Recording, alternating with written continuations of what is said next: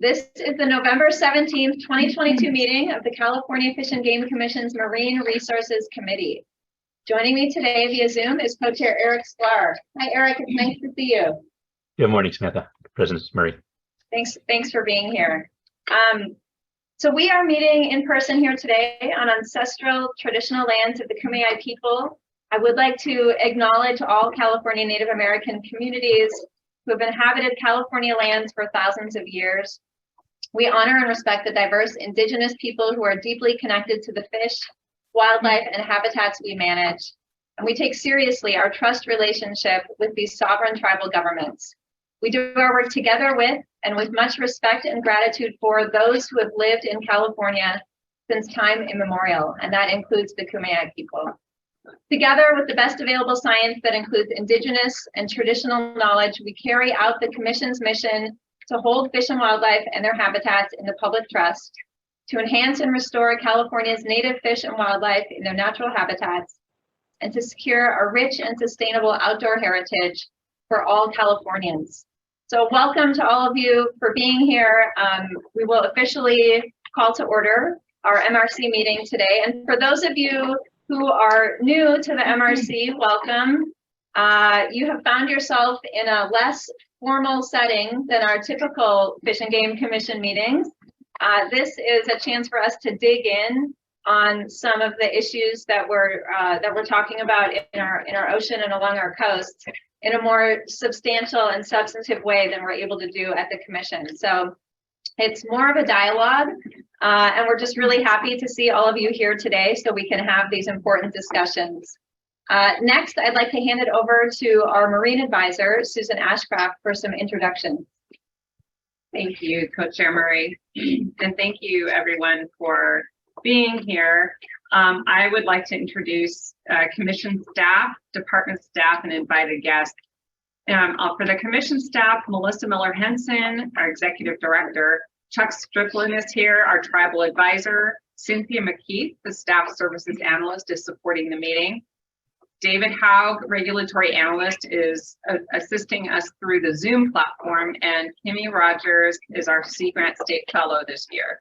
With the Department of Fish and Wildlife, Eric Cord, Assistant Chief, Marine Law Enforcement Division, Randy Lovell, Statewide Aquaculture Coordinator, Craig Schumann, Regional Manager of the Marine Region, Joanna Grable, Environmental Program Manager for the Invertebrate Fisheries Program in Marine Region, Becky Oda is joining us remotely, Environmental Program Manager for Marine Habitat Conservation. And Kirsten Ramey is also an Environmental Program Manager. She is joining us remotely as the State Marine Finfish and Nearshore Ecosystem Program Manager. Julia Coates is a Senior Environmental Scientist Specialist with the department, and she is also here in person. And there are also other law enforcement division staff supporting the program, supporting us here today. So thank you for being here. Noah Van Adder is here from the California Ocean Protection Council. He's Sustainable Fisheries and Aquaculture Program Manager. So welcome, and welcome to all of you. And I'd like to give the meeting overview now. Please. Thank you.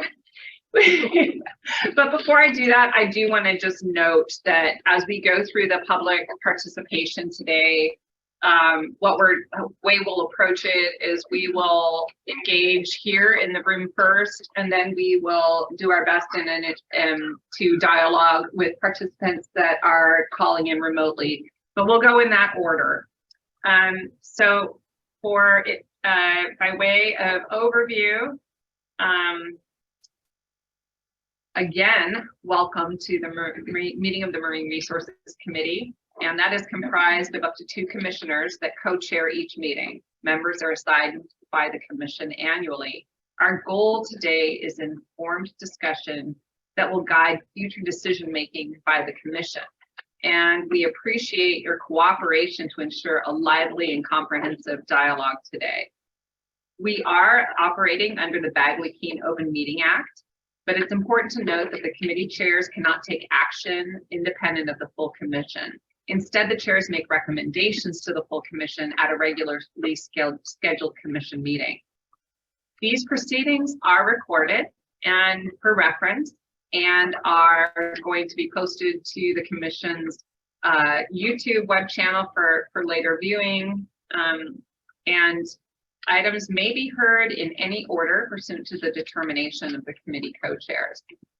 As a general rule, if you're here to propose a change for regulation, as a general rule, that needs to be directed to the full commission and submitted on the required petition form that's available on our website. However, at the commission's direct discretion, the committee's discretion, the committee may request that staff follow up on items of potential interest to the committee and possible recommendation to the commission.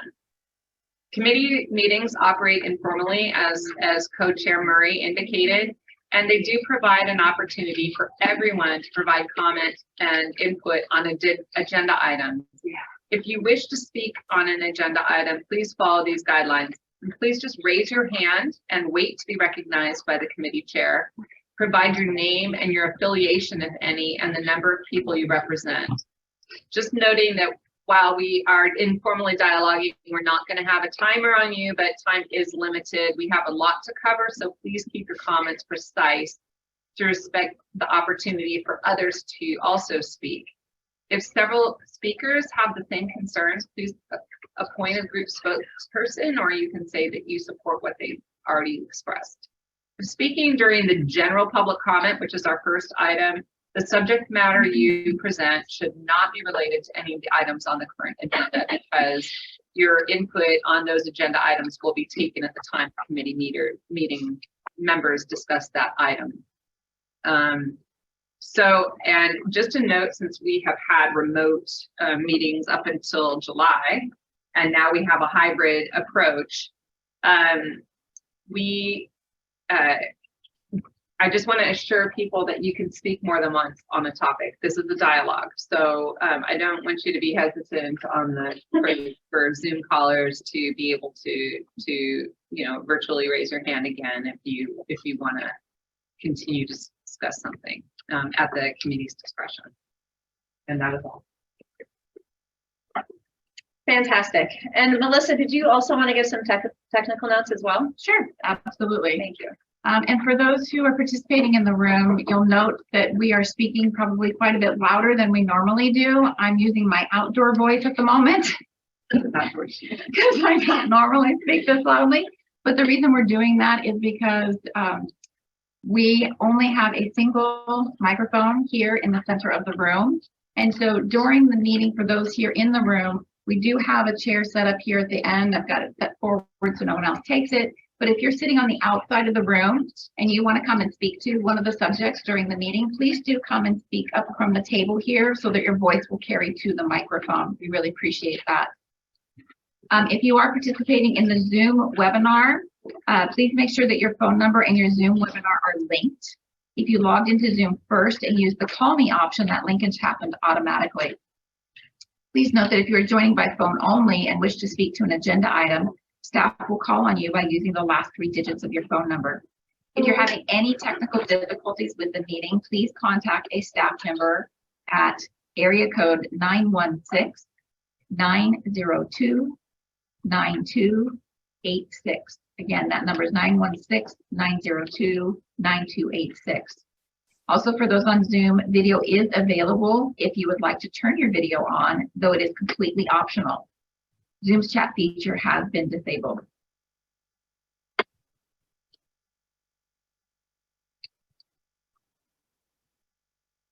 And does that conclude the technical notes, Melissa? Yes. No problem. Thank you so much. With that, let's get started on our agenda. The first agenda item is to approve our agenda and the order of items. Co-Chair Sklar, do you have any changes you'd like to see made to the agenda? I do not. Fantastic. Neither do I. So that takes us to agenda item number 2, which is general public comment for items not on the agenda. As Susan, our marine advisor, mentioned, the committee may not discuss or take action on any matter raised during this item, except to consider whether to recommend that matter be added to the agenda of a future meeting. So this is for items that you'd like to speak about that are not elsewhere on the agenda. If you want to speak on an agenda item, please wait until that agenda is up. So do we have anyone in the room who'd like to speak on something not on the agenda? Wayne. Hi, Wayne Cotto, CCA California. Just want to update the MRC that CCA California, SAC, Captain Rollo's Kids at Sea, and the Department of Fish and Wildlife have been working together on kids programs again this year. We completed a number of them. We expect to expand that all the way through the coastline next year, and look forward to bringing up more kids in our program and serving the underserved communities at the same time. Thank you. Thank you so much for sharing that. It's such a great program. Really, really appreciate you running it. Anyone else in the room who'd like to speak on something not on the agenda? All right, do we have anybody online? And who is our contact online that I should reference by name? David? David, do we have anybody online who have their hand raised? I see Chris Voss. So Chris, why don't you go ahead? Thank you. Welcome, Chris. Yes, good morning, Commissioners Murray and Scalar.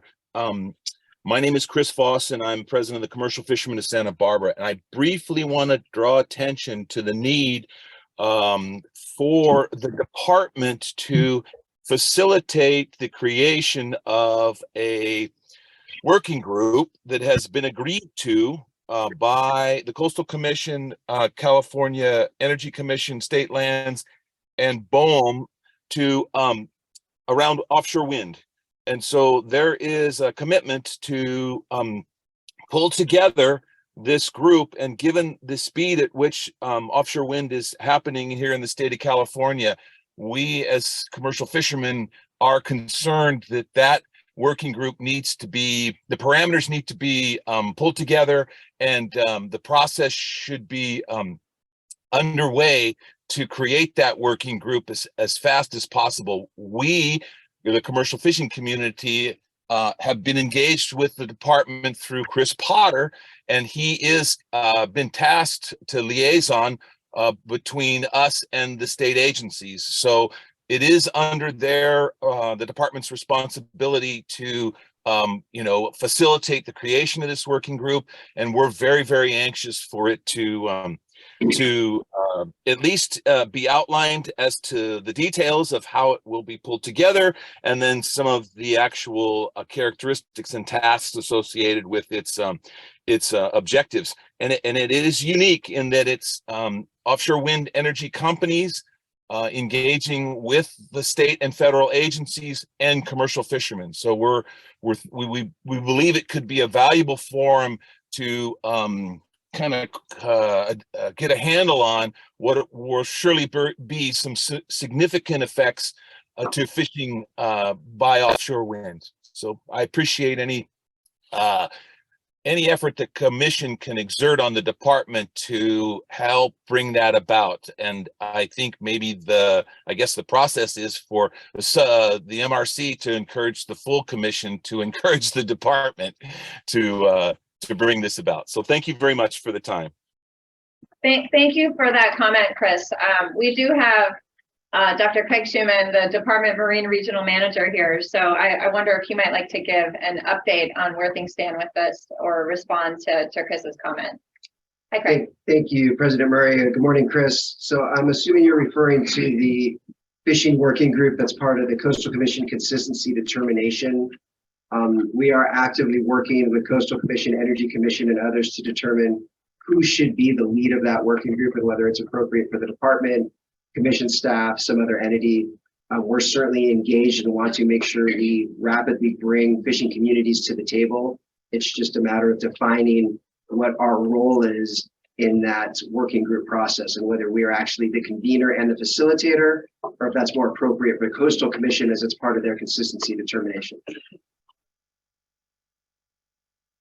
Does that make sense, Chris? Yes, thank you very much, Craig, for that update. That's helpful. And Chris, of course, you know where to find me. So if you have questions, please don't hesitate to reach out. Great, I appreciate that, Craig. And believe me, we'll be in touch. I appreciate it. won't need to exert pressure after all. Yeah. Do we have anyone else online, David, that has their hand raised? Mark Smith. Mark Smith. Hi, Mark. Hi, everybody. Hi, commissioners. Hi, Susan. Hi, Craig, staff. I'm going to make comments on behalf of the Northern California Guides and Sportsmen's Association, and then just on behalf of the recreational fishing community in general about two different topics. The first is for NorCal Guides. We've submitted an updated petition to the Fish and Game Commission regarding the striped bass slot limit to ensure that as that conversation moved forward, it included striped bass in marine waters. We had a conversation with Jay and John a couple of weeks ago where they indicated that they were going to roll all that together into one package and that it would probably stay within the jurisdiction of the Wildlife Resources Committee, but we didn't get a confirmation on that. I noticed it was not agendized for this MRC meeting, but again, I just want to make sure that both hands left and right are talking to each other and that we have a plan moving forward that either does or doesn't include the MRC so that we know where our points of engagement are. Jay and John, again, indicated that they thought it should stay with the WRC, but we just want to confirm. So thank you on that. The second thing that I just want to touch on briefly is the California Energy Commission hosted a workshop a couple weeks ago about geospatial planning in coastal waters for the location and siting of offshore wind. That is becoming a larger concern to the recreational angling community for two reasons. One, we don't seem to be appropriately recognized as a stakeholder community by the California Energy Commission. We've communicated to them, we made comments in the public workshop, and while I think there has been some engagement with the California Energy Commission with certain commercial fisheries out of certain ports, the recreational angling community at large is not a focus on their radar, and it needs to be. The second issue with that is California's offshore wind technology is different than that's going to be used on the East Coast. It's not permanently affixed to the bottom. It's tethered on cables, which means it will move around, which means it will have more of an impact. And there are studies coming out that show that offshore wind has the potential to have deleterious impacts on fisheries. I recognize this is something you're keeping an eye on as well, but I do want to note for you that right now the recreational angling community feels like we need a little bit more attention and focus from the Energy Commission, particularly as it regards these geospatial planning conversations and where offshore wind is going to be located. You're probably aware that the Energy Commission has set a very ambitious goal that could potentially cover as many as 3,000 square miles of ocean water. And those undersea transmission cables are likely to run through both NPAs and national marine sanctuaries. And so we have some questions and concerns about that as well. Thank you for the opportunity to make some comments this morning. Great, thanks for that, Mark. Craig, do you have an update on the petition regarding striped bass in marine waters?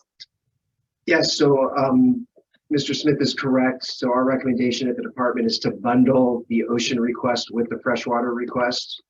We don't really see any concerns with the request on the ocean side. It's largely driven by issues on the inland waters. So we would recommend those discussions take place at the WRC, and that whatever happens with that freshwater petition just gets wrapped in with the ocean side. That makes sense. I mean, yeah, thank you for that. And so we can, excuse me, Please, yeah. we can formalize that recommendation. I don't think that's been formalized in front of the commission, although the discussions have happened. I don't see that in the records here, that it's been formally acted on by the commission. So we'll make sure that if that is the case, we can complete that at the commission meeting with that recommendation in December. Yeah, and then regarding offshore wind, you know, it's, you know, Mark is right, there are ambitious goals. They are in federal waters where these turbines will be, but of course there will be undersea cables that go through and transit state waters as well, and you know, could be potentially some impacts to fish and wildlife that we manage. We are tracking that process, and we have been invited to engage in that process, I think. I don't know, Susan or Melissa, if there's anything else you want to add to that. Thank you. Well, I would add that I've been in touch a few times with various agency representatives that are participating up there. And I am particularly interested in any implications for shoreside infrastructure and any risk to fishing, fishery directed, fishery oriented, port space that may be repurposed. And so I know, given the Commission's interest in supporting coastal fishing communities, that's a big concern. Update has just been released. I have not gotten to take a look at it yet. Yeah, that's exactly what I was going to ask you. Have you seen the update they just did at the Energy Commission? Because they talked about the infrastructure issue. They already have said 77% of that coastline has been taken by other uses. They do not have enough space to support the infrastructure to build and transport all of those wind farms, right? All those towers. And those towers are huge. It's going to be the largest in the world, the new ones. They're 800 feet. These things are going to have a keel. They're going to have a lot of infrastructure to go in and out of ports. The only area that they have designated or found is up in Humboldt right now. And it's an old timber yard that they're talking about repurposing. But I don't even think they're going to be able to do it there because it's not deep enough, right? To be able to assemble them and then tow them out and then secure them, right? Because they're going to have this huge keel underneath them, counterweight them. There's a lot of issues here, but the coastal communities issue between fishing game and not them, there's going to be impacts to our communities. If you guys want copies of that slideshow that they put out, we've got it. Or it's probably published by now. Yeah, it's online. I think, Okay. yeah, and it's helpful to have members of the fishing communities be the eyes and ears and reach out to us. You know, we can always recommend that the commission write a letter to emphasize those concerns associated with the threat to, fisheries oriented infrastructure. I think Becky may be online. I don't know if Becky, you want to I am here.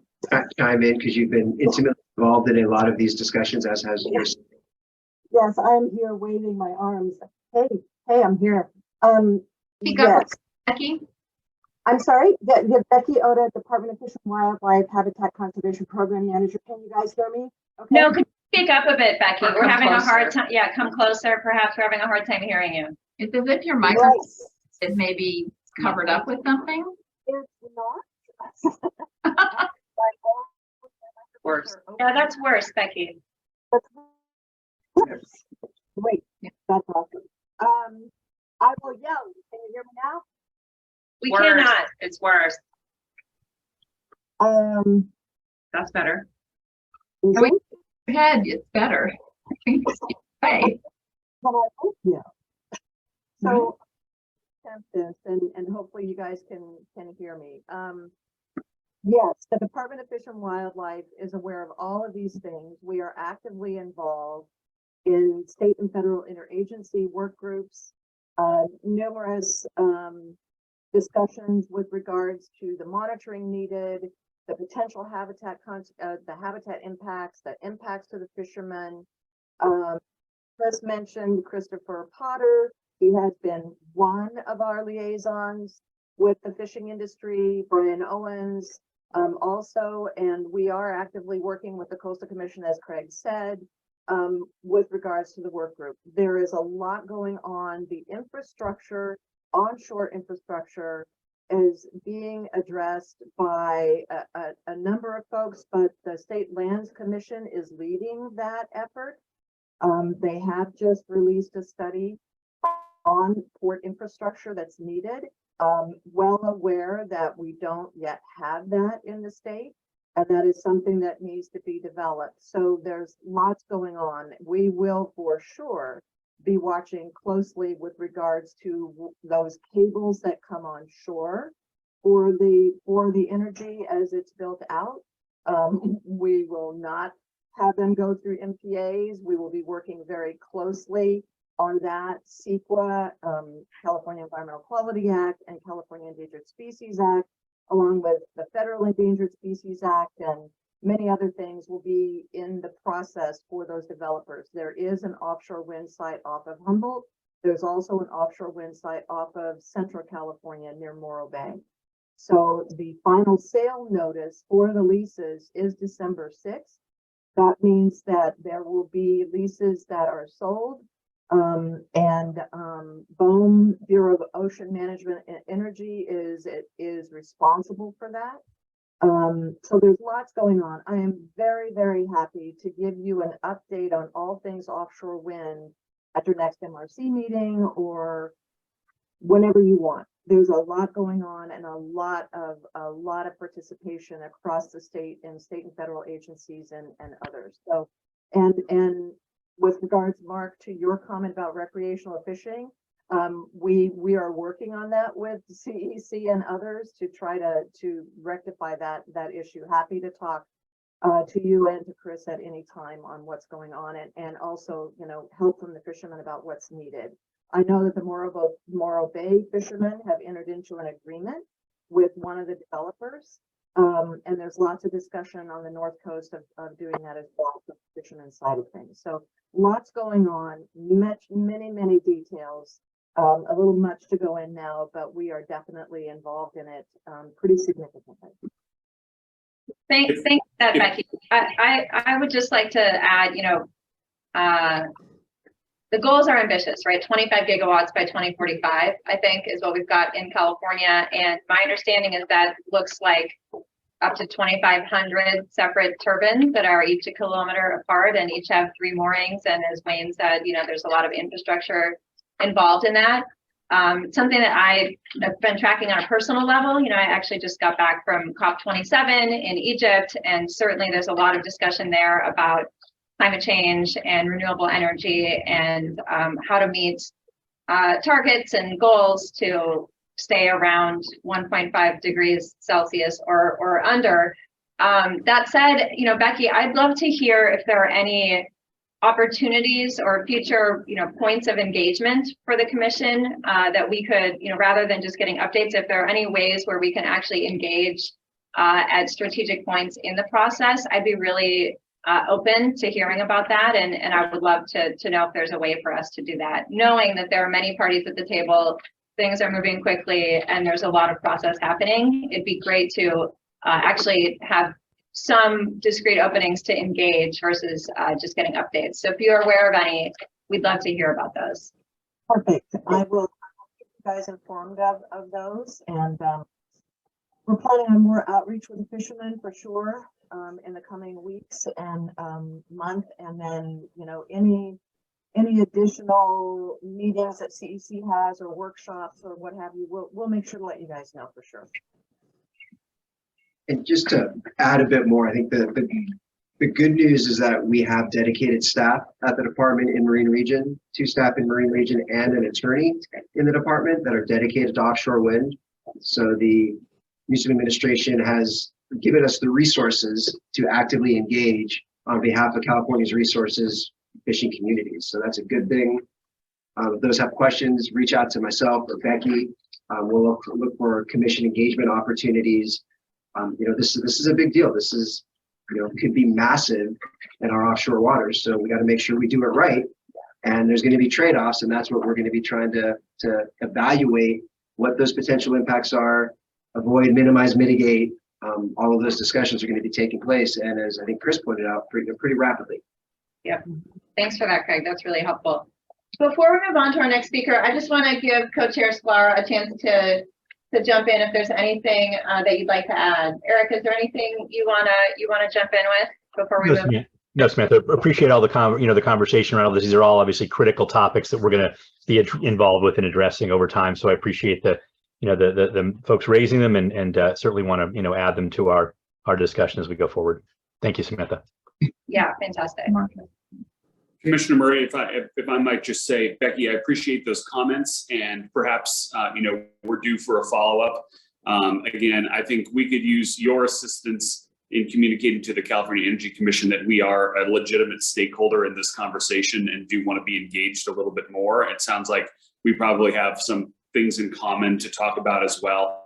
The last thing I just want to note is that we believe that the placement of all of this offshore wind is going to have an impact on the state's goals relative to 30 by 30. And I don't think that that's something that anybody has talked about yet. The placement of this massive infrastructure off the coast at a time when we are talking about coastal protections, which is another challenging conversation, I think just adds to the complexity of this. And as far as I'm aware, the California Energy Commission probably doesn't even know that the 30 by 30 initiative exists. So I'll just leave that there, and thank you again for the robust conversation this morning. Thanks, Mark. I think Jack Likens is on the line and has his hand up. Jack, are you there? Oh, I think his hand is up. It wasn't. Yes, I'm here, but I'm sorry, I didn't have my hand up, or I didn't try to put my hand up. All right. David, I haven't been able to get on the Zoom yet to monitor the hands raised myself, and I can't see them here. Do we have anyone else with a hand raised? Not at the moment, nope. Thank you. All right, so that concludes agenda item number 2. My understanding is we have some technical challenges that we want to address. So we're going to take 5 minutes before we move on to agenda item number 3. Is 5 minutes enough, Melissa? Okay, great. So we will reconvene in about 5 minutes or so. Thanks all.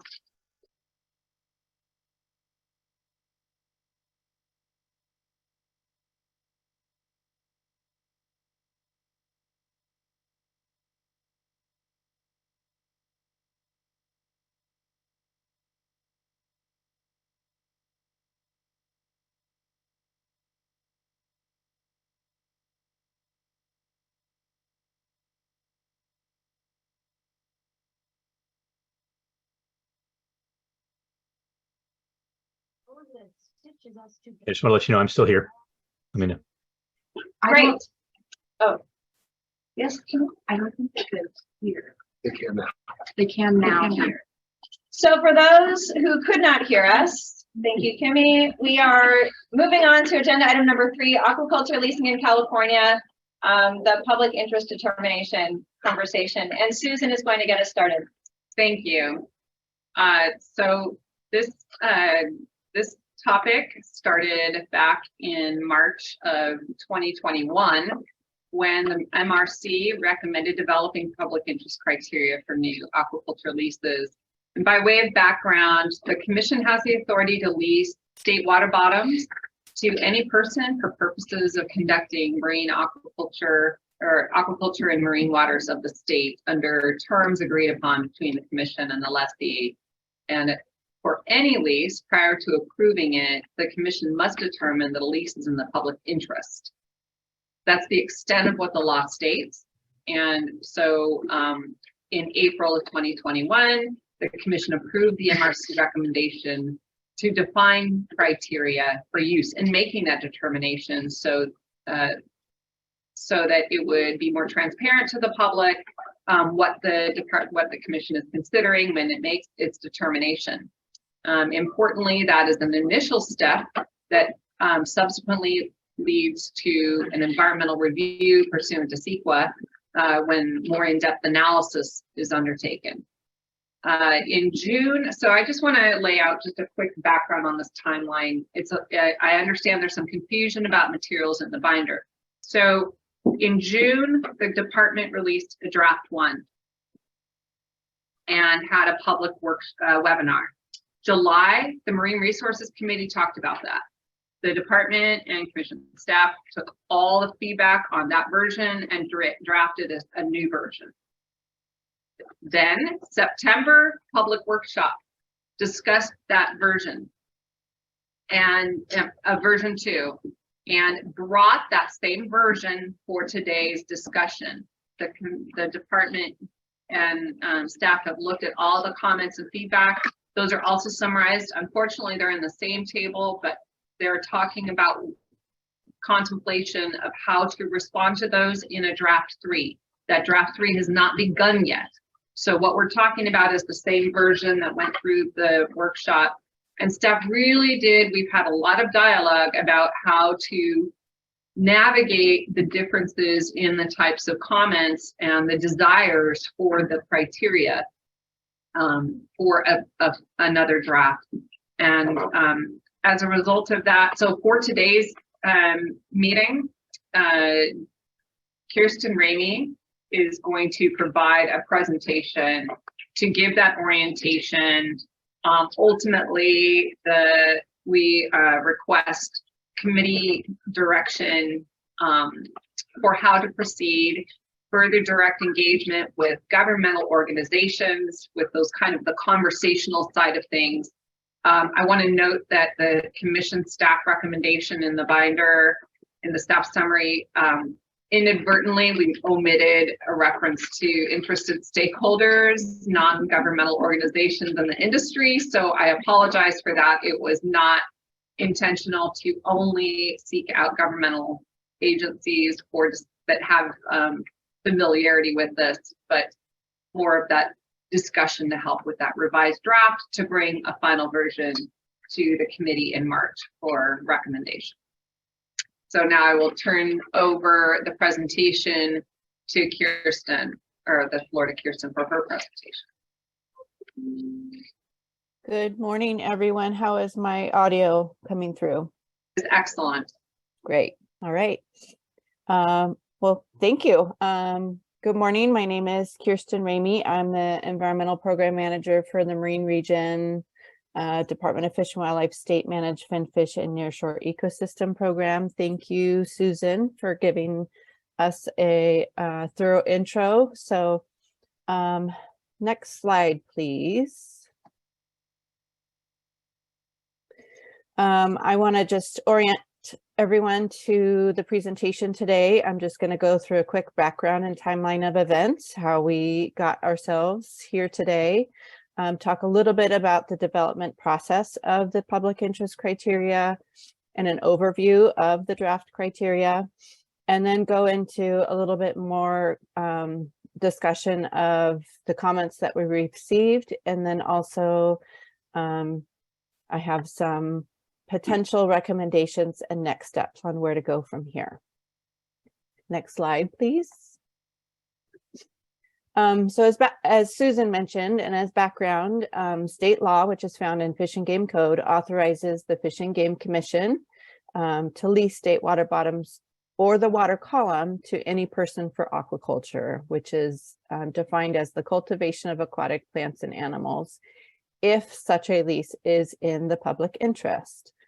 As outlined in Fish and Game Code section 15400 subsection A, no lease shall be issued unless the California Fish and Game Commission determines that the lease is in the public interest in a public hearing conducted in a fair and transparent manner with notice and comment in accordance with commission procedures.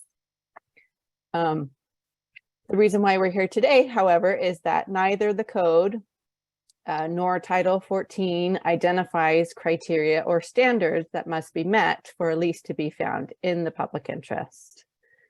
Next slide.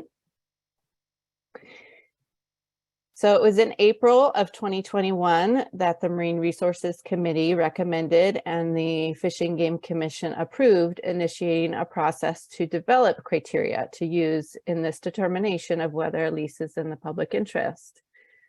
Continuing the efforts, at the July meeting, the MRC provided direction to department staff to assist in developing a policy that would be the best platform for formalizing the public interest criteria. In March of 2022, department returned to the MRC with a process where we outlined how we would develop the draft criteria, and the approach included research, coordinating with other regulatory agency partners, and stakeholder engagement. It was in June of 2022 where we released what we called the initial draft criteria. And we invited interested stakeholders to a public informational webinar in July to share their perspectives and knowledge and help inform the process. Additionally, the department shared the initial draft at the July MRC meeting for discussion and additional stakeholder engagement. The MRC provided direction to us to bring a revised draft criteria that includes consideration of comments and edits to the November MRC. Taking a step back into September, we did share a revised second draft, and in collaboration with commission staff, we co-hosted a public workshop to provide an update on the revision process and provided additional opportunity for engagement and dialogue and to develop a shared understanding of next steps. So that brings us here today. Next slide, please. So go over a little bit of how the drafts have been developed and progressed over time.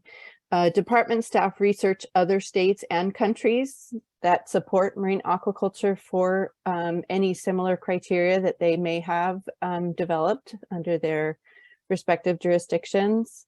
We also looked to Fish and Game Code and Title 14 of California Code of Regulations for laws and regulations that help guide, direct, and constrain or otherwise provide a framework for marine aquaculture lease activities within California. We provided an initial draft to several of our agency partners who coordinate with us and or the Commission on Marine Aquaculture Activities in California. And then, as I mentioned, last but not least, we hosted those 2 online workshop webinar events and invited many interested members of the public in order to capture their knowledge and perspectives and to also answer any questions. Next slide, please. So I do want to orient us to the goal of the criteria. And make it clear that the public interest determination is really the first decision in a multi-decision process when it comes to aquaculture leasing. Any lease proposals that are determined to be in the public interest would then be mandated to comply with the California Environmental Quality Act, as well as proceeding with an extensive series of reviews and permitting processes within the purview of other local, state, and federal agencies. So it really is what we like to consider a preliminary screening. The goal of the public interest criteria in our efforts to develop it is to provide guidance to applicants on the requirements and considerations that should be designed into a lease proposal, as well as provide transparency to the public and to decision makers on what factors the Fish and Game Commission considers to contribute to public interest and how information will be evaluated to make that determination. Next slide, please. I'm not going to go over this in too much detail, but this is kind of a schematic that we have drafted up to help orient folks in their understanding of how the public interest criteria is applied. There are a lot of points along this flow chart where applicants are communicating with department staff, communicating with commission staff, making revisions, and it really is an iterative process. But the formal process begins with a new lease application being submitted to the California Fish and Game Commission that then gets referred to the department for a staff recommendation. It's at that point that the staff applies the public interest criteria. And there are kind of 2 branches of the criteria. One are requirements criteria, which are based on statutory and regulatory requirements. I like to consider these as the do not pass go criteria. They must be met in order for the lease to continue along the flow chart.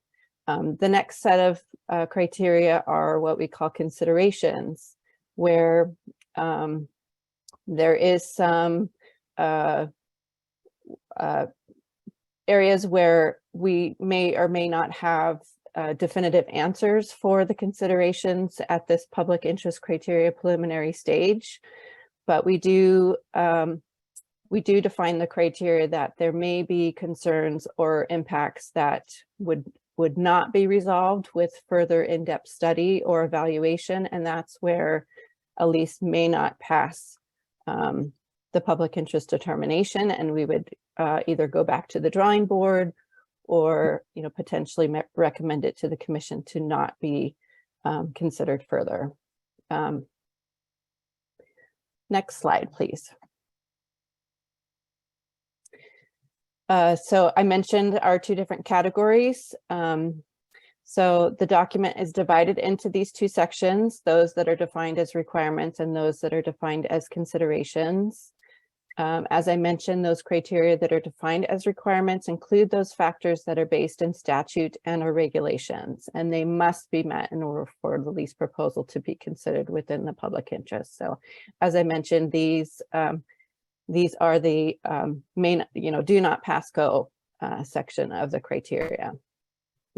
Criteria that fall within the considerations category are separated by those factors that are potential impacts of aquaculture lease development and those factors that are potential benefits.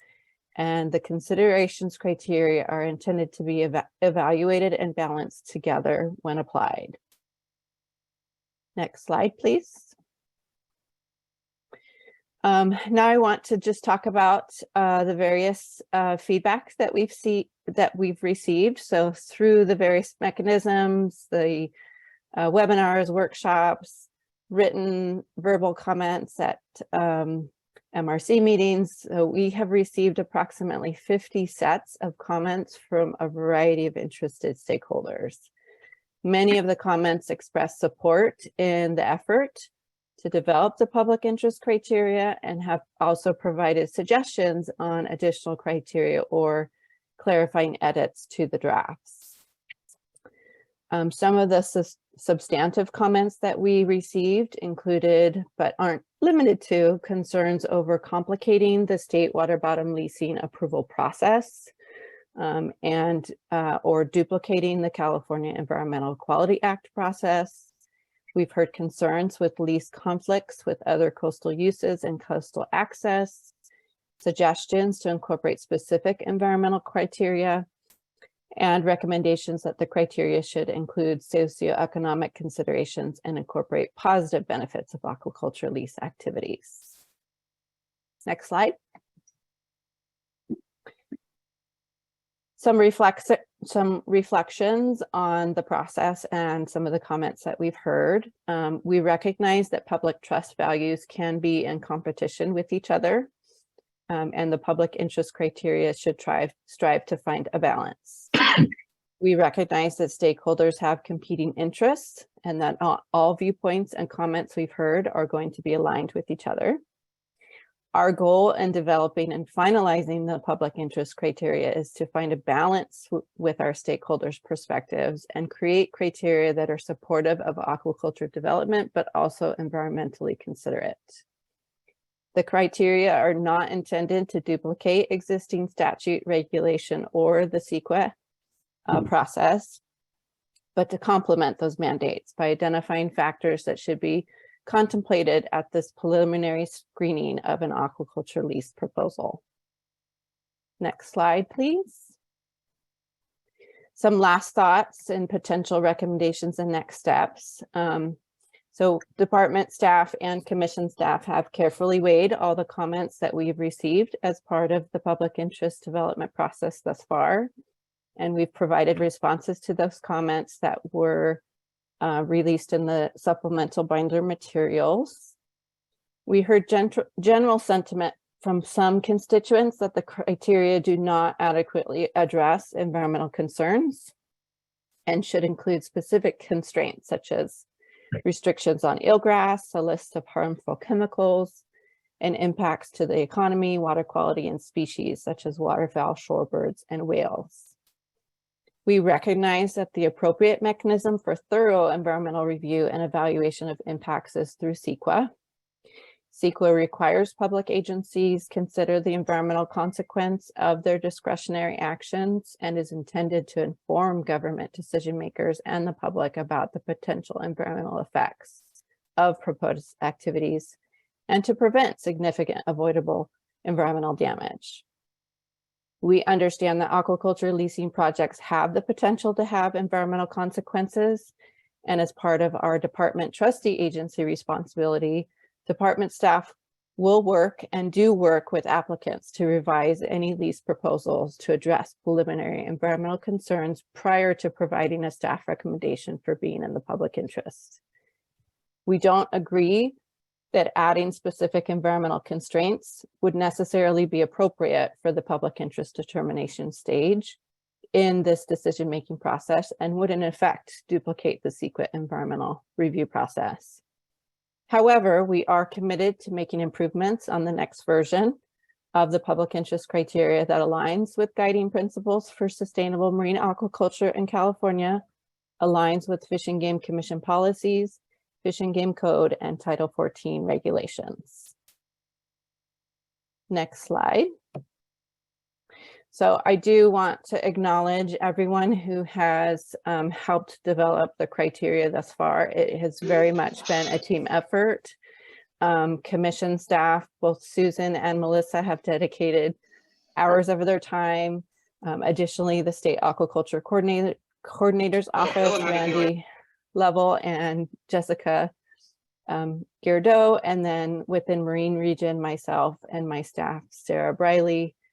We've all worked closely together on internal coordination to bring the criteria to where it is today. We do have some contacts on the screen if anyone needs to reach out to Marine Region Aquaculture Coordinator.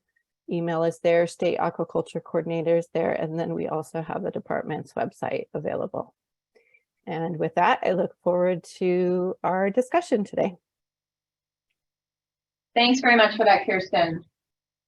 Co-Chair Sklar, anything you want to say to help frame up this discussion before we hear from members of the public? I have a few thoughts myself, but I want to make sure we give you a chance. Yeah, thank you, Samantha. My comments are pretty general, just that, I really appreciate all the work that's gone into this from the department, from our staff, from all the stakeholders. It is complicated and we want to get this right. It's going to be a critical part of California and the world's future aquaculture is, and we need to make sure we do it in a way that enhances the environment, not damages it. So that's my general comment. I do think there's still work to be done, and I look forward to hearing comments today. But I think we're getting close, and it's my hope that by the next MRC meeting we're ready to take action. But I do appreciate that there were a lot of comments and there's some that we need to address as we improve this document. So I appreciate Kristen's statement that this is still a work in progress. But again, I really do feel like we're getting close, and I don't want to dismiss the enormous amount of work that's already gone in. So thank you, Chair. Thank you, Co-Chair Sklar. Yeah, absolutely agree with everything that's been said. We've been talking about this for about 1.5 years, and I feel some responsibility for that since I was one of the people who raised this issue. We are the first stop in aquaculture lease applications, right? So as Kirsten said, we are meant to make a finding of whether this lease would be in the public interest, but there's no real threshold, right? We have the Public Resources Code 826, in which the legislature finds that it is in the interest of the people of the state that the practice of aquaculture be encouraged. And then Fish and Game Code Section 1700, which lists commercial aquaculture development as an encouraged objective. And then, of course, we have the requirements that any potential lease go someplace that is not already encumbered. So outside of that, though, we really just didn't have a lot of guidance for how to make this first threshold decision of whether a lease would be in the public interest. And to me, that felt like an oversight, right? And really put us in a position where we had no choice but to sort of approve or rubber stamp any proposal that came to us. So I've been so grateful and glad that we've been having this discussion over the last 1.5 years. I know we want it to be valuable, we want it to be comprehensive, we want it for it to capture every concern we've got. That said, it has been 1.5 years, and it is definitely more process than I had sort of envisioned.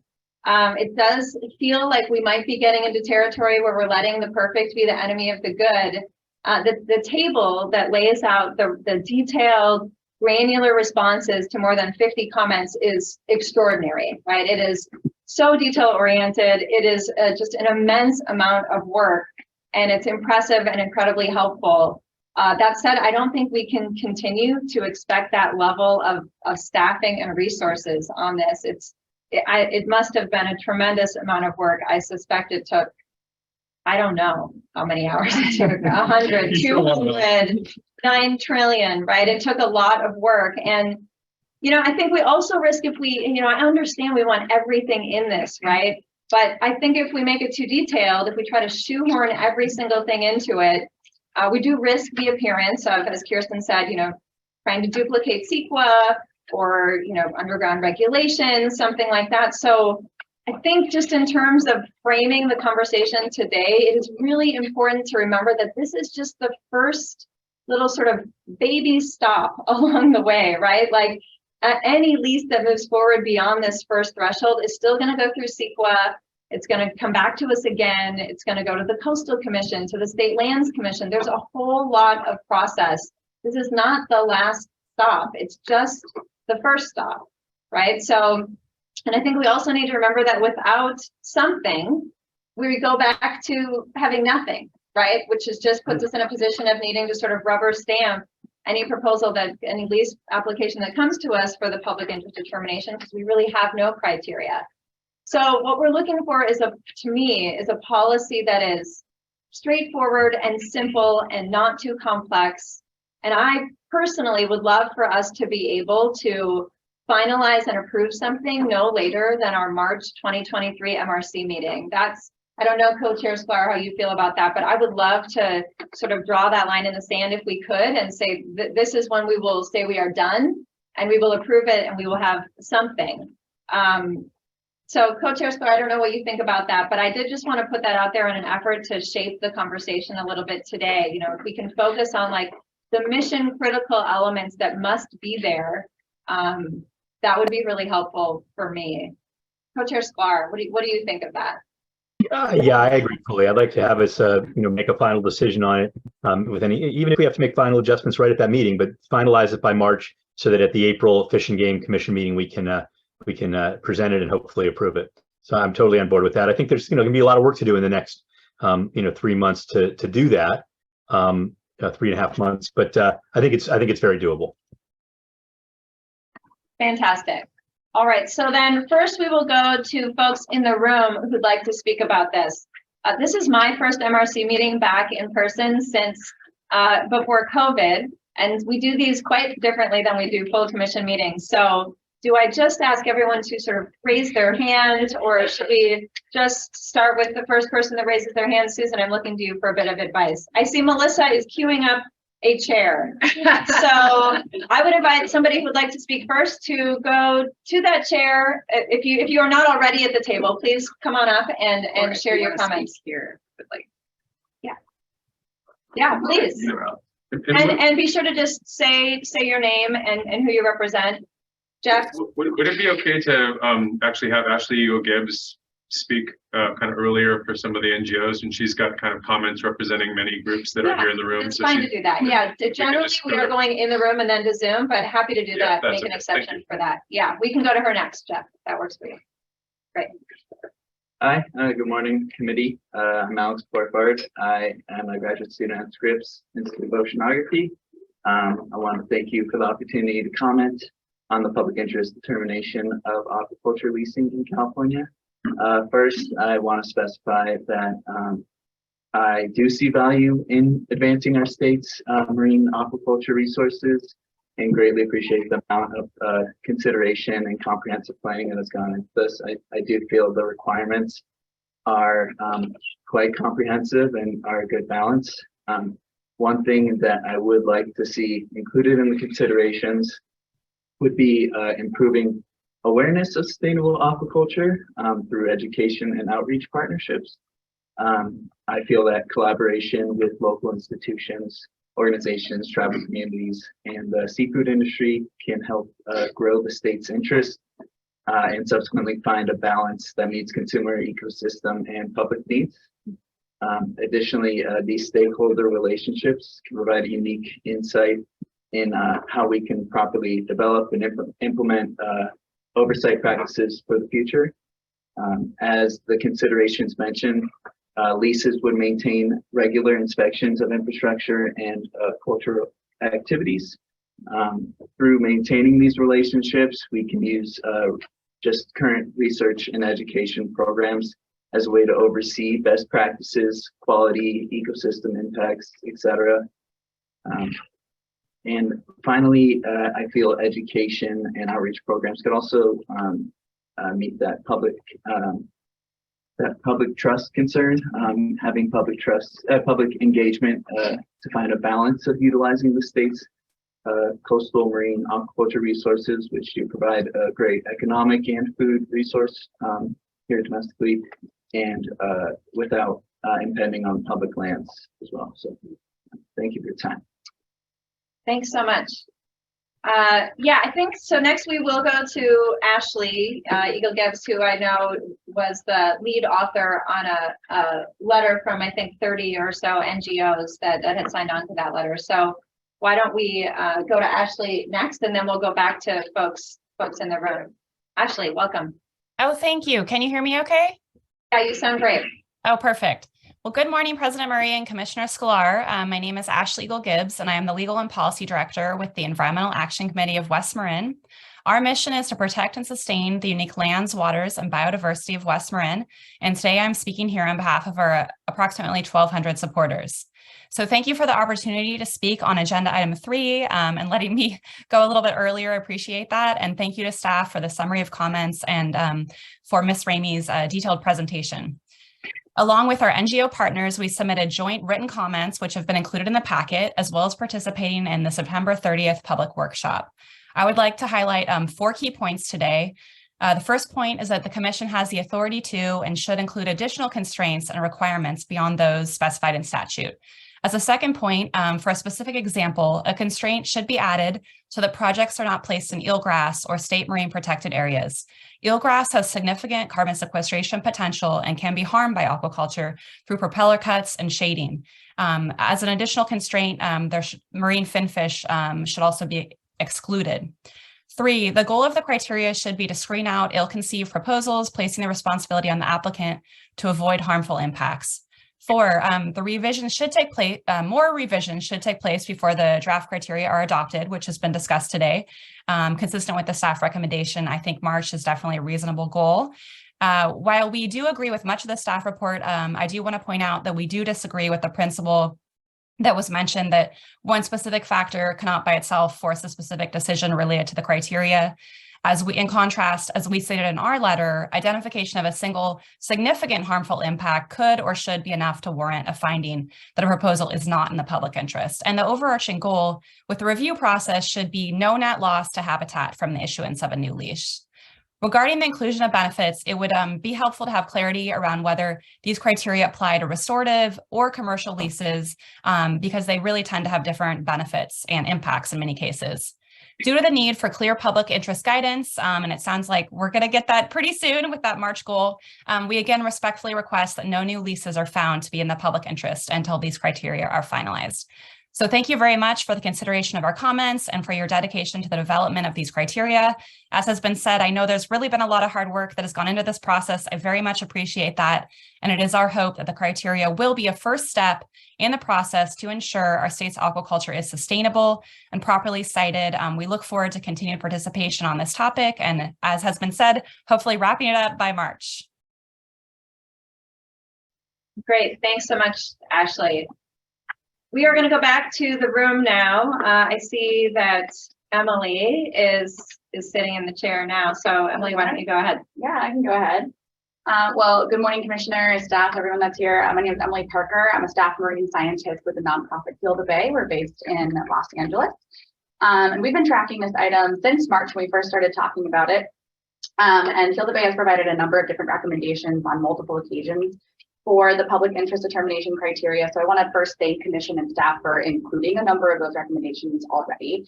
Definitely has not gone unnoticed. And also President Murray would like to thank you for initially bringing this up, the lack of criteria. I remember that meeting and we all thought, interesting. Yes, there's a lack of criteria. We should talk about that.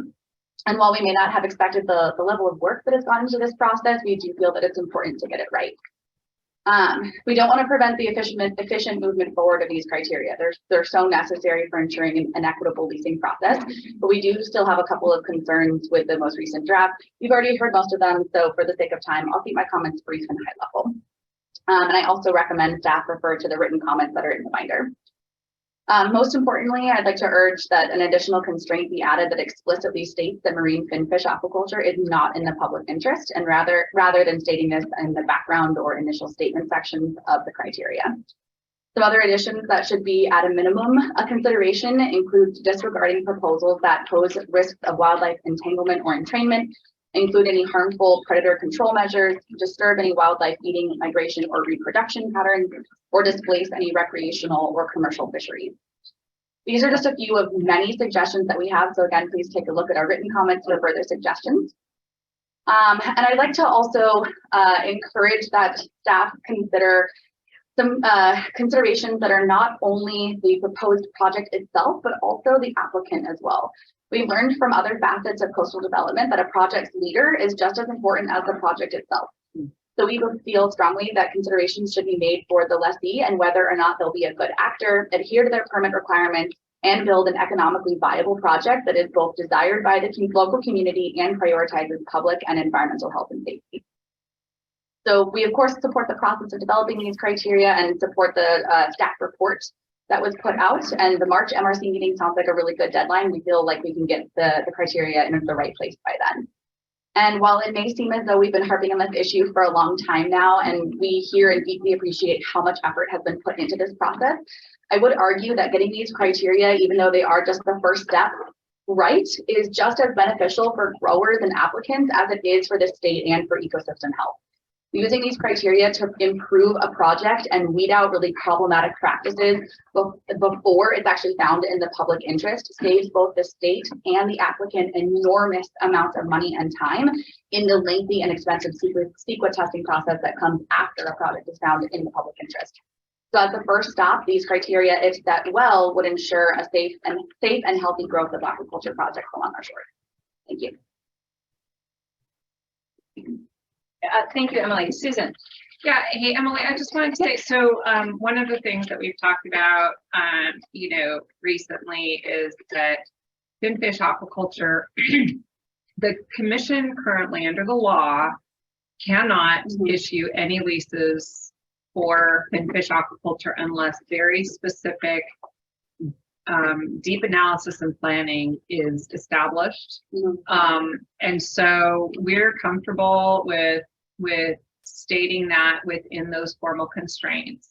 The title of the policy says shellfish and seaweed. However, we can be explicit in there and cross-reference that section of the code that says unless and until. That would be okay. So that wouldn't be inconsistent with the standards that we believe as staff should be those constraints should be limited to. So there's that piece. Also, I think that some of the other things that you highlighted, I think you said marine protected area. So that should be. I think that's something Ashley mentioned. Ashley, yeah, it's listed it should be listed in the criteria. Yeah, because that's already in the draft that we have already says we won't have new leases in marine protected area. Yeah, I'm looking at it, right? It says we won't have lease. It's in the requirements or constraints. Yeah, it says lease is not located within an MPA, MMA, special closure under state, federal, or other jurisdiction that prohibits aquaculture. Because there are certain MPAs that do authorize it. Because that was a pre-existing use in particular. Yeah, so that's in the draft already. So I agree that's very important, but just want to make sure if we can keep our comments to things that we haven't already, that aren't already in the current draft, that would be really helpful. The additional things. Yeah. So thank you, Emily. Yeah, no problem. There's one other thing I wanted to note is that part of the value of these criteria is not just to screen out something that is clearly going to be unacceptable to the state of California and to the public and to the environment, but also it to serve to help to guide prospective applicants for how to shape their proposals, how to consider things. And I want to add a piece. I'm hearing a lot about environmental, but I do want to add in here public interest also involves the community. And so part of the goal that I hope that is achieved through this is that an applicant would work with the community. They would talk to the local fishery participants. What are the areas that are important to them? If there are other special uses, like there was a surf heritage surf site that one of the current applicants modified the boundaries to avoid that. Communicating with the community about its concerns with coastal fishing community, with its concerns about the implications for infrastructure, for access to offloading facilities, and making sure that there is collaboration in place so that it's multi-benefit. I just wanted to note those things that is another core part, and I would anticipate, and we have heard some about that in the binder, but we just haven't heard it yet today. Thank you. Great, thank you. Jeff. Great. This is Jeff Shester. I'm representing Oceana. We're a conservation organization with over 130,000 members in the state of California. We wanted to support the comments of the previous speakers and just say that we do support this effort and thank President Murray and the Commission for your leadership in putting this together. We think it will be helpful. We also wanted to thank the Commission staff and the department staff for some recent discussions and dialogue that we've had since we put the letter forward. I think we've kind of learned, a bit about what sort of how to move this process forward in a way that makes me confident that we can work through the remaining issues and help develop language that can be adopted for recommendation by the MRC at the March 2023 meeting with broad support from stakeholders. I think as Emily mentioned, we did see a few of the key environmental impacts that were not addressed in the most recent draft. And it's important that those are both acknowledged in the draft, not necessarily in full detail, but that each of the kind of key impacts are acknowledged, and that there's an expectation established that proponents of these proposals are actually expected to show how that they've thought through these, that they have a plan for addressing them, so that that's clear up front. And it's not to supplant CEQA, it's to make sure that we don't go through a lengthy CEQA process that's likely to result in sort of a dead end or a no-go. So one example is the wildlife entanglements for birds and marine mammals. That really needs to be explicitly addressed, and we have a few others in our letter we mentioned.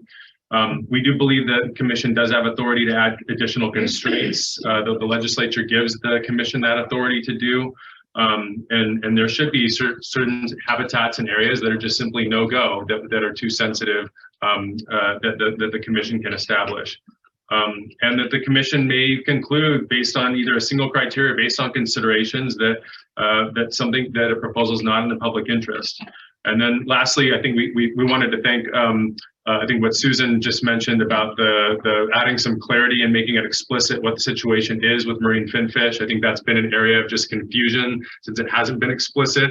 And just, I think as you described it, we would support that being added and think that could go a long way to getting broad support for this while being consistent with existing statutes. So we just asked that the Commission, or the MRC encourages some of this continued dialogue. And we'd be willing to work with some of the industry proponents as well on some of the language. And I think the conservation groups just want to have, I think, a fair seat at the table so that we can work collaboratively on revisions with you and come up with something that we all feel good about adopting in March. Thanks. Great, thanks for that. And to be clear, I'm very supportive of being explicit on the finfish issue. That's also in line, I know, with, we're going to hear later from Noah Benaderet with OPC about the aquaculture action plan, but I know that also is explicitly, excludes finfish as a part of the conversations for shellfish and algae. And I'm very supportive of that. When I look at the table, that was the table of responses. That's, comment 1A is exclude finfish aquaculture, be clear about that. And, the response was that, yes, that has been added, but making it as explicit as we need to make it, I'm definitely supportive of that. Absolutely. Anyone else in person who has anything they'd like to say on it? Yeah, please come on up.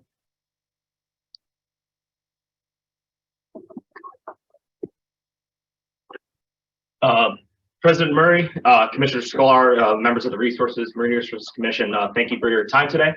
My name is Eric Walton. I'm a graduate student at University of California, San Diego, Scripps Institution of Oceanography. I'm here today as a concerned citizen to ask that with this revision of the current aquaculture draft criteria, that the constraint is added that aquaculture leases only use species native to California waters, or at the very least add a consideration, or add within the invasive species consideration to also put measures around preventing transmission of non-native species. So currently the draft aquaculture leasing criteria requires proposed leases to include measures that prevent the introduction, transmission, and or spread of invasive species, as well as constraints leases to not include the culture invasive species as defined by the U.S. Presidential Executive Order 13112. But I do not see any mention of a non-native species within that criteria. So as it stands currently, as an example, native oysters here in Southern California, like the Olympia oyster, are being easily outcompeted by non-native Pacific oysters, which are commonly used in California's aquaculture farms. And 4 out of the 5 oyster species cultured in California shellfish industries are non-native. And non-native species are known and have been shown to escape farms and outcompete native species, in some cases potentially to the point of extinction. So there is some, I recognize, debate around whether non-native shellfish constitute as invasive, as there are naturalized populations of some of the species in California. But the fact of the matter is that native species of California's oysters, like the Olympia oyster, are being outcompeted and replaced by those non-native species found in current aquaculture farms. So I ask that when considering this criteria for aquaculture leases to please add the restraint, or at the very least the consideration of only farming native species to California's waters. Thank you for your time. Thank you for that. I have a question actually on that. We have a lot of our aquaculture leases are farming non-native species for oysters, for example, right? And mussels as well. Mussels. And I think our aquaculture coordinator for the state could respond more about some of the measures that are used to. What's your question for President Murray? To what extent has that been studied as being problematic or an issue of outcompeting native species, things like that? I think there's quite a lot of research worldwide about it. It's a moving target, as you might expect, because of our changing ocean conditions. The cultivation of non-native Pacific oysters in the north is well established and is predicated on the well, I shouldn't represent the science. I'm not an expert, but the fact that the Pacific oyster that's raised here is from Japan. It's used to a warmer temperature, so it's not thought to reproduce.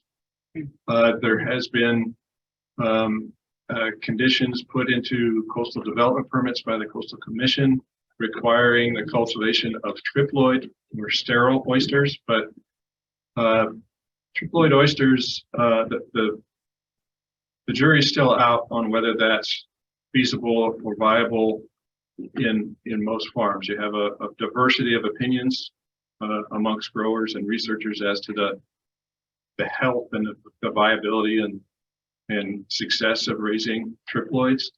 So that requirement may not end up in a good result in the end, even if we think that is the right solution. So there's a lot still to be studied about it. There are also lots of efforts in research. Some of the cutting edge genetic research is to investigate ways, not just with shellfish, but with seaweed and fish, to produce sterile stocks that can be raised more safely in open ocean conditions. So I don't have a definitive answer, but we feel that we've made good recommendations in geographies where the risk is tolerable. I'm answering your questions. I just wanted to know that you heard it. Thank you. Thank you for that. Yeah, and Eric, so just so I understand your comments, so would you encourage us to prioritize native over non-native, or would you encourage us to only focus on native? I'll be honest. I think a little of both. I think it's like I think require only native if that's a possibility. But like the first one, but recognizing that this is like a working document and that there are a lot of other, I think, very equally valuable interests that should be taken into account. I think that at a bare minimum, prioritize it should be a part of it. Can I ask a question? Yeah. More rhetorically. How do we assess what's feasible or viable, or what is in demand? We may, from an environmental or other perspective, want to emphasize one species or another, but in the end, this activity is driven by consumer demand, and it's also constrained by what will work. In other words, how long does it take for a native oyster to get to market size? How well does it work in cultivation?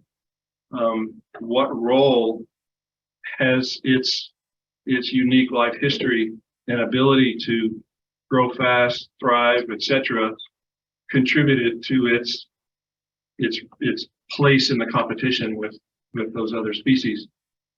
So just simply saying, okay, we only want you guys in aquaculture to raise this species and not that, maybe sentencing them to not actually satisfying what the market needs and not being able to do aquaculture. So I think it's a complicated consideration, and the fact that this activity takes place in our public space in the open ocean adds additional complexity that everybody recognizes. So it's not a simple, it's got to be this way or that way. The growers understand that.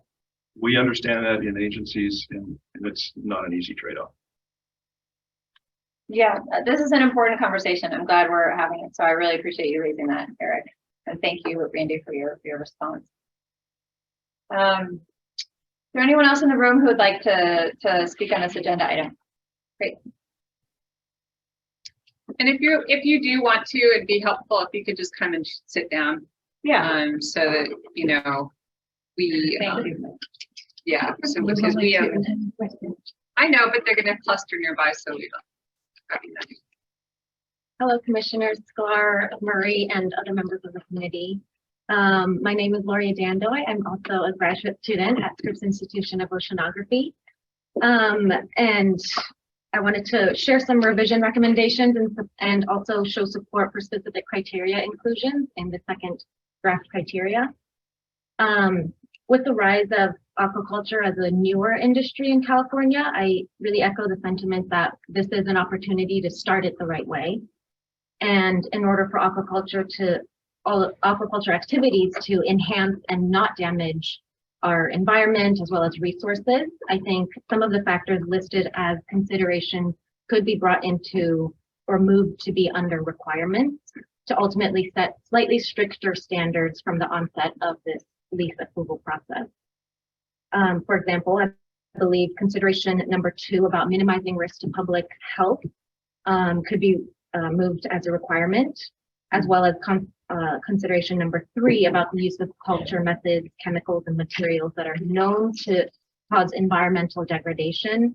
I believe that should also be considered as a requirement, as any known negative impacts with a directly traceable cause should be avoided, especially given the many other unknown and external risks and factors that are involved in farming in the ocean.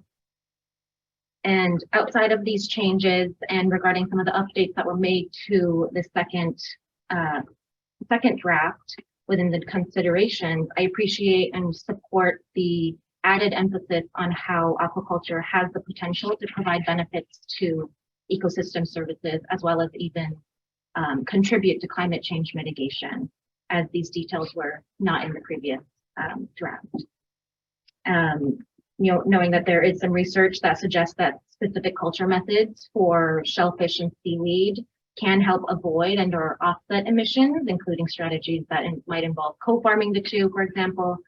That's my reasoning for why I support that new addition. And I believe it is important to prioritize lease proposals that do demonstrate commitment to climate change mitigation strategies throughout their operations and infrastructure. So yeah, thank you for your time and consideration, and I look forward to seeing this develop. Thank you for that, Maria. Anyone else in the room who would like to speak? Yes, I see we have. Good morning, Commissioner. I appreciate the opportunity to speak here today. My name is Maíra Neto. I'm an environmental scientist and also a grad student at Scripps Institution of Oceanography on climate science and policy. So today I would like to take this opportunity and comment on the benefits of the carbon sequestration provided by seaweed aquaculture, and emphasize the argument and the previous hearing about how this there is no evidence that this activity actually captures more than actually emits carbon.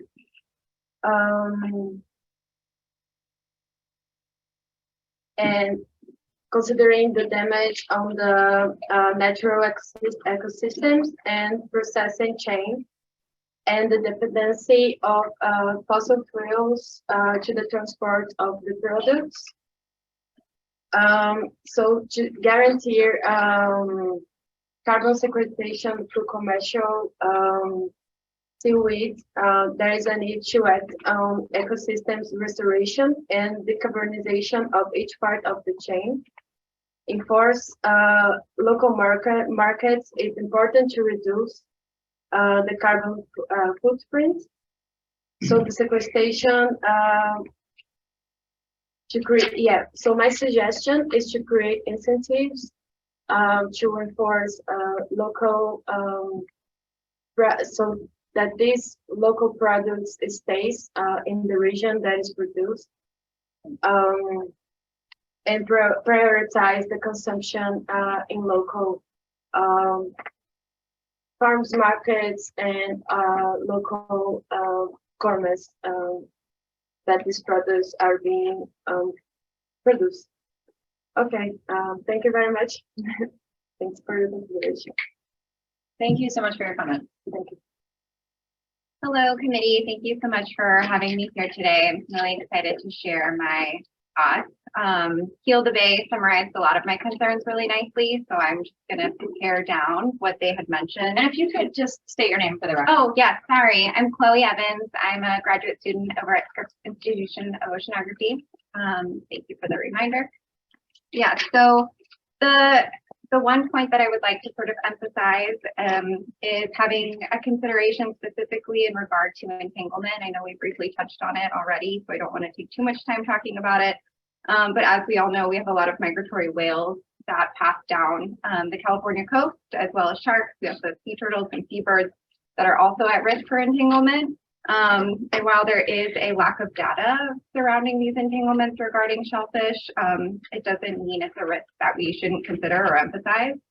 So I do want to make a point there with that. And I do think people that are considering securing a lease for offshore aquaculture should have a type of marine entanglement management plan already in place. And something to consider would be sort of like a monitoring hotline or again, a monitoring plan. I think that is one of the biggest concerns for me regarding offshore aquaculture. And I definitely think it needs to be strongly considered in the draft. And that is my biggest point, without repeating what others have already said. Thank you for that, Chloe. Yeah, I think the monitoring plan for entanglements is a really interesting idea. I think it's probably not something that would fall under the public interest criteria. Susan, you can, or Randy, it seems like it'd be something that would be in the CDP, for example. That's the coastal development permit that will come from the Coastal Commission. Yes, but, and is that something that is that the kind of thing that they include right now for aquaculture leases? Well, I think Bernard, well, we have some growers here in the offshore. We only have, one shellfish lease in state waters right now, and offshore waters. And so I believe that, well, when you call on Bernard Friedman, who has this rate, sand raised, he could probably explain what the Coastal Commission has asked him to do as part of his monitoring efforts. Great. Yeah, great. Thank you so much for those comments. And our next speaker. Good morning, commissioners and everyone. Thank you for the opportunity to comment on this issue today. My name is Ana Canestrelli, and I'm also a graduate student at Scripps Institution of Oceanography, and I'm here representing myself as a concerned citizen. Before coming to San Diego to study marine conservation, I worked for over 10 years with the United Nations and civil society organizations on various social justice issues. So that's the perspective that I'm bringing here today. I appreciate all the work that has been done so far in developing this draft criteria. And I would like to call to the attention of the committee the need to review benefits 1 and 2 in the draft criteria, which refer to employment and food security. I believe there's a significant opportunity here to ensure that aquaculture in California improves access to nutritious food and decent work for those who actually need them the most. And these are historically marginalized communities, especially women, Black and Indigenous people, and other people of color. And some of the strongest arguments that support aquaculture development are based on its potential to improve food security and economic growth. But we need to remember that not all aquaculture initiatives can achieve these goals. So I echo the concern raised in the letter sent to the committee by civil society organizations about splitting the considerations into impacts and benefits. In the context of the benefits 1 and 2, this means that currently the draft criteria do not make any reference to concerns to communities regarding employment and food security. And the potential impacts of aquaculture can threaten communities' livelihoods and food security by harming their fishery resources or introducing price competition in food markets, for example. Also, marine aquaculture products in the US tend to be luxury foods that people are more likely to eat at restaurants, and not something that those suffering from food insecurity can actually afford.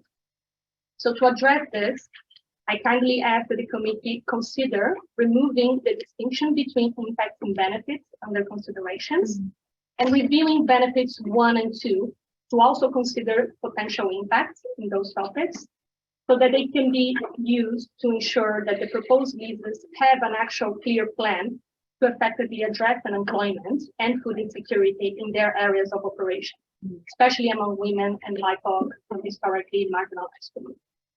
Thank you. Thank you for that. Yeah, that's a really interesting point. Really appreciate you bringing that up.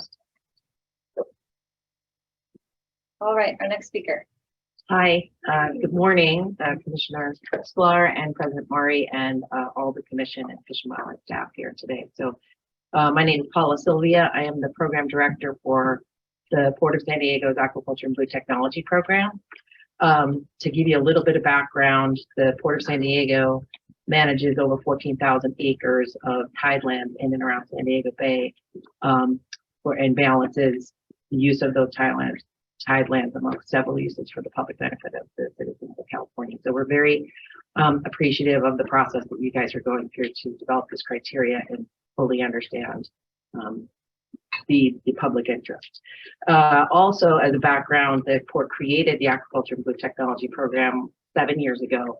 And for the past 7 years, we've been doing extensive planning and pre-development work, specifically looking at shellfish and seaweed aquaculture for a lot of different reasons. So not just to support a sustainable new source of local fresh product, but also, the economic and environmental opportunities that come with shellfish and seaweed aquaculture. So there's, increase in jobs and other community benefits. There's trying to provide a more enabling environment for businesses to come in and support scalable seaweed and shellfish opportunities, but also to look at those types of aquaculture as tools for bioremediation, restoration, mitigation banking, and many other reasons that support either environmental or climate related challenges that we're all facing as a community and as a state.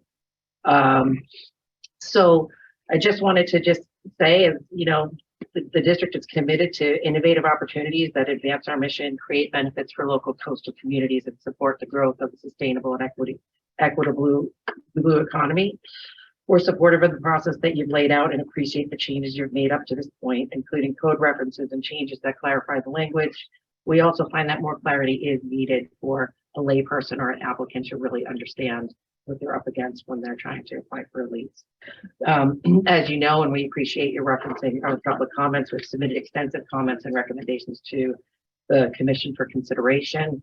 And we stand ready and committed to work with the Commission and Fish and Wildlife staff throughout this process to provide support and any clarity or any questions that you might have. And I would just say one last thing, because we were talking about to Eric's comments about native and established populations of non-native species. So in and around San Diego Bay, we do surveys of shellfish populations, so native oysters, Pacific oysters, and mussels every 2 years. And so we have established, and there's some scientific papers that we'll bring to bear in some future public comment, but that we have very healthy populations of both Olympias and Pacifics and mussels, and they occupy different zones in our bay. So they're not out competing each other, they're actually complementing each other quite well. And actually the number of Olympia oysters is orders of magnitude higher than Pacific oysters in and around our jurisdiction. So, we have healthy recruiting populations of all those different species, and they inhabit different zones of our home. So happy to provide more information to anybody that might require that at a future date. Yeah, Paula, thank you so much for all of your comments and for sharing that information. I hear you saying that some of that the survey data that you do every 2 years, that's going to be in a forthcoming publication. If there's anything written though that you can share in the meantime, it'd be great to see that. We definitely. Yeah, thank you so much. You're welcome. Thank you for the opportunity to provide comments today.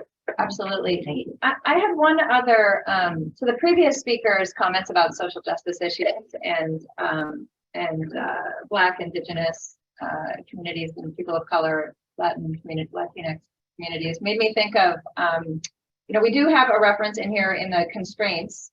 Requirement or constraint number 4 is about Native American cultural resources and sites. I just wanted to look to Dr. Strickland, our tribal advisor, to see if there's anything else that you see as being omitted in this. Not to put you on the spot, but is there anything else that you think is missing from from the Indigenous perspective that you'd like to see added or omitted or reframed? I'll be honest, I haven't reviewed the document for that specifically, but I can and get back to the ideas. That would be great. Yeah, sure. That would be really great. Thank you. Anyone else in the room who would like to speak on this issue or speak? Yeah, Randy. I want to tag on to your question about impacted communities and really appreciate the comments just given. It sounded as if the concern was how aquaculture leases might affect fishing communities. Yeah. I think that there's another side to that coin, and that's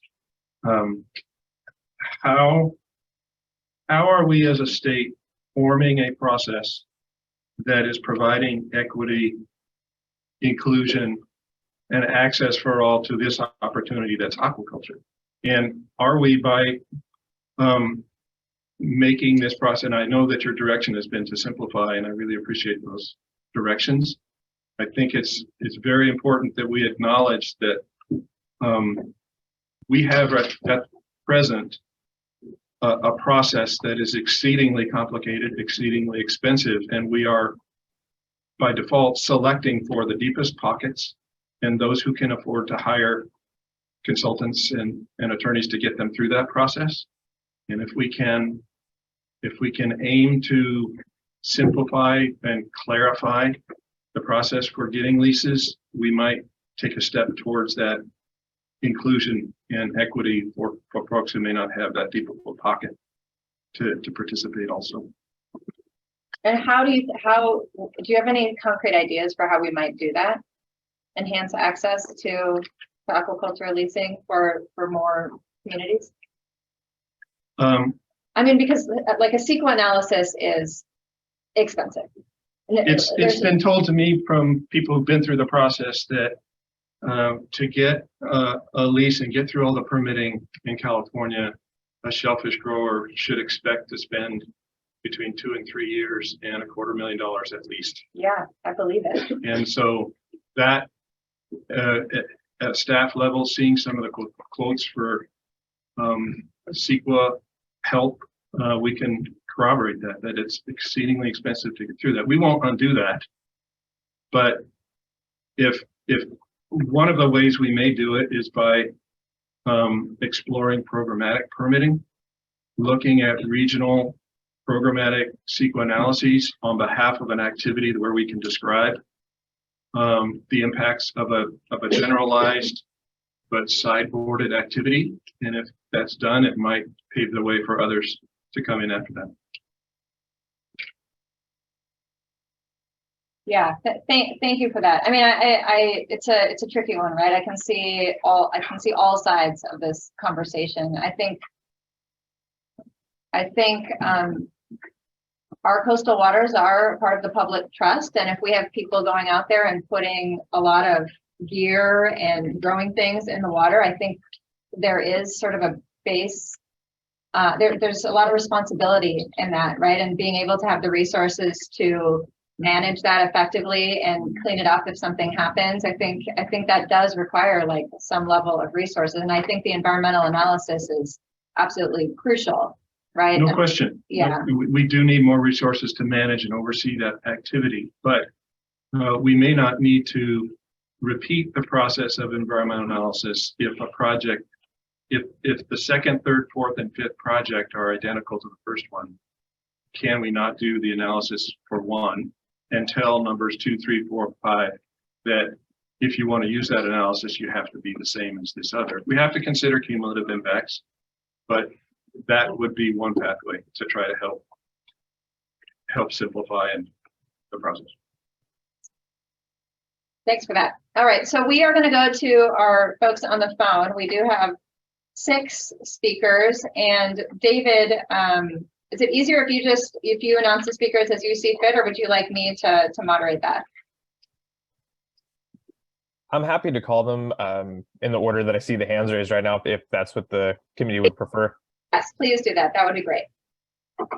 All right, sounds good. So our first speaker will be Barak Kamalgard. Hi. Just wanted to echo what everyone is saying. Thank you so much for the continued cooperation and work on all of this.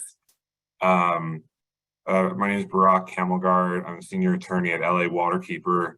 We're one of the NGOs that submitted the letter that's Exhibit 8 in the materials. And so, a lot of what I would say is reflected in that letter, and Ashley and Jeff already mentioned some of it. I just wanted to add a couple points. Is one thing that is not currently clear is I think that the criteria need to be a little clearer on whose burden it is to provide the evidence that's needed to evaluate the constraints and the consideration. Is it the staff that's going to look into information that's beyond the materials provided, or all the necessary information and evidence needs to be provided by the applicant? And then, something that keeps coming up is, as the staff summary said, there needs to be a little more guidance on how the criteria is going to be applied, and that, that clarity going forward. But I just wanted to echo something that Ashley said, which is that, one specific factor can and should sometimes be enough on its own to reject a proposal. For example, the Fish and Game Code, section 15.411 says lessees may not unreasonably impede public access to state waters for purposes of fishing, navigation, commerce, or recreation. You know, right now that's listed as a criteria number 4. Should it be a constraint given that it's, you know, a statute that provides that?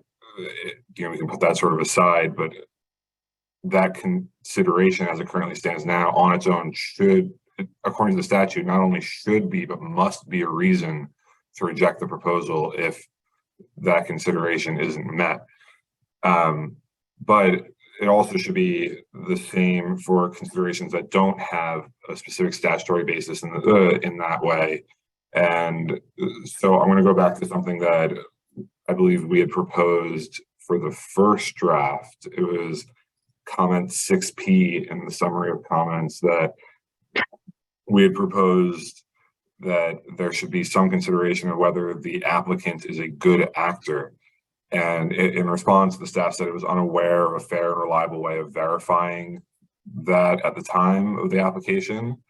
But I'm just going to suggest an alternative is maybe to frame it instead as saying that the lessee cannot be a bad actor. You know, and there are other statutes and other, you know, areas that have statutes like that. You know, you could have it where it's, if somebody, a bad actor would be anyone who'd previously found to have caused environmental harm under any statute, or that has previously been proven to have neglected their duties under other environmental permits or, you know, administrative or court orders. Or more generally, can be a bad actor just if they're convicted of some, you know, certain serious relevant crimes, you know, fraud or serious crimes about animal welfare. You know, because first of all, we shouldn't be giving leases to people like that, people who have track records that we would think they either don't care about the environment or animal welfare in the way that they should, or have just general, you know, fraud and other sort of crime issues that I think probably understand that point. Yeah, thank you. So yeah. So anyway, so the point is, but if you were to include that as a consideration, that also on its own should be a single consideration on which to reject the proposal. If somebody does rise to the level of that bad actor, you know, it shouldn't be that then you take into balance everything else. There should be certain things that are single considerations that can be the reason to reject the proposal. And so those are a couple of examples just to kind of drive that point home. Otherwise, I'm just going to, you know, defer to the points we raised in our letter and what the other NGOs that signed on to the letter bring up today. And so, yeah, and once again, I just wanted to thank you all and look forward to continuing to work together in advance of the March meeting. Thank you. Next speaker, David. Our next speaker will be Kim Thompson, followed by Robert Smith. Hello, everyone. My name is Kim Thompson. I am the Executive Director for the Pacific Coast Shellfish Growers Association. We appreciate this opportunity to comment on this very important and lively topic. Our association is made up of members who produce oysters, clams, mussels, and other shellfish on the Pacific Coast, including California. Our growers depend on clean water and healthy ecosystems to produce a nutritious source of food, and many of our members have been champions for effective watershed management that supports healthy ecosystems. I think it's important to note that many of our growers are also active participants and in many cases instigators for collaborations with researchers to better understand impacts and interactions with ecosystems. And one great example is right in California, Hog Island Oyster Company that has invested significant time and resources to work with researchers at UC Davis, UC Santa Cruz, the Nature Conservancy. They've contributed data to the Northern and Central California Ocean Observing Systems, and they've worked with many other researchers to better understand their relationship with ecosystems. And these results are used by Hog Island and other shellfish farmers to understand their impacts, develop solutions, and inform policy engagement. The farmers should not be viewed as adversaries for environmental health. And in fact, their livelihoods and survival depend on healthy ecosystems. And they are some of the biggest advocates for healthy ecosystems and watersheds. We encourage efforts to facilitate clear and consistent permitting processes that will support responsible shellfish aquaculture. And that said, we appreciate these efforts to develop guidelines for determining public interest, and we want to reinforce and emphasize the critical importance of the following. First, when defining community portions of public interest, as was mentioned earlier, it's important to note that the farmers themselves seeking permits are members of these communities, and they should be weighed as part of the public interest. We've got Bernard here on the call. He is very much a part of his community in which he grows his mussels. And as Randy mentioned, we also want to be considerate of what species work for the market from a viability standpoint. If these farmers can't stay in business, then it's a moot point. So again, considering them as part of the fabric of the community and part of that public interest determination. Second, any consideration for public interest must be balanced. And I greatly appreciate that the commission and the department are looking at this, but I just want to re-emphasize that we need to look at the state of the science. Let's not undermine the integrity of scientific findings, which means factoring and weighing in both risks and benefits to society and the environment for which the science is pretty robust. And lastly, it is very critical, again, just re-emphasizing that we are not replacing, impeding, or overriding the full in-depth scientific review that is already required under CEQA.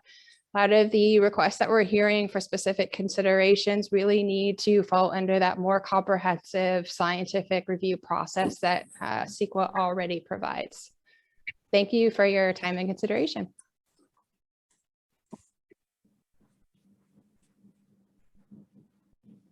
Our next speaker will be Robert Smith, followed by Bernard Friedman. Good morning, Chair Murray and Commissioner Sklar. This morning I'm going to be speaking, this is Robert Smith from Canal Gates, speaking on behalf of Hog Island Oyster Company. We appreciate the opportunity to provide comments to the committee today, and overall, Hog Island supports the committee's efforts to establish objective criteria to guide its public interest determination for aquaculture leases. However, as noted in the letter submitted to the committee and Hog Island's previous letter, we have some concerns regarding the draft criteria. There are a number of recommended changes to the language in our most recent letter that are primarily made to make the language more clear, and I won't go over those today. But one of the key issues appears to be how the criteria will be used, with certain criteria designated as requirements or constraints, and some designated as considerations. Our understanding is the requirements or constraints are issues that would likely preclude further consideration of the application, even at the preliminary stage where the commission makes its public interest criteria determination. Some commenters have suggested that this list be expanded to include species and habitat impacts and other environmental concerns. We think this would be improper. First, the current requirements or constraints closely follow regulations already described in the Fish and Game Code. Any effort by the Fish and Game Commission to expand or modify these requirements in a way that would preclude consideration of an application is establishing a new regulation or statutory requirement. Any such action would need to go through the full rulemaking process or otherwise violate the Administrative Procedures Act. Second, the considerations that someone elevated to the requirements or constraints are issues that are at the heart of the CEQA process. Preliminary consideration of these issues outside the CEQA process would deprive the Commission, the public, and the applicant of the well-defined statutory framework that guides evaluation of these issues. CEQA is a framework with an extensive regulatory structure and extensive case law that guides how these issues are considered. Requiring consideration of these issues at the preliminary public interest determination stage without any supporting regulatory structure to guide the Commission is unwarranted, largely duplicative of the CEQA process, and would seem to only invite litigation as to how these issues are considered. Also, as discussed, contemplated at a preliminary stage, this doesn't have the benefit of the in-depth environmental analysis and proposed mitigation measures that are evaluated during the CEQA process. The CEQA process is an iterative process with public comment and the opportunity for the applicants to respond and develop mitigation measures to respond to those comments, and we don't want to short circuit that process. While some commenters claim that there are easy cases where environmental impacts are insurmountable, a number of agencies, including the Commission, the Coastal Commission, the Army Corps of Engineers, National Marine Fisheries Service, and U.S. Fish and Wildlife Service, have recognized some ecological benefits of aquaculture and have approved projects after working to reduce environmental impacts. This is even true in areas where shellfish aquaculture has been proposed in eelgrass, bird habitats, or certain marine protected areas. The science concerning aquaculture impacts in the environment is complex and not one-sided, which warrants a full evaluation and consideration pursuant to CEQA prior to making a one-size-fits-all predetermined judgment. Just a couple of notes on some of the comments we've heard today. The first, is noted by Susan, some aquaculture is approved in marine protected areas. So for example, if you excluded aquaculture in NPAs, that would exclude all aquaculture, and currently the second largest site in California, Tomales Bay, is an NPA that allows aquaculture. So certainly we should not be prohibiting the second largest area of aquaculture in the state, certainly not done pursuant to guidelines or suggestions or recommended conditions. Regarding the native species requirement, we've heard a little bit about that through a variety of comments today. I would just note that 90% of the worldwide market is currently Pacific oysters. Right now, there is no commercial cultivation of Olympia oysters in California, and there's no commercial market for Olympia oysters right now in the state of California. Pacific oysters have been established in California for approximately 90 years.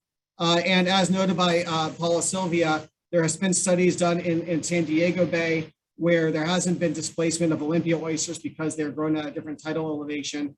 And there's extensive cultivation of Pacific oysters already in Humboldt Bay, as well as Tomales Bay and Morro Bay. And I'll just note that Pacific oysters are already an approved species on CDFW's species list. As noted, they're not an invasive species by CDFW regulation. I've got a number of revisions in the comment letter. I won't go over most of them, but just two that I'd like to highlight. Regarding consideration 6, there are a number of aquaculture projects that have been approved in sensitive habitats after a thorough evaluation of the project's impacts. For example, Hog Island's farm in Tomales Bay was approved by the Coastal Commission in 2019 to continue cultivation in eelgrass. Hog Island worked with the Nature Conservancy to document that eelgrass has actually moved into its existing farms, and its cultivation has generally supported, not hindered, eelgrass growth. The Coastal Commission thoroughly evaluated these impacts and determined that, and it's a quote, after extensive review of available information, Commission staff has found no evidence that contradicts HOAC's statements that eelgrass beds appeared in those areas only after the cultivation structures and equipment have been installed and in use for a sustained period of time. And they concluded that eelgrass beds grew into those farm sites. And so those impacts should be considered on a case-by-case basis and not should be presumptively excluded based on sensitive habitats. And I'd also note that there's no definition of really what sensitive habitats means in the context of these guidelines. And so if there was going to be a thorough requirement of that, there needs to be a definition associated with that. My last comment deals with public benefit consideration 6. Hog Island has strongly supported diversification of the industry and creating equitable access to leases. It is one of the reasons that they supported the California Shellfish Initiative, which had as one of its goals a continued effort to reduce the cost of permitting and entry, which are prohibitive for small companies that might be interested in aquaculture. And Randy discussed that a little bit in terms of how expensive it is for new players into the market. As we've discussed previously with the Commission and others, it is the permitting process, the monitoring requirements, and the lengthy process to obtain a lease and permits that really have prevented equitable access to leases. It is these costs, not existing leaseholders, which are preventing new companies from acquiring aquaculture leases. And so we certainly encourage others to enter the market and to participate in the aquaculture industry, but we don't think it's a competition about lease area space. It's more the hindrances, the economic realities of entry in the market, which I think are preventing entry of new, smaller companies. Thank you for listening to these comments. I really appreciate the ability to provide comments to the Commission, and we look forward to continuing to work with the Commission and staff to develop well-defined public interest criteria. Thank you. Thank you so much. A lot of interesting comments, a lot to unpack there. I did just want to mention that, you mentioned the MPA issue and prohibiting aquaculture. The way that it's written right now under requirements or constraints, number 3 says that the lease is not located inside an MPA that prohibits aquaculture. So I think that clarification is made there already. So I did want to just respond to that. Yes, we've provided actually revisions in the language. I think this is just the lawyer in me. It can be read 2 different ways. And so we've actually suggested a revision that just eliminates most of that language. It just says that areas where aquaculture is prohibited be excluded. It's just sort of, it can be read a couple different ways and it's a little bit vague. Thank you. I see you. I'm a lawyer too. I understand. Yeah, I understand. We can, and certainly I think we all want the same thing there. So we can reframe, we can rewrite the language so that it gets at the, captures the intent that we're both seeking. Absolutely. David, could you take us to our next speaker? Yes, absolutely. Our next speaker will be Bernard Friedman, followed by Pam Meigs. Yeah, hi, my name is Bernard Friedman. Can you hear me all right? We can hear you. Great. Yeah, my name is Bernard Friedman. I'm the owner and operator of Santa Barbara Mariculture Company. I have a 72-acre lease off the coast here in Santa Barbara, and I've been farming this lease for 20 years now. And I've done it for about the cost of what it would take to get a lease now. So it doesn't have to be as expensive as you want to make it. And I kind of want to echo Randy's level comments about equity and diversity and keeping it local. And what's, and I agree with what's been said. I like what's been said so far. I'm in agreement. What people are kind of missing right now is that the federal government has their sights on these 10 large 1,000 to 2,000 acre leases in the Santa Barbara Channel. So if there's going to be any aquaculture development, it's coming to the Santa Barbara Channel in the form of close to 10,000 acres worth of aquaculture development, and that's concerning to me as a small guy. And I've been approached by foreign interests to be the lead guy to actually go after one of these leases, and I am supremely conflicted about that, because I don't want to be.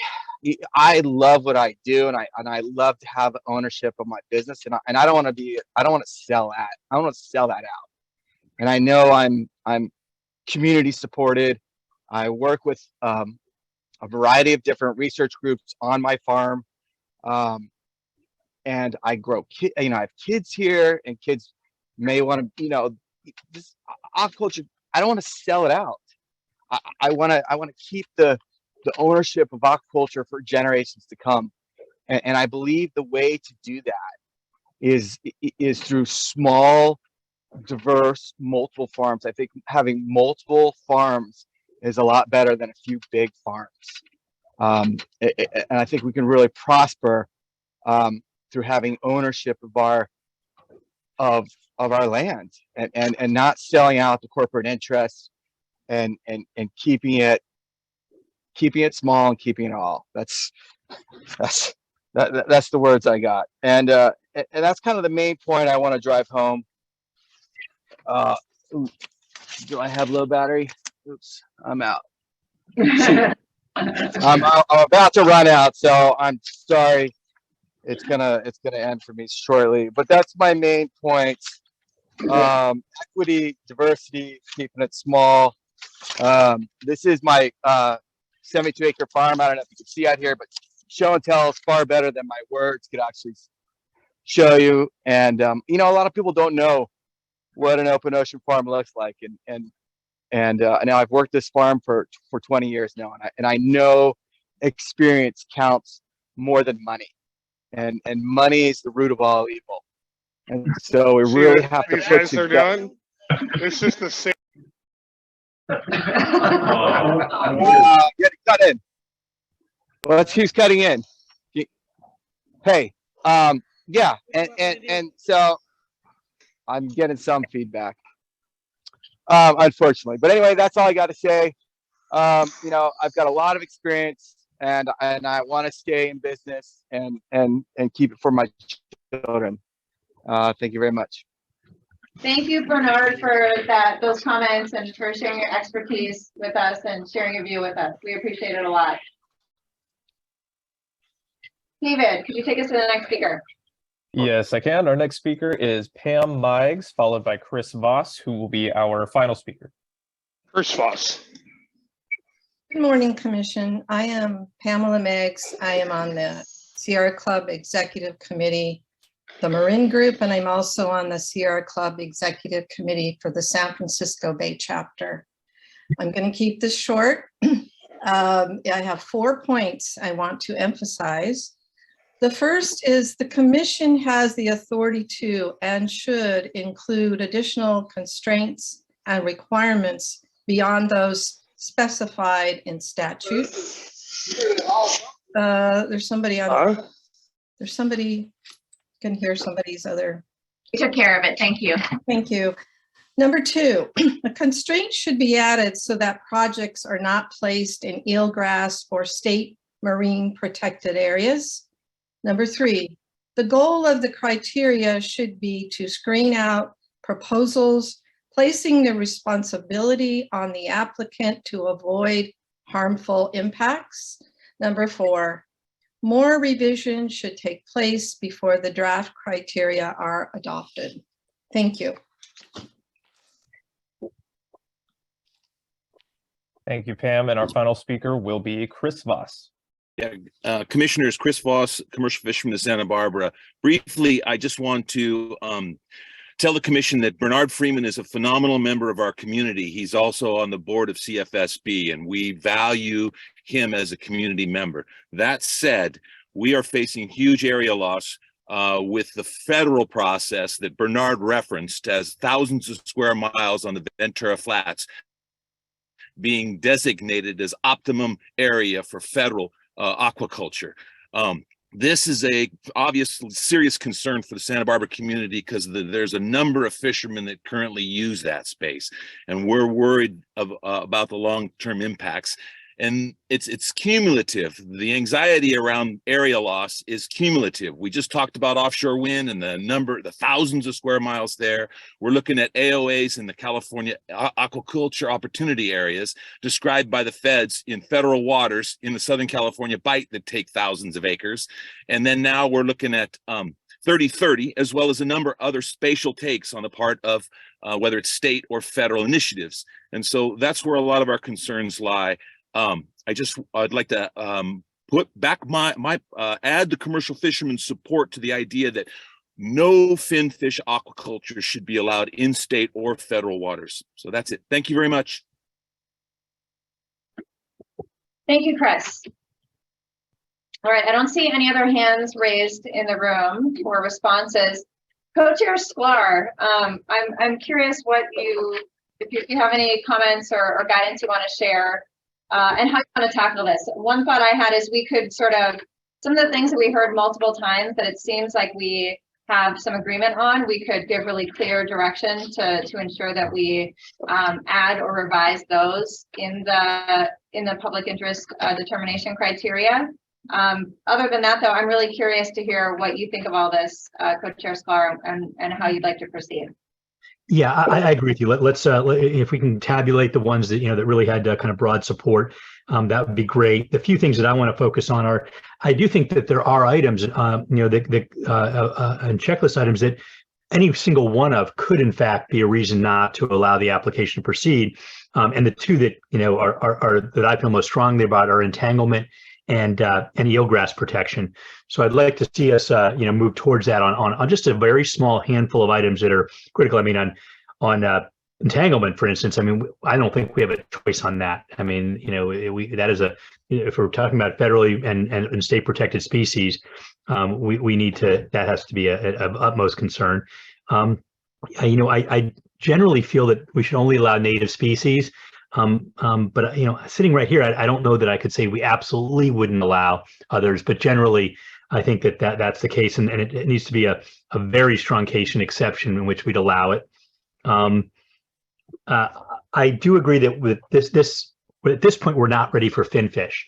That I'm not saying we shouldn't look at that, but that is a much more complicated question and is its own kind of goes in its own bucket. So I would like to make it clear that in this process that further work has to be done before finfish applications would be accepted.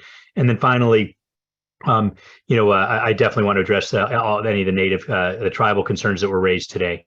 Those are my specific comments, but otherwise I'm with you on the broader items that there was consensus on. And I think what we do is we ask the stakeholders to get back with the department and our staff. At this point, I think it's worthwhile having our staff lead that effort, since we're really talking about the fine tuning, and we don't have to go back and forth a ton. And so that would be my suggestion for process, that whether they do it in a formal meeting or informally, that the staff organize a discussion of these final items, bringing back final suggestions for our March meeting. Thank you for that, Co-Chair Sklar. Yeah, I agree with a lot of what you said.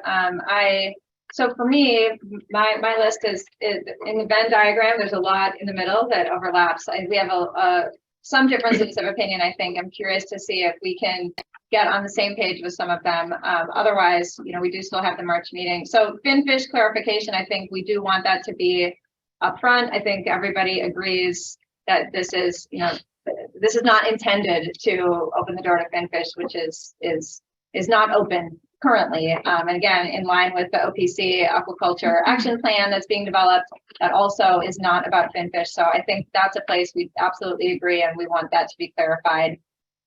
We heard a few people mention the MPA issue, the marine protected area issue.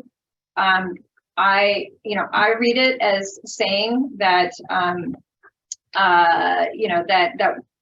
that constraint or requirement is that it not be in a marine protected area or marine managed area that prohibits aquaculture.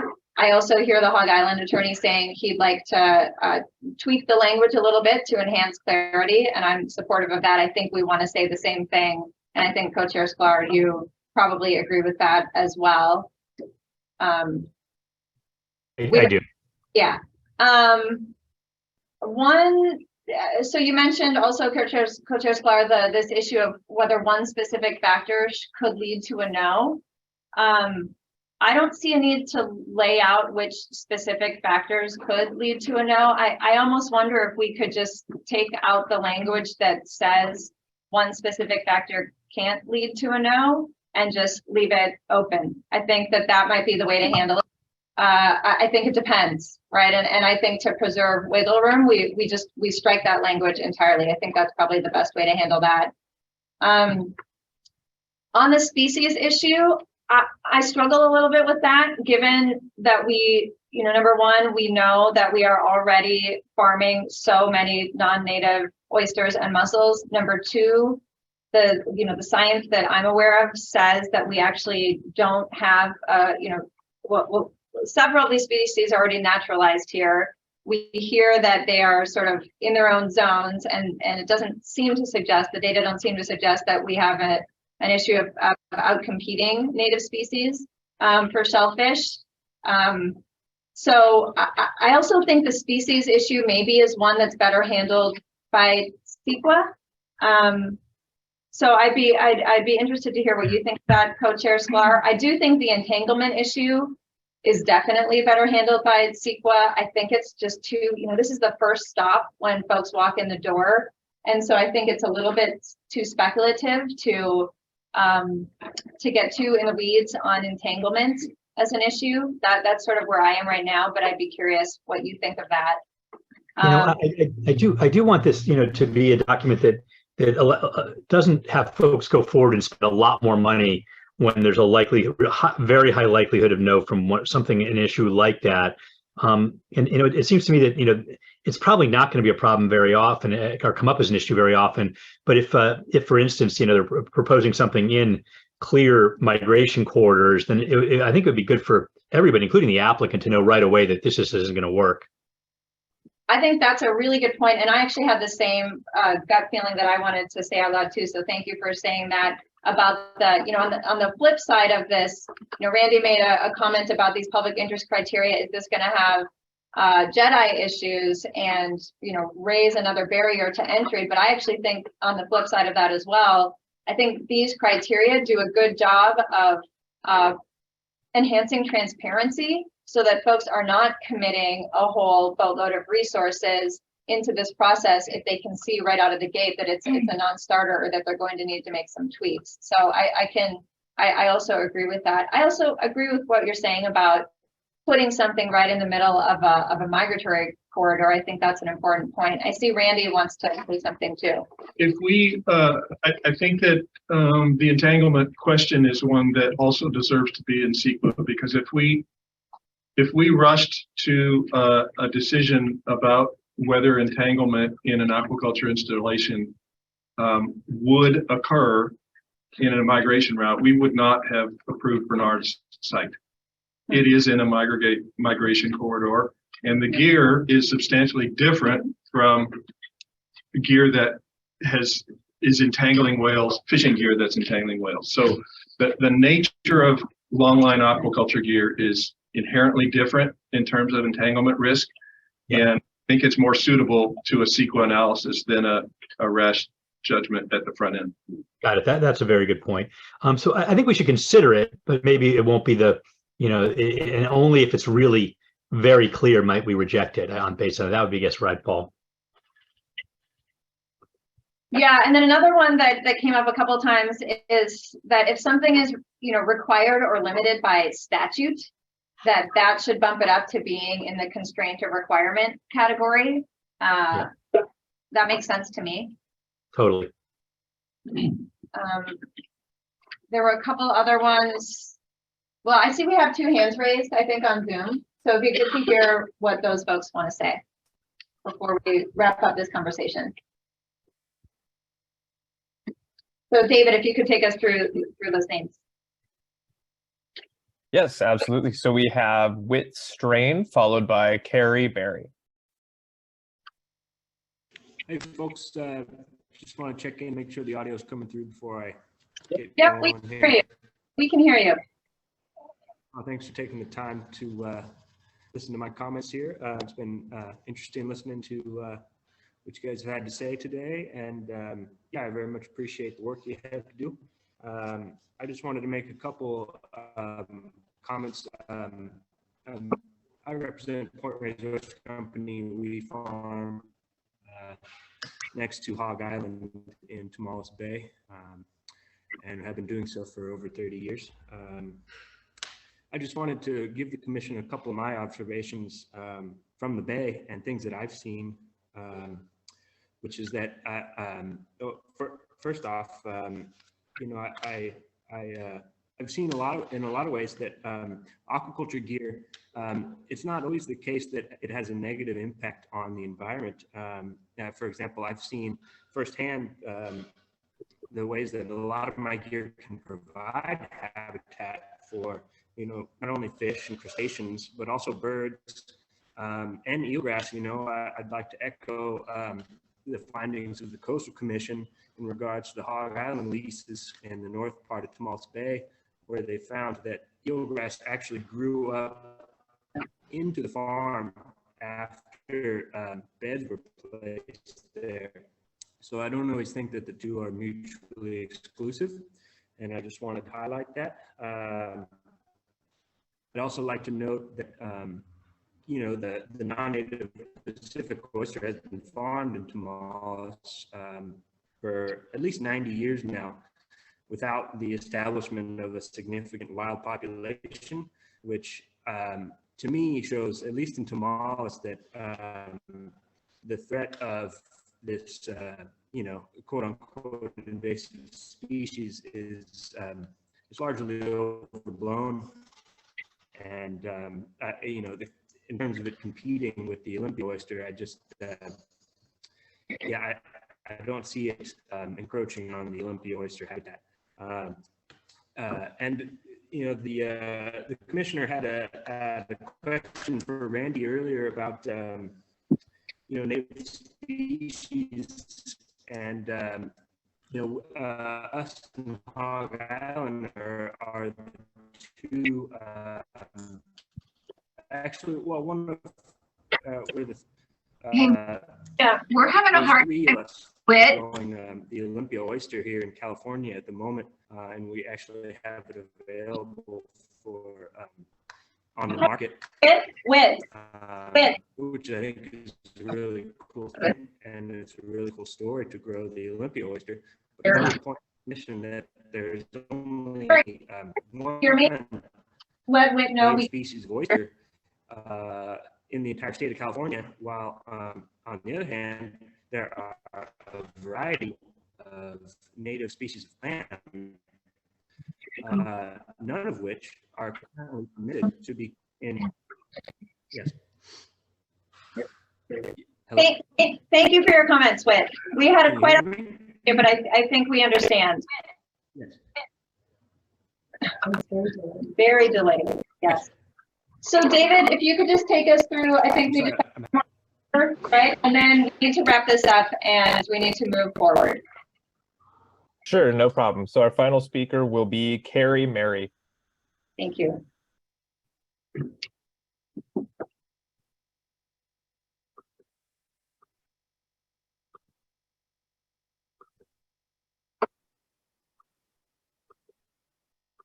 Okay, can you, I think I'm unmuted now. We can hear you, yes. Great. Hi, my name's Carrie Marie Strand. I'm from the American Cetacean Society San Diego chapter. I'm the education outreach coordinator for our area. And we did want to outline the entanglement issues as a concern as well. We do have the major migratory patterns for both the gray whale and the many species, the humpbacks, the blues and the fins.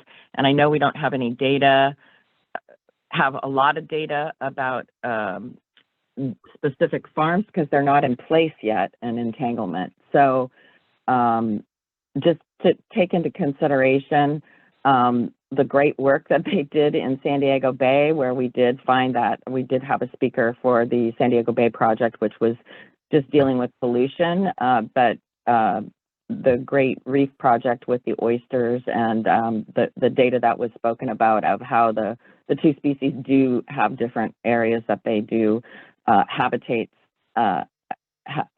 So maybe more projects like that in areas that are more controllable instead of in open ocean where we have problems with entanglement. Great. Thank you so much for those comments. So I'm now going to look at Craig and Kirsten. Do you feel like you have what you need from Commissioner Sklar and I to move forward on this so that we can have a new draft, and I guess to Randy too, so that we have a draft that we are in a position to act upon at our March MRC meeting? It'll take some time to get connected, but I think that this boils down to a decision or direction that I think we've received. I've heard some of that direction in your comments here lately, but it really boils down to the key decision of how much you want for this public interest determination decision to overlap with CEQA. I've lost you. Yeah, sorry, I was getting a note. Yes. How much do you want this process to overlap with CEQA? And I appreciate you highlighting some things that you think are appropriately addressed in CEQA.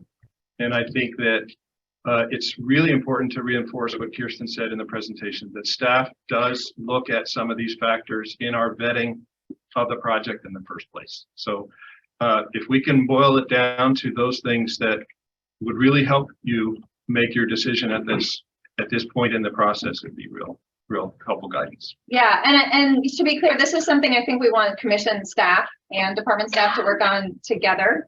And I think between Commissioner Sklar and I, we've sort of laid out the things that we're hoping to focus on. So the finfish clarification, the MPA clarification, if it's required or limited by statute, it should be included as a constraint or requirement.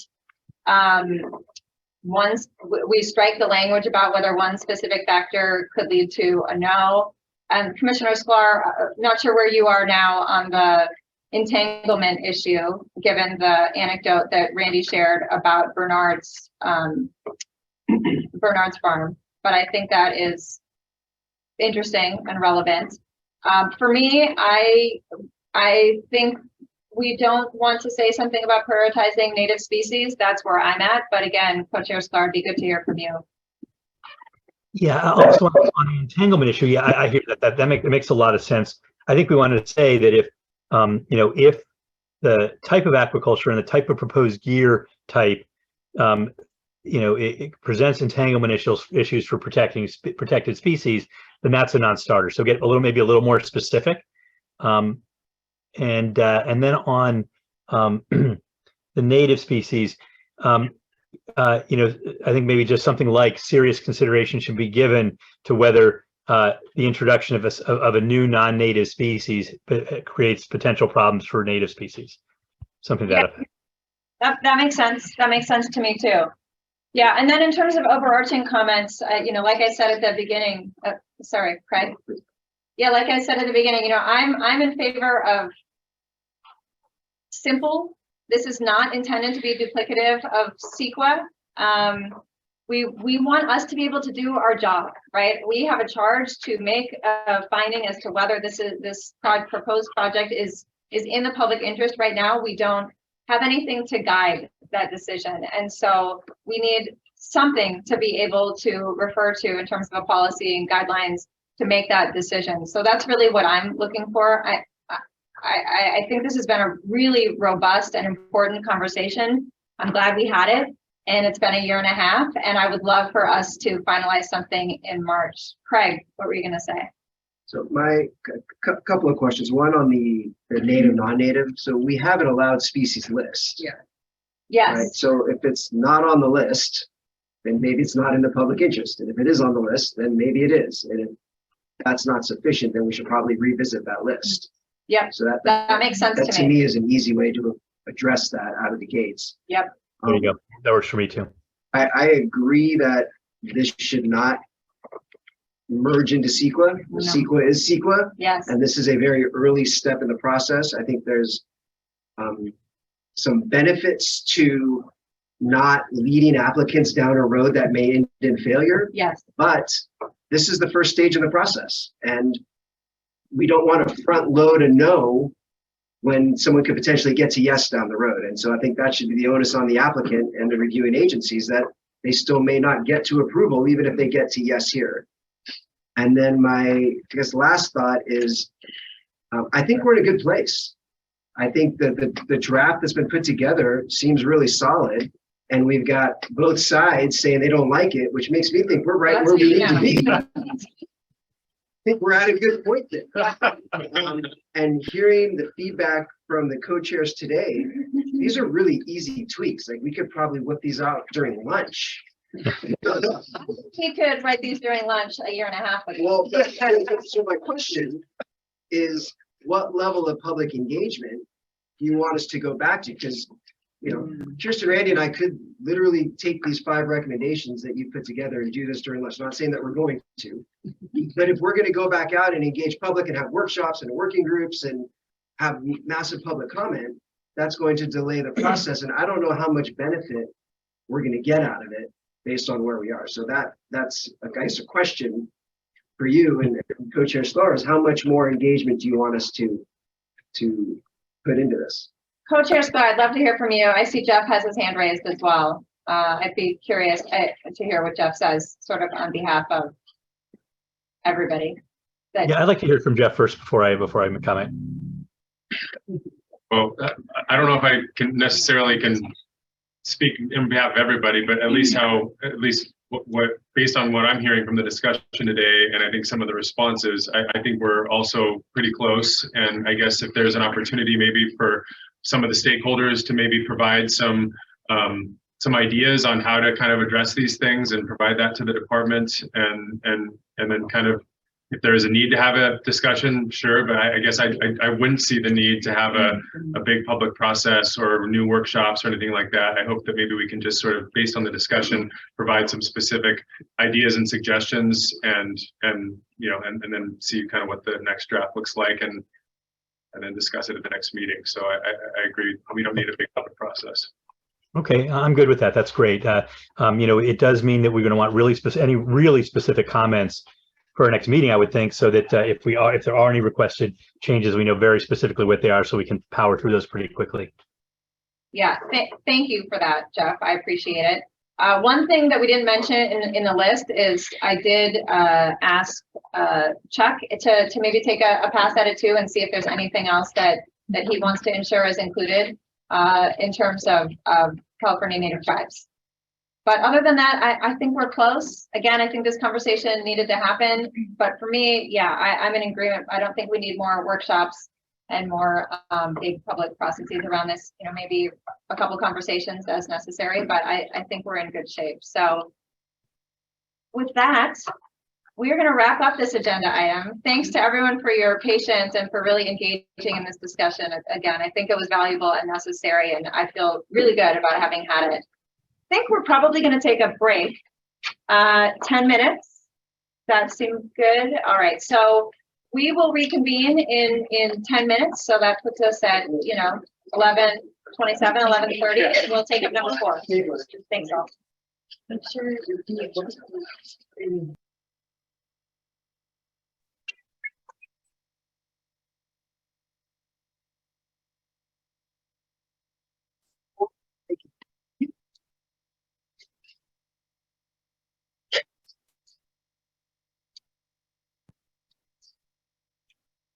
Thanks, everybody.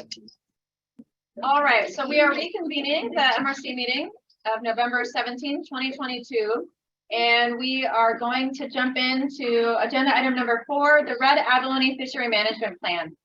We're going to receive a department update on the 2022 survey results, harvest control rule development, and de minimis fishery concepts, and develop potential committee recommendations. Susan is going to get us started. Thank you, Co-Chair Murray. So the presentation from the department will be given by Dr. Julia Coates today, and also I want to introduce everyone, if you haven't met her before, to the new environmental program manager, Joanna Grable. You have not heard, Sanky Mastrup has retired. And so Joanna is in her place now and is taking the helm. So we're looking forward to working with her, a long history of working with fisheries for the state, for the department.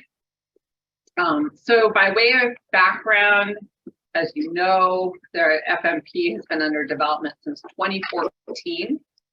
And a lot in the environment and the circumstances has changed since then, which has led to a much longer process to try to wrestle with the environmental circumstances, environmental indicators, etc.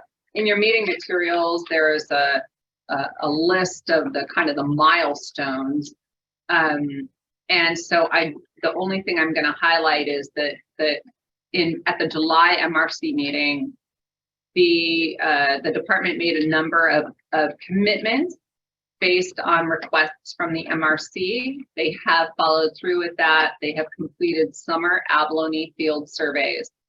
They have conducted stakeholder outreach for more thorough discussion of management strategies. And I want to note that they prepared an in-depth report of rationale for why for the management strategy recommendation that the department presented, and that was at the request of the commission. So that's in your binder as Exhibit 2.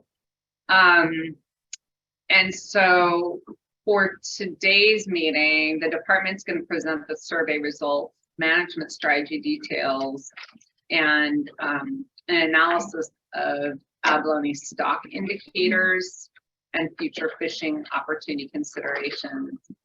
And also we recommend that you have a discussion about whether to focus on harvest control rule, de minimis fishery concepts, further surveys, or other next steps, including recovery. So there's a thoughtful comment in your binder that we have summarized, and now I'm going to turn it over to Julia for your presentation. Susan, before we turn it over to Julia, just by way of introduction, and Julia, I'm going to put you on the spot just a little bit. Sure. Thank you.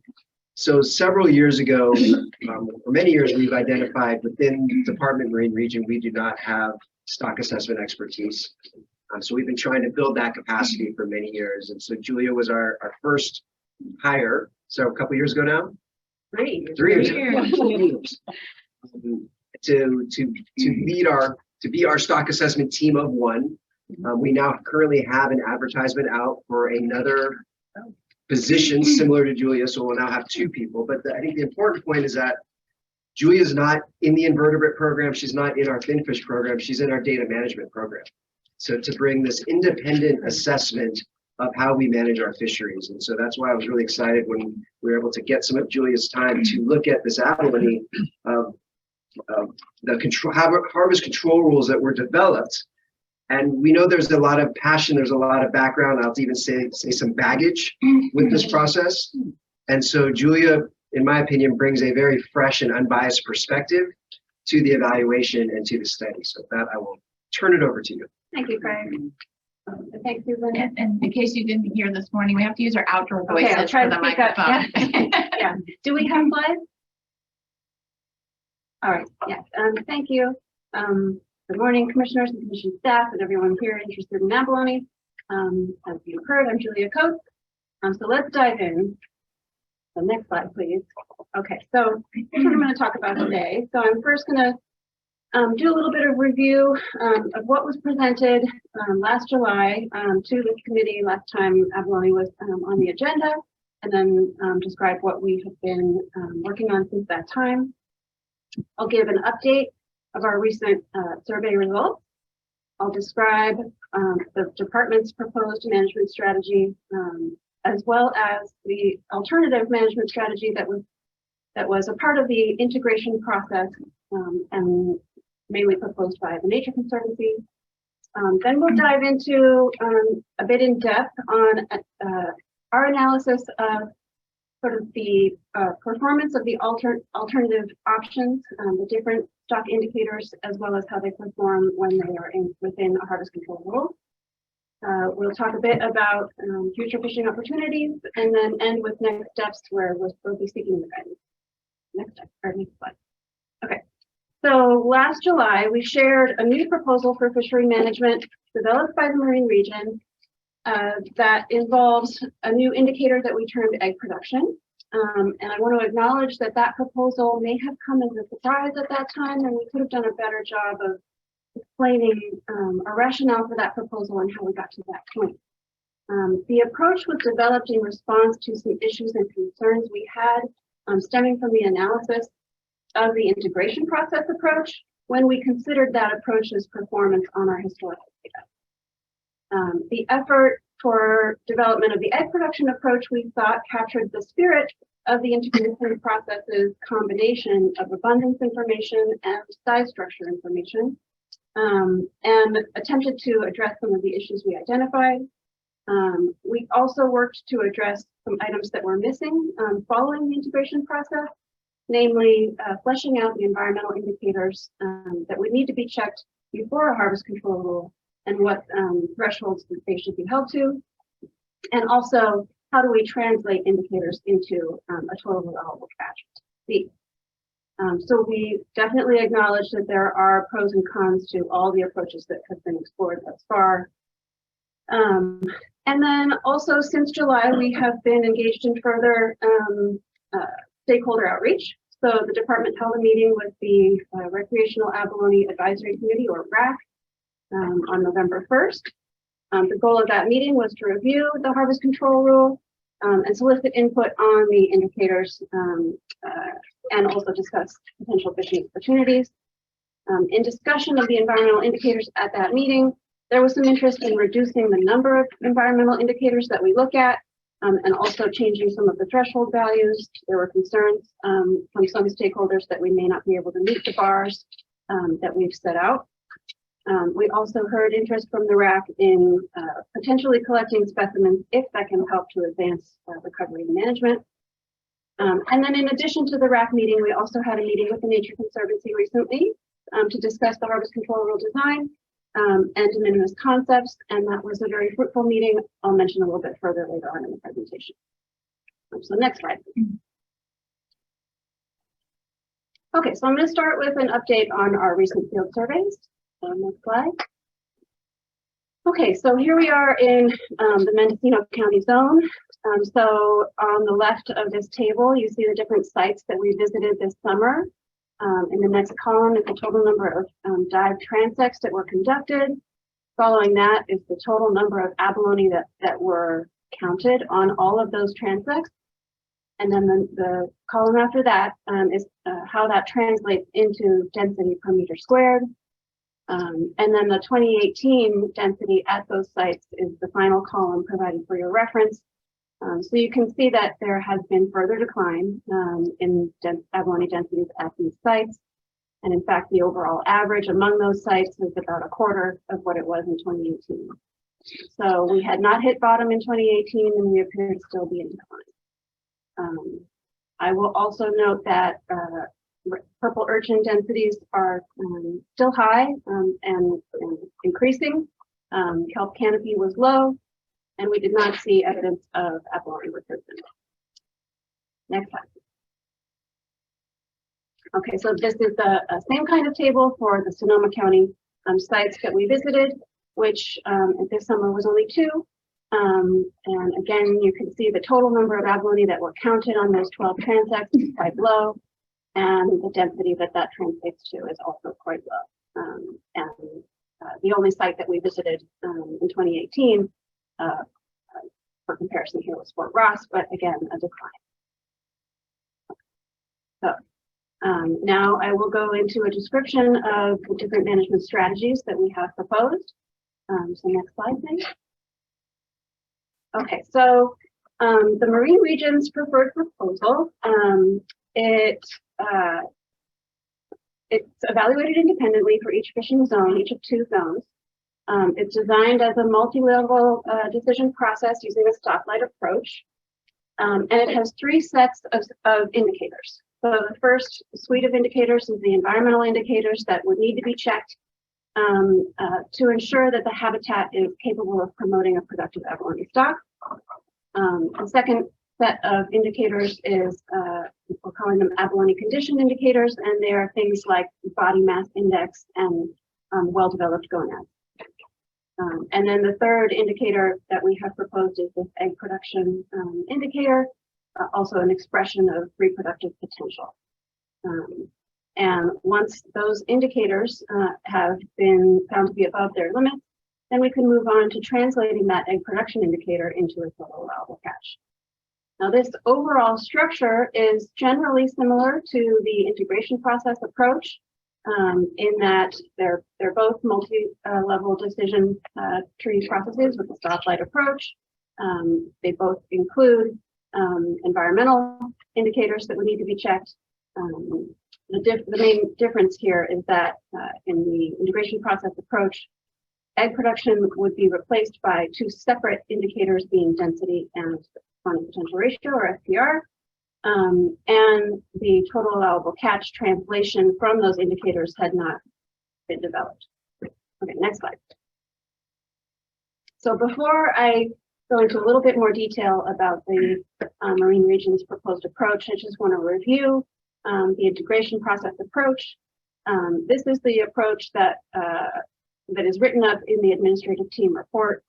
And it is 3 separate decision trees that check spawning potential ratio and density separately, so multi-level, multi-indicator trees that start from 3 different stock statuses: a closed fishery, a de minimis, something in between, and then fully open. So I believe I already mentioned that there was agreement in the integration process that environmental indicators should be checked prior to entering these decision trees. But which indicators and what their threshold values should be had not been developed. So that needed to be developed by department staff. And then again, I think I already mentioned that the TAC connections had not been developed. Okay, so next slide, please. All right, so this is in a little bit more detail, the Marine Region's preferred approach. And I know you can't read that, neither can I, but I will just tell you in general that we start at the top and we ask, was it open in the previous season? Yeah, thank you. You can go back up. And then we check the environmental indicators. So if it was not open the previous season, then the answer is no, you go to the left, you check the environmental indicators. If any of those are red, that zone will be closed.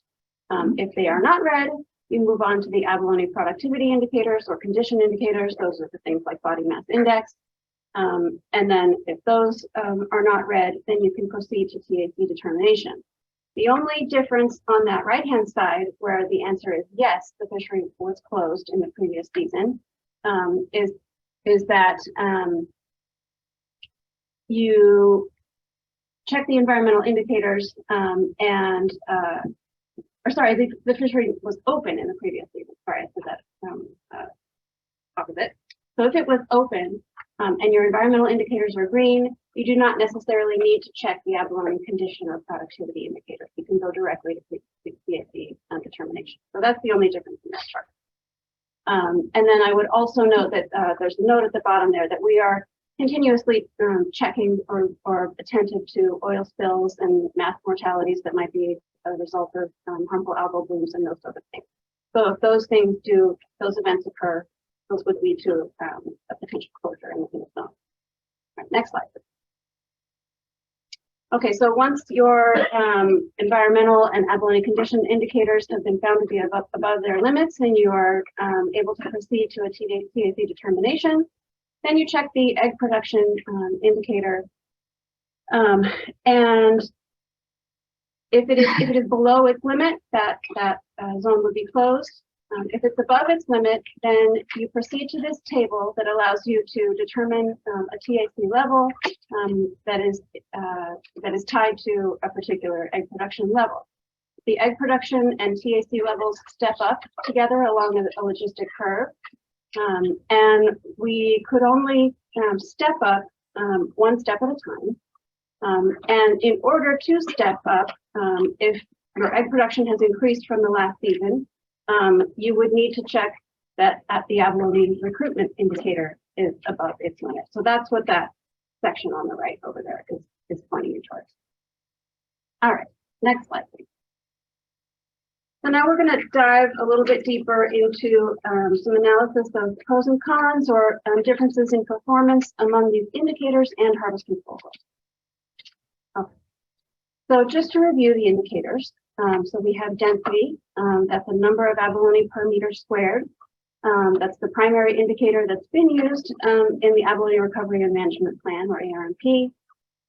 Spawning potential ratio, or SPR, is not an abundance indicator, but is a size frequency distribution based indicator. And it's intended to be an expression of reproductive potential of the stock. Then we have the multi-indicator harvest control rule. That is the integration process approach that puts density and SPR together. And that came out of, as I said, the integration process, and it was management strategy evaluation tested. And then we have the egg production approach that also is a combination of density and size frequency information into a single indicator that we consider to be a more data-rich expression of reproductive potential. So while we were familiar with the behavior of density and management of the fishery using that indicator, we were uncertain of the statistical properties of SPR and how it would have performed in management in the past had it been in use. We also had some concerns about the behavior of SPR alone and in conjunction with density that we saw in the MSE, or management strategy evaluation simulations. So we therefore felt it was important to thoroughly analyze SPR in the context of our historical data. And our analysis suggests that SPR would rarely impact decision-making in that proposed multi-indicator harvest control rule. So in other words, that harvest control rule would be driven by density in most scenarios. However, in the case of stock recovery, we find, or a strong recruitment pulse, we find that inclusion of SPR might lead us to be overly conservative. And so it was those issues that drove us to kind of go back to the drawing board and look at this egg production approach. So I won't go into detail about how the egg production approach or indicator is calculated. That was reviewed at the July meeting. But just to review, density is combined with size, weight, and fecundity data to calculate a total potential egg production output from a monitoring site. And the concept is similar to SPR in that it describes a potential reproductive output, but it combines the distinct density and size indicators from the integration process into one indicator. Okay, next slide. Okay, so these are the density and SPR values that were calculated from our historical data. Difficult to see here, but the main point is that we have sites across the top and years across the side, and years and sites where density or SPR were below their limit are highlighted. So you can see that in the SPR table, there were a few occasions in our historical data where we would have been below the SPR limit. And SPR did not indicate the stock collapse as a result of the marine heat wave until 2018. It also did not indicate the mass mortality that was a result of a harmful algal bloom, most strongly felt at Fort Ross in 2012, and difficult to pick out there, but actually the SPR value was 0.7 in that year and site, which is rather high. But you can see that on the left-hand side, that density more frequently detected issues that we know were happening in the stock. So hopefully this illustrates why we felt some concern that SPR is not sensitive to the impacts we've experienced historically in this stock, and why a dual indicator harvest control rule that requires both of those indicators to be above their limit would be driven primarily by density dynamics. Okay, next slide. Okay, a little bit more in depth on spawning potential ratio. So as I said, it's an expression of the proportion of the unfished reproductive potential left at any given level of fishing pressure. To calculate SPR, we've used the same software and parameters that were used by Bill Harper in the integration process management strategy evaluation model. And I just want to point out this graphic on the right. So what this is showing is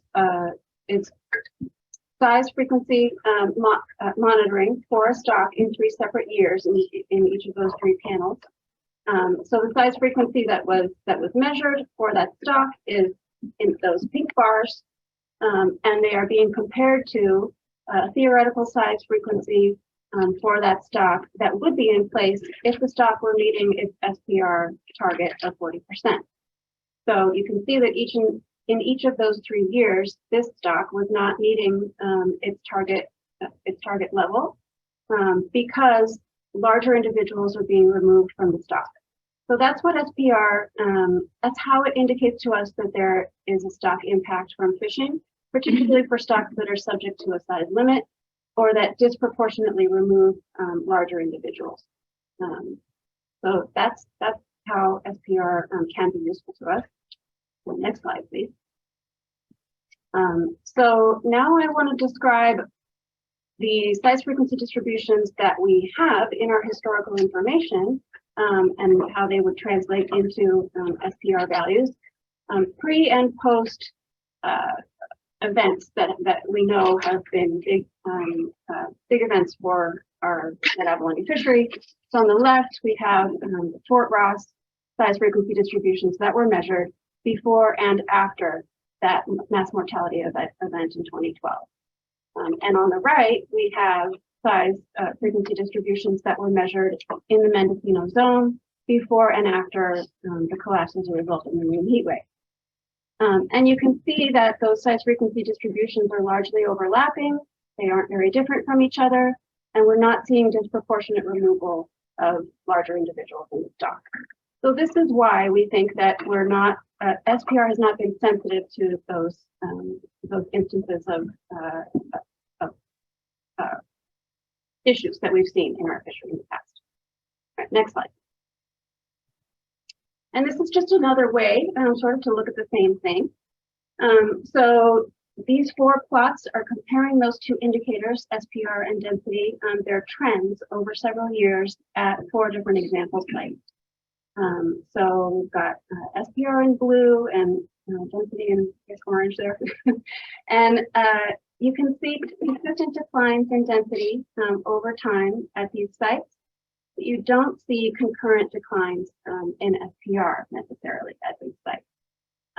And we should point out that there are instances of kind of large jumps in those SPR estimates that presumably aren't reflective of real population changes, but are more likely reflective of a process error or sampling error. So in particular in Ocean Cove in the top left there, there's a pretty severe jump. We also see some pretty big jumps in density. So at Salt Point on that bottom left, there's also a jump in density estimates that is probably also related to sampling error. So both indicators are subject to sampling error, but overall, we're seeing a consistent decline in density that isn't matched by SPR. Next slide, please. So we wanted to dive in a little bit more on this process error issue or sampling error issue. So to do that, I calculated SPR based on our historical sample data at 3 different sites in 3 different years where we had a large number of length measurements. And I sampled at random with replacement from those data sets, reducing the number of samples that I calculated SPR based upon subsequently. And so we can see that in each of these 3 examples, there's quite a lot of wiggle in the smaller sample size. So sample size is on the x-axis there, and SPR estimate is on the y-axis. So there's a lot of jumping around of the SPR estimate and wider confidence intervals around it at the smaller sample sizes, as you would expect. So this is indicating to me that we would likely need around 300 to 400 length samples to get a reliable SPR estimate. Given the status of the stock, acquisition of that many samples at a site is difficult, if not impossible. Okay, next slide. Okay, so finally, we wanted to explore the behavior of SPR under conditions of stock recovery.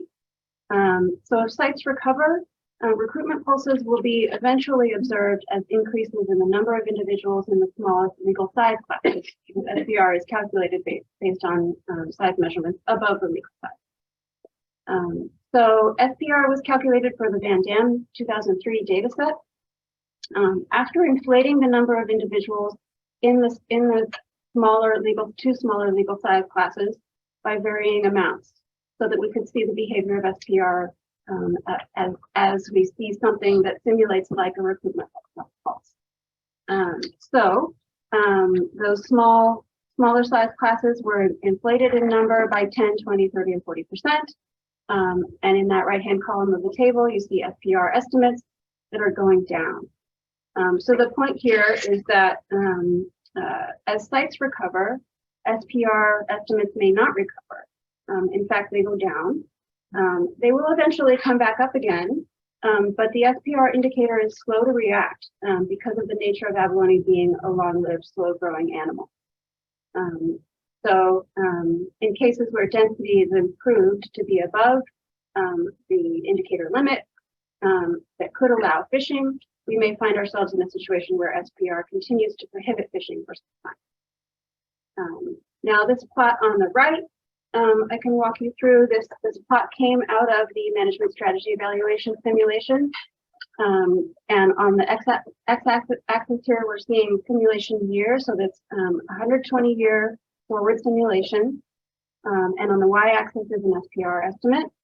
And so in this simulation, it's simulated data. So we are omniscient. We know the true status of the indicator with certainty. And that is that thicker orangish line there. So we've Bill Harvard has simulated an impact to the stock that caused SPR to decline dramatically in around the 20th year of simulation. And then after that, we can observe recovery of the stock as that SPR value comes back up. So I want to point out also that that squiggly dotted blue line, that is simulated SPR measurements that are they are measurements without certainty. So they are including the process error or the statistical sampling error that we would expect to experience as managers out measuring a population. The first time that true SPR value dips below its limit, which is indicated by the horizontal dashed line at about 0.5, and so the space between that and the first time that the measured SPR dips below that limit is about 10 years. So there's a delay there. I also want to point out that as the SPR recovers, our measured SPR continues to dip below that limit on occasion, even when the stock is in a healthy place. So it occurs at about year 60, and then it occurs again at about year 110, simply because of that process error variability. So the concerns here are that SPR is slow to respond to population impacts, could maintain fishery closure longer, is highly variable, which could potentially cause erroneous fishery management action. Okay, a lot on that slide. Thank you. All right, so now let's review a little bit by doing kind of direct comparisons between indicators and fishery management approaches. So density is primarily an indicator of abundance. SPR is primarily an indicator of size structure. Both, we think, respond well to fishing. However, density, we think responds well to environmental impacts, where SPR does not appear to be responding well to environmental impacts. Both can be subject to interannual variability and process error. On the density side, we see a little delay between an impact to the stock and the indicator's response. On the SPR side, we see a longer delay between an impact to the stock and indicator response, and that delay can occur both on the population downswing and upswing. With density, it is labor intensive to measure, whereas SPR may be less labor intensive to measure. Next slide, please. Now I'm comparing the two different fishery management approaches that use the indicators we've discussed. So the combination multi-indicator approach, we think responds well to fishing. We think that egg production does the same. We think they both respond well to environmental impacts. However, on the density and SPR side, the multi-indicator side, we may experience a delay between recovery and fishery opening, whereas we think on the egg production side, we would see minimal delay between recovery and fishery opening. On the multi-indicator side, we don't have a clear connection to or between indicator levels and a total allowable catch, whereas on the egg production side, we do. Next slide, please. Okay, so I said I would mention a little bit about our recent meeting with the Nature Conservancy. So at that meeting, we discussed some potential modifications to the multi-indicator framework that was developed in the integration process that might have the potential to alleviate some of our concerns. So these are options like shifting the order of operations of which indicator is checked first, in combination with potentially different limit reference points, or potentially situations where we would turn off the need to check SPR if density was above a certain target level. This would need to be explored further. These proposals were very recent, so if there's interest in having us explore these options, that would take a little bit of time and effort. Point that out. Okay, next slide. So moving on to discussion of fishing opportunities. So the draft FNP outlines a range of harvest levels from 0 to very limited take, intended only to support scientific efforts when the stock is below its reference point limit. to a more intermediate level, at times referred to as de minimis, when we are between a limit and a target reference point, to fully open access when we're above the target. And experimental fishing permits are also an idea that have been discussed as an alternate avenue for experimentation in areas such as recovery and assessment efforts that could involve take. But these permits could be issued at any point in this continuum, but would be subject to Fish and Game Commission approval. And we would still need to determine the methodology to distribute any fishing opportunities when we're below target levels. Next slide. All right, so previous discussions have raised the idea that a biological fishery could be a way to collect data on the abalone stock to inform management. So the idea being that divers could go and collect information instead of department staff and keep the meat. At this time, the department does not advocate any take of abalone for scientific purposes. You saw the status based on our recent surveys. The numbers of abalone are simply too low at this time. Additionally, non-lethal methods have been developed that can provide the same information that was obtained previously through lethal methods. In response to an MRC request, we did evaluate whether or not there was some level of take that could be allowed without having an adverse impact on stock recovery.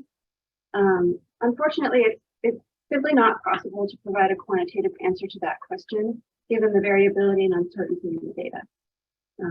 So if the commission is interested in allowing harvest, that's a policy call that we have little scientific justification to guide. Okay, next slide. All right, so we are seeking your guidance on where to invest our time and resources. So first, we're seeking input on the harvest control rule options. So shall we move forward with the Marine Region's egg production approach? Or is there interest in having us further explore potential modifications to the dual indicator harvest control rule approach, given that that would take some additional time? Second, we are, well, given the survey results that we have seen today, do you suggest that we further explore options for de minimis or biological take? Biological take being the take that supports some scientific purpose. And third, we're seeking your input on dedicating resources towards further surveys in 2023.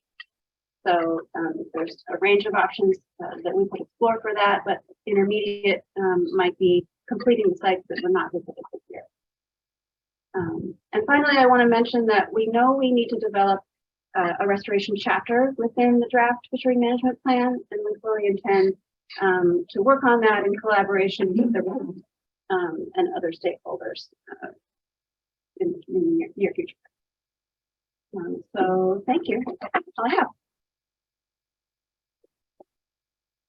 Thank you so much for that presentation. Really thorough and comprehensive. I appreciate it a lot. I learned a lot. I have one question.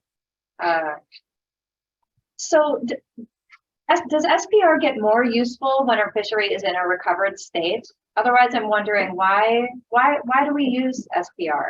It seems to not be good at detecting impacts from environmental changes. It seems to also not be good at detecting when stocks have recovered. So why is it in the mix at all? Yeah, I think SPR can be a very useful indicator for some fisheries, particularly those that put a disproportionate amount of pressure on large individuals in the stock. So it just happens that our recreational red abalone fishery, the major impacts to that stock in the past have been environmental, that impact the size structure pretty equally across the full range of sizes. And in that case, SPR isn't best. And also, you know, it could be a helpful indicator of fishing processes for the red abalone fishery, as it is definitely for some other fisheries. But the way we managed the red abalone recreational fishery prior to the collapse was such that it was a really healthy and robust fishery where we were not seeing a lot of harvest impact. So that curtailment of the size frequency distribution, we weren't seeing in a strong way. Well, so given that our red abalone fishery is or our stocks are likely always going to be sensitive to environmental impacts, do you think SPR can ever be really applicable to this particular fishery? What value does it add for this fishery? That's our concern, is that it may not be as helpful for this particular fishery as it is for others. But we do see value in inclusion of size frequency information for this stock and recognize that it is a helpful expression of reproductive potential. So that's why we were very much in support of including it in the egg production proposal. We like that the egg production indicator appears to be responding to all the different kinds of impacts that our stock has seen in its history. Whereas including SPR on its own in the multi-indicator approach may not be giving us that same benefit of an understanding of the reproductive potential that larger individuals provide. Thanks a lot for that. Co-Chair Sklar, did you have any questions or comments before we have a broader conversation?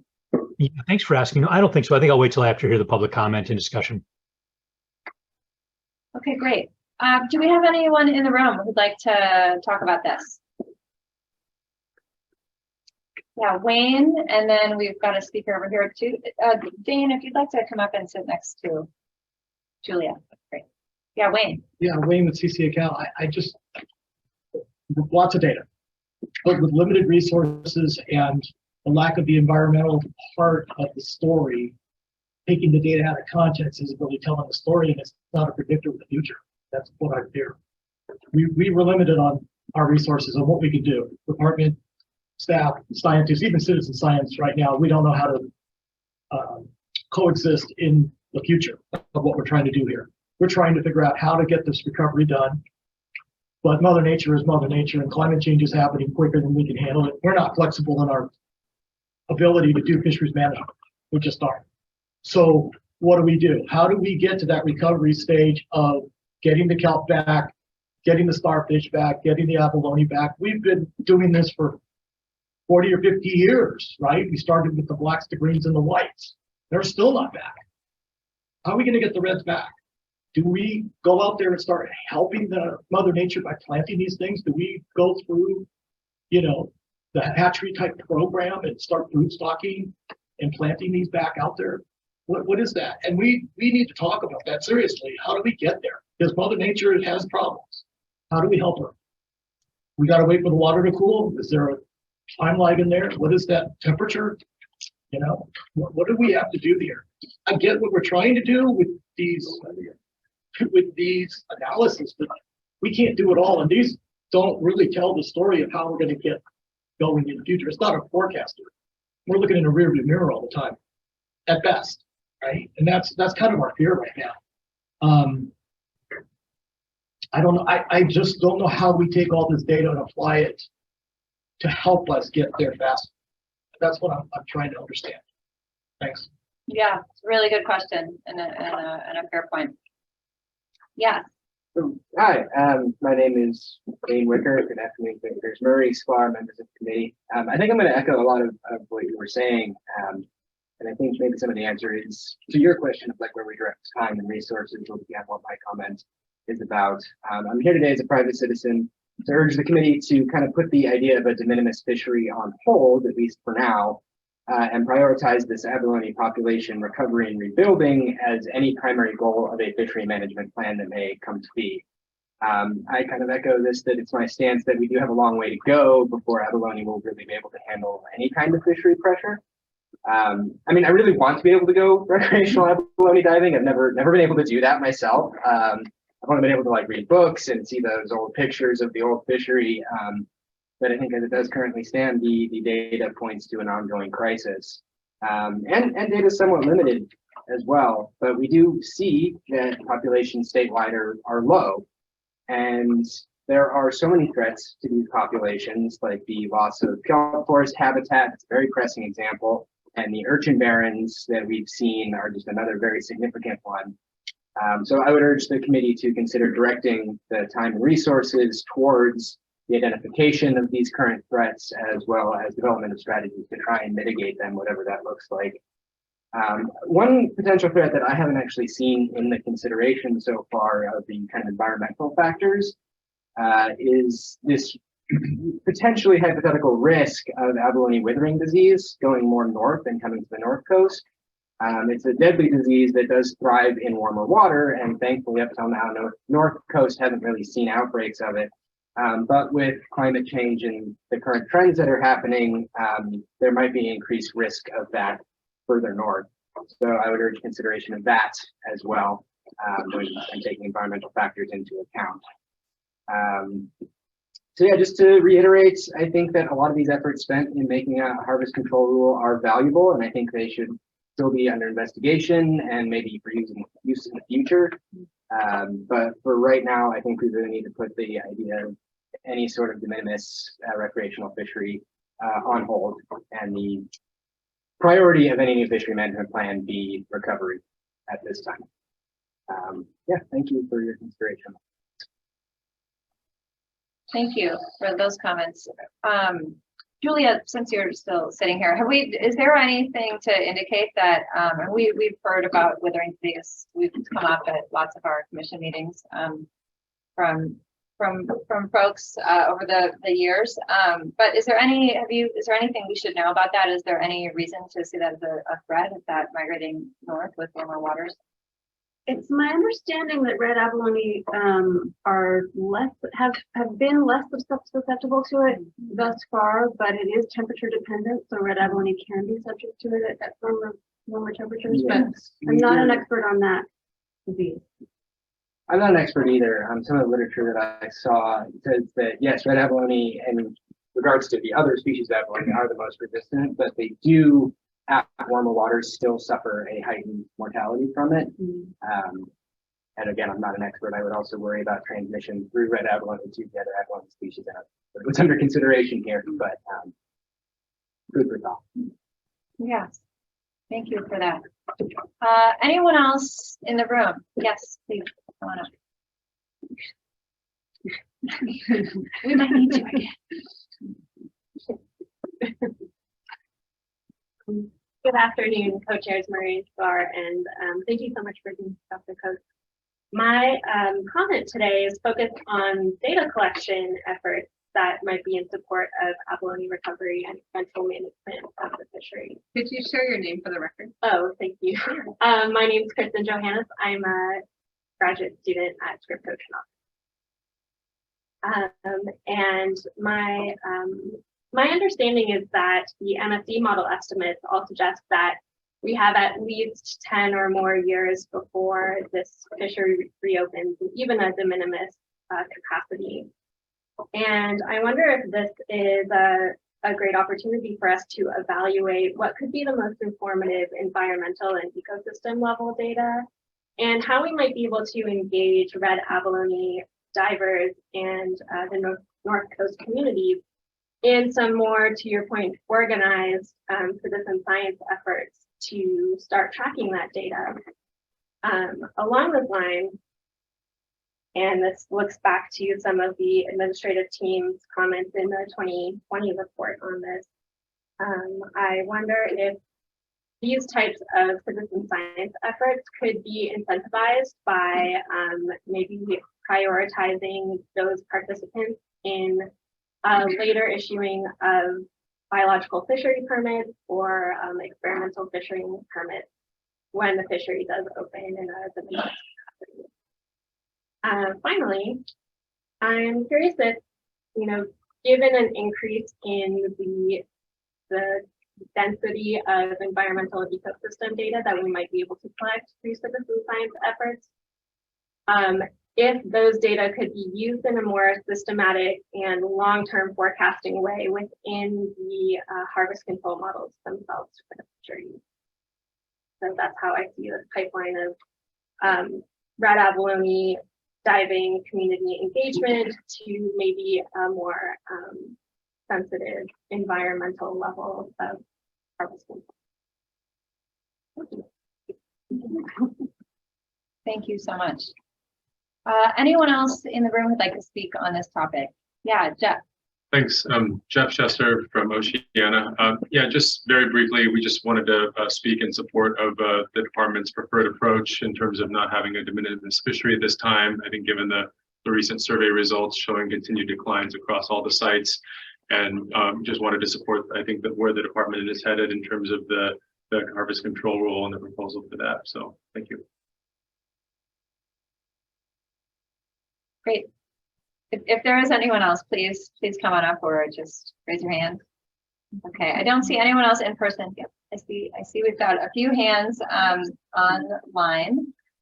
Jack Likens, why don't you go ahead? Okay, can you hear me? We can hear you. I bet you have a lot to say, Jack. Yeah, you better believe it, but I don't have time, so I'm not going to go into a lot of details. My name is Jack Likens. I've been a diver for over 60 years. I've collected data with Reef Check. I was a member of the administrative and project teams who helped develop the recommendations to the commission and the department. And I worked with the Nature Conservancy to develop the SPR harvest control rule. And like you surmised, I could spend all day long discussing the pros and cons of the FMP, but I don't have the time, and most of you have heard most of this information before. The commission, the department, the OPC, the OST, the RAC, and many other stakeholders have invested 8 years into this revised FMP with some good new ideas, I'll have to say. And everyone has had an opportunity to give their input at this point. All of this leads me to the point where we still have disagreements, and there are many uncertainties about the plan. Unfortunately, I think we've reached a point where general support for the plan is pretty much unattainable. But fortunately, I think there is a way forward, and some of the speakers already today have hit on it. We've done a lot of good work, which shouldn't be lost, but instead verified and built upon.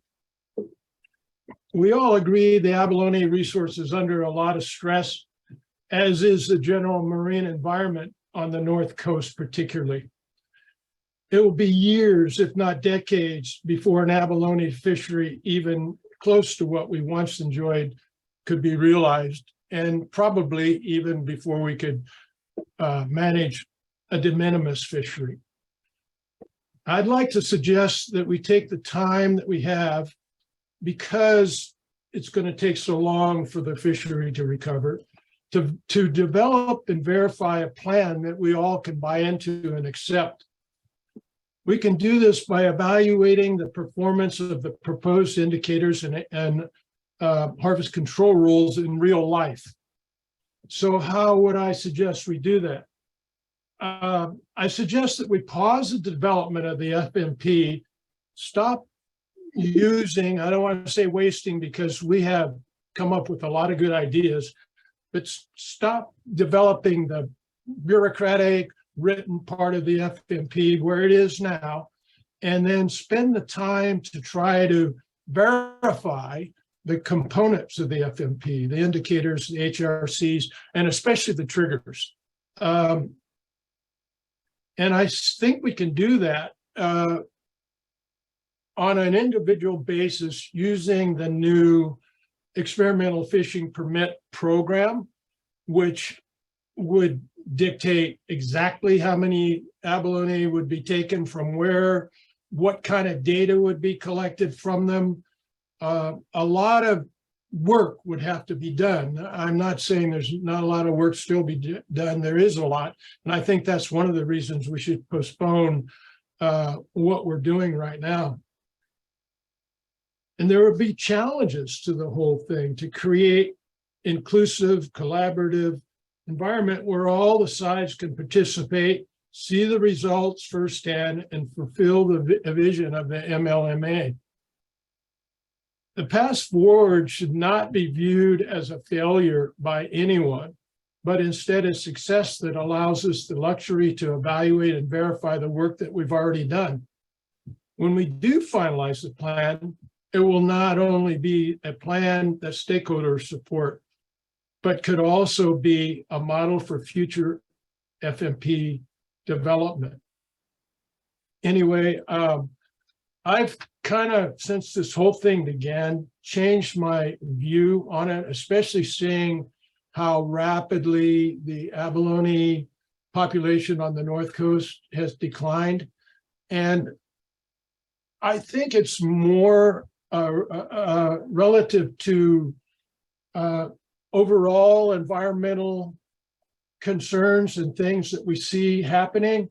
I'm not even sure that there can be a recovery, especially to the levels we've seen in the past, but I would like to try to help the recovery of the abalone. But I think the recovery of abalone in the bigger picture really depends on the recovery of the overall marine environment, starting with the kelp.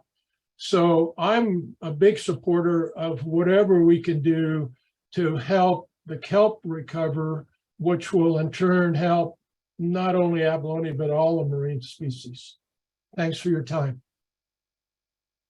Thanks for that, Jack. I just want to acknowledge, you sort of alluded to this in saying that you've been participating in this process for a long time, and you've kind of come around to a different place from where you started. And, just hearing you say that you see that it may be years or decades before we can even manage a de minimis fishery, I just want to acknowledge, I know that's probably a painful thing to say out loud. This has been such an extraordinarily important part of your life and your community, with many, many years and decades even of diving for abalone. So, just really appreciate your engagement in this process, and you sharing your ideas. I did have a question for Dr. Coates following up on that. Jack mentioned the potential of using an EFP to validate and verify the work being done, but I also know that your slide said, we now have non-lethal strategies for collecting most, if not all, of the scientific information we need. So I guess I just wanted to get your take on that, whether there is, is there a need to have, dead abalone taken out to validate and verify the information that we've got so far? Yeah, I would suggest not at this time. Yeah. Could I just, maybe try to answer that too?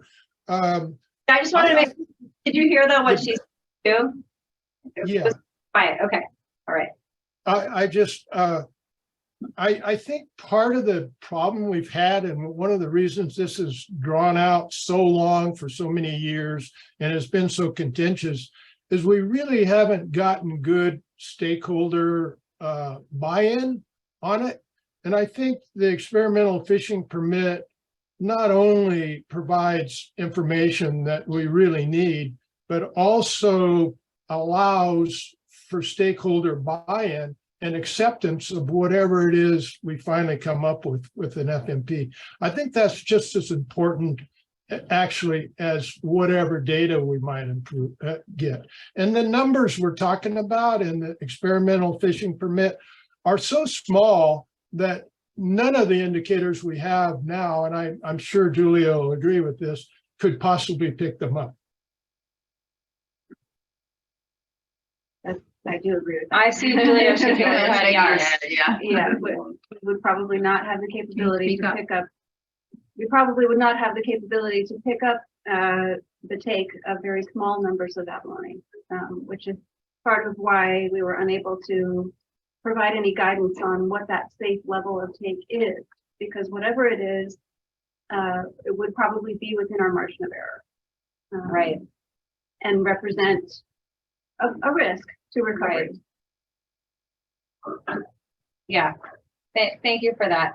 I'd like to go to our next speaker online. That's Hannah Adams.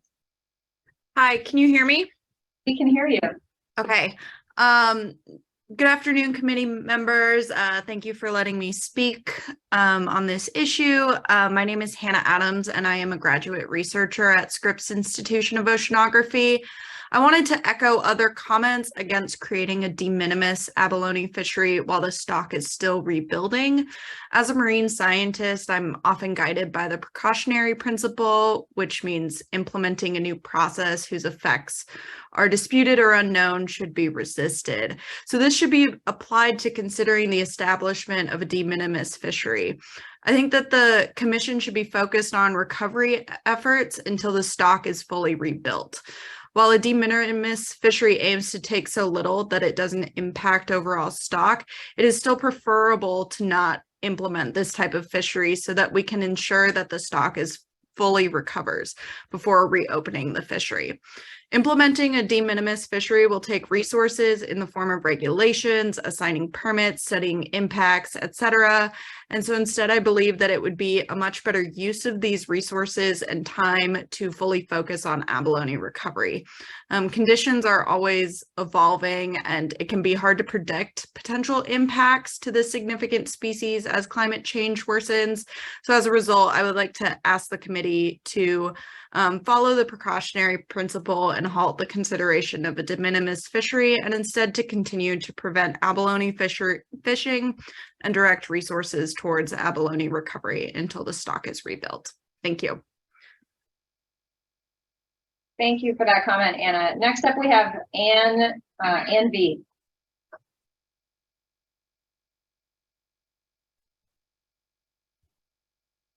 Thank you. Good afternoon, Chairs Murray and Sklar. Can you hear me? Yes. Terrific. My name is Ann Velisis, and as historian and author of the book Abalone, The Remarkable History and Uncertain Future of California's Iconic Shellfish, I've had the opportunity to study abalone of all species in depth, and I've also had the chance to talk with many Californians about abalone and to hear from many citizens, not only fishers, about their hope that these cherished shellfish will persist into the future. And it's from this broader perspective that I urge you to consider a change of course for red abalone management. As others have suggested, the process to developing a FMP started 9 years ago when fishers were seeking a more responsive and less precautionary management approach to a very abundant red abalone fishery. But as we all know, over the past decade, circumstances have changed entirely with the perfect storm of marine heat waves, sea star wasting disease, and exploding urchin numbers. The North Coast's once rich kelp forests have collapsed, and abalone populations with no kelp to eat have been decimated. And as the most recent summer surveys of index sites indicate, we now have the lowest abundance and densities of red abalone ever recorded, plus low growth rates and low reproduction rates. However, it appears that the project to develop the FMP lumbers onward with ongoing and continuing disagreements in approach with no clear end in sight, with the ultimate irony that so much effort, smarts, and resources continue to grow towards establishing a harvest control rule, even as red abalone are faced with perilous conditions. And everyone knows there will be no possibility for a recreational fishery for the foreseeable future. I think it's the task of the Fish and Game Commissioners to think big about policy directions and guidance. And so I think it's important for you to step back from the current process and ask the larger question at this current pivotal moment. Is continuing the FMP still the right direction to keep investing everyone's energies and monies? And I don't mean in any way to diminish all the important work that's been done through the long FMP process from knowledgeable stakeholders, dedicated volunteers, and department scientists towards a very laudable goal of creating a well-vetted and mutually agreed upon fishery management plan. But since ecosystems and populations have fundamentally changed, I think the bottom line is that red abalone will be better off in the future if people could come together around the goal and vision of recovering abalone, rather than continuing to spend more years disagreeing about the fishery management plan. Clearly, the focus on the FMP has precluded consideration of recovery thus far. I think red abalone recovery efforts need to identify the current key threats and limiting factors, which have changed markedly since the time of the ARMP, and focus on new strategies that could address these threats. And we need to focus, I agree with Jack Likens, that we need to focus on abalone, on recovery of kelp as the basis for abalone recovery. And citizen scientists would likely be very essential in these efforts. The Commission has a responsibility to ensure the persistence of red abalone.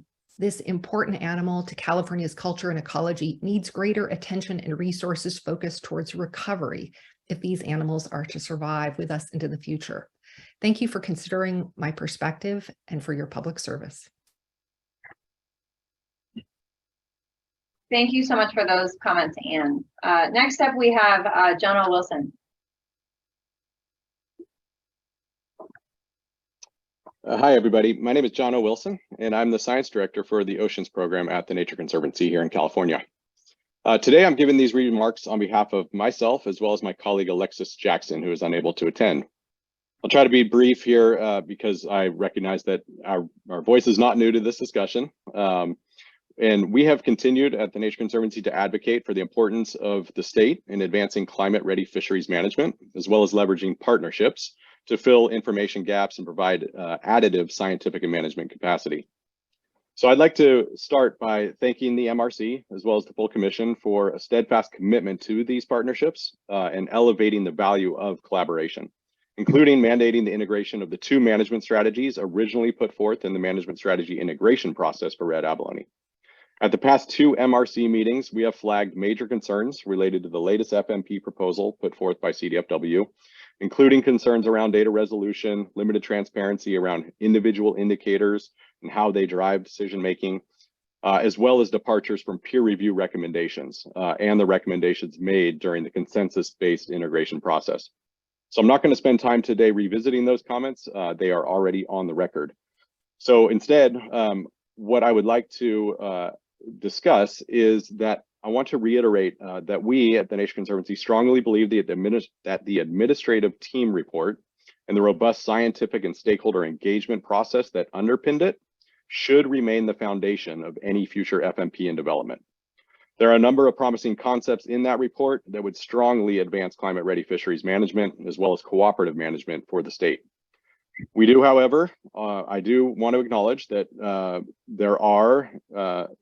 CDFW does have valid outstanding concerns around some of the foundational indicators, namely spawning potential ratio. And so to this extent, TNC would be supportive of CDFW taking additional time to better understand the integration of this indicator into the management strategy, how best to estimate it across the proposed fishing zones, especially with regard to defining unique life history parameters by site, which was actually undertaken by Dr. Bill Harford, as well as to explore how to resolve their concerns, but only if those tasks can be made within the framework outlined from the robust public process that previously occurred. Thank you for the opportunity to provide comment.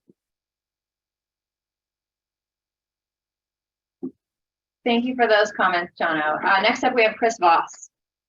Hi, Commissioners. Chris Voss, President of the Commercial Fishermen of Santa Barbara and former President of the California Abalone Association, representing commercial fishers before the fishery closed and then after the fishery closed, as we pursued a de minimis fishery at San Miguel Island for over 12 years. I want to bring that issue up as to explain some of my aggressive criticisms of the department's first drafts of harvest control rules.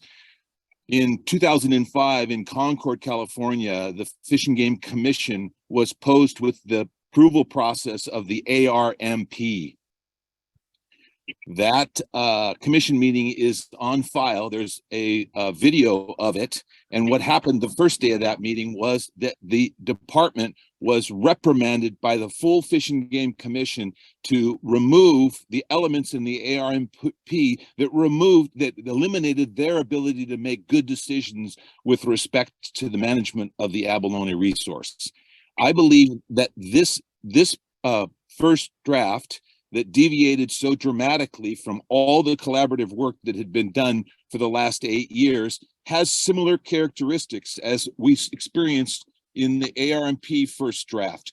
The commission at the time in Concord directed the department to remove all of the poison pills in the ARMP before they approved it the second day of that commission meeting in Concord. So that history is why I characterize the department's behavior as deceptive, because I believe historically they have been that way, and the same people that wrote this recent draft of fisheries management plan draft are the same ones that crafted the ARMP within the department staff. And so that's where some of my suspicion and distrust of the department comes from, because in fact historically they behaved in a manner that was wholly untrustworthy. And so, hey, yes. Chris, if I could just jump in for a second. I know that this is a really emotionally charged issue, and I understand why it is, but I would ask if we could just sort of refrain from name calling. Obviously, a lot of folks have worked really hard on the materials that we're evaluating today. So if we could try not to, we could still give benefit of the doubt to folks, that would be appreciated. Okay, I apologize if people feel, but Samantha, you have to recognize for 8 years, I also engaged in the process with the recreational community on the North Coast. So I see what happened to us in 2005 happening in this situation. I'm not arguing with the fact that the resource is in horrible shape and it needs to be, it needs to recover. We all acknowledge that. The ARMP was essentially capable of putting us in the situation we're in now with a closed fishery, with the realities around the ecological challenges on the North Coast. So we're currently sitting in a spot where we're, trying to develop a better approach moving forward. That was the reason why the FMP was pursued by the commission and then the department, rather than just continuing with the ARMP. So all that said, I want to agree with Jack Likens and the other speakers that recommend that we step back. We don't force what I believe to be a horribly flawed draft FMP, and step back and take our time, because there is no urgency associated with this situation other than we'd all love to see the resource recover, but it isn't going to happen right away, and there is no need to force the approval of a very damaged draft FMP. So thank you for your willingness to allow me to comment, and I hope we just step back from this situation. Thank you. Thanks, Chris. And next up we have Ben Walker, who will be our final speaker online. Hi, thank you so much for this opportunity to provide input. I'm a PhD student at UCSC and an avid spearfisher who misses harvesting abalone. I just want to emphasize the high value of the remaining abalone population, since they were all naturally selected after the past high mortality event. I do not think a de minimis fishery is a good idea, since these remaining stock are super important for reproduction as they're evolved to survive off limited kelp.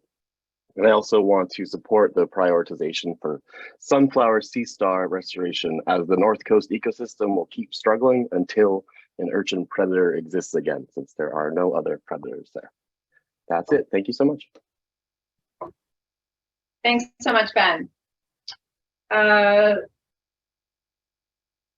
Sklar, anything that you'd like to say, having heard from all of the folks that we've heard from? Wow, it's there's a lot involved here. It's obviously very complex, and I do appreciate the incredible work that's gone on for all these years to get us where we are. I'm inclined to agree with the approach the department's taking. I do want to see a possibility of a de minimis fishery. Clearly, when stocks are going down and they're already at very low levels, that's not when you would do it. But when we see the curve start to turn, that's when I would like to see us seriously look at the possibility of stepping up the allowable take over the period of the recovery period to allow the activity to begin again. But that's really where I am. Okay, yeah, thank you for that. You know, it's been a really interesting and important conversation about data and the SPR. Certainly it was illuminating to see all the information about SPR and how it's just not quite as sensitive at detecting declines that are due to environmental conditions or recovery.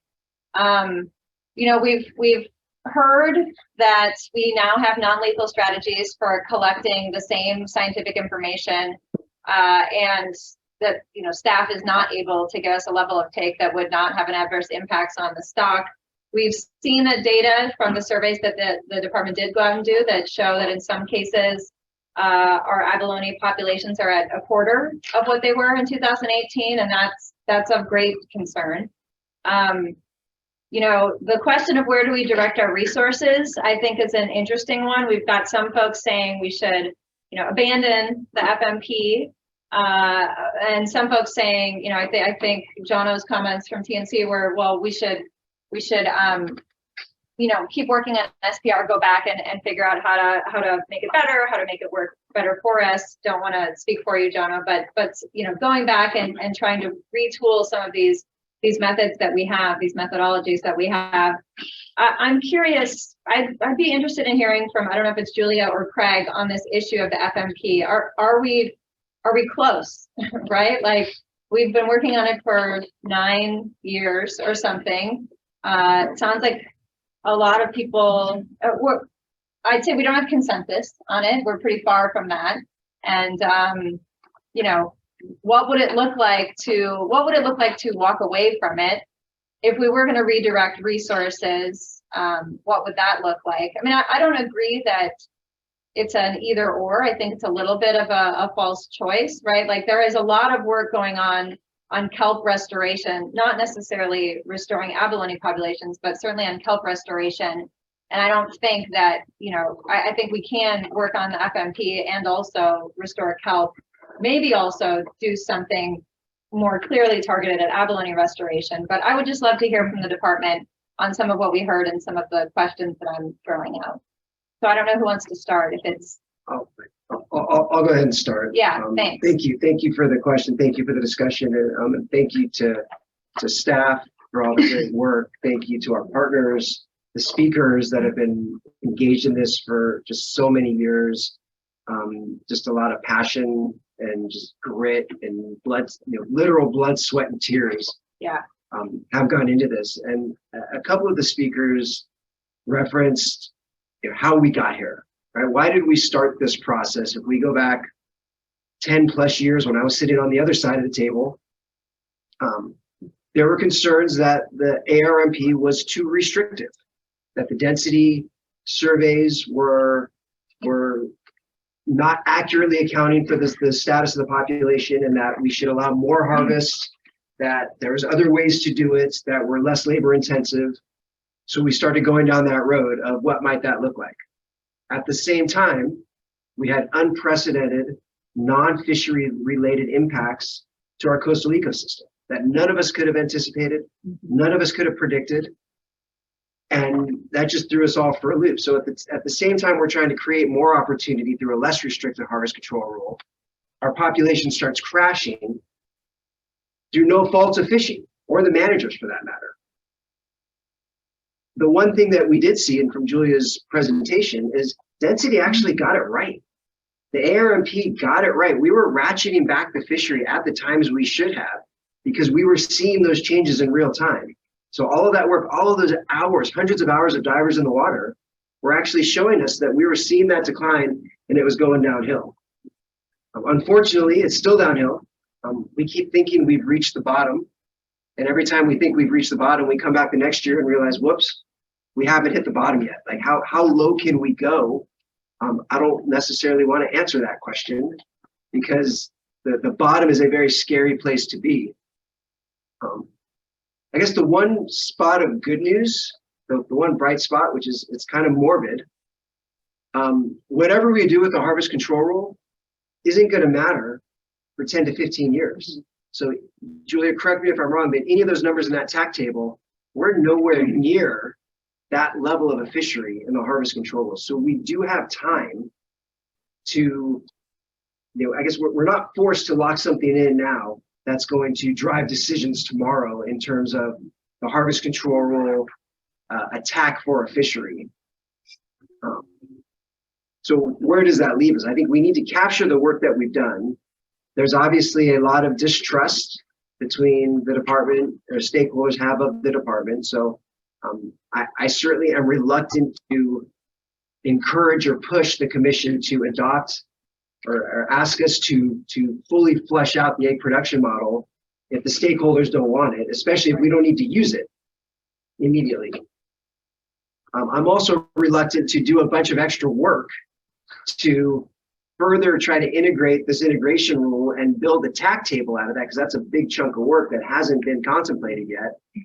For again, something we're not going to need to do for many years. So I wonder if there's a way we can capture the work that's been done to date. Maybe it's an appendix to the ARMP or something, or we can get creative.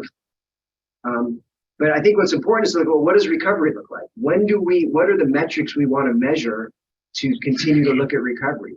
Do we want to put divers in the water every year to keep watching it go down? Or do we want to start, go every other year, every 3 years? When do we think it's safe to start harvesting animals? Some of that is a policy call. So we have examples here in the state of California where we harvest bighorn sheep. That is a species that is at very low numbers, but there are statutory allowances for the state to raise money for the management of that species through harvest of that resource. Some I've heard it referred to as it's kind of icky. Right? Do we want to do that? Some say that's a great way to manage resources and to fund recovery efforts.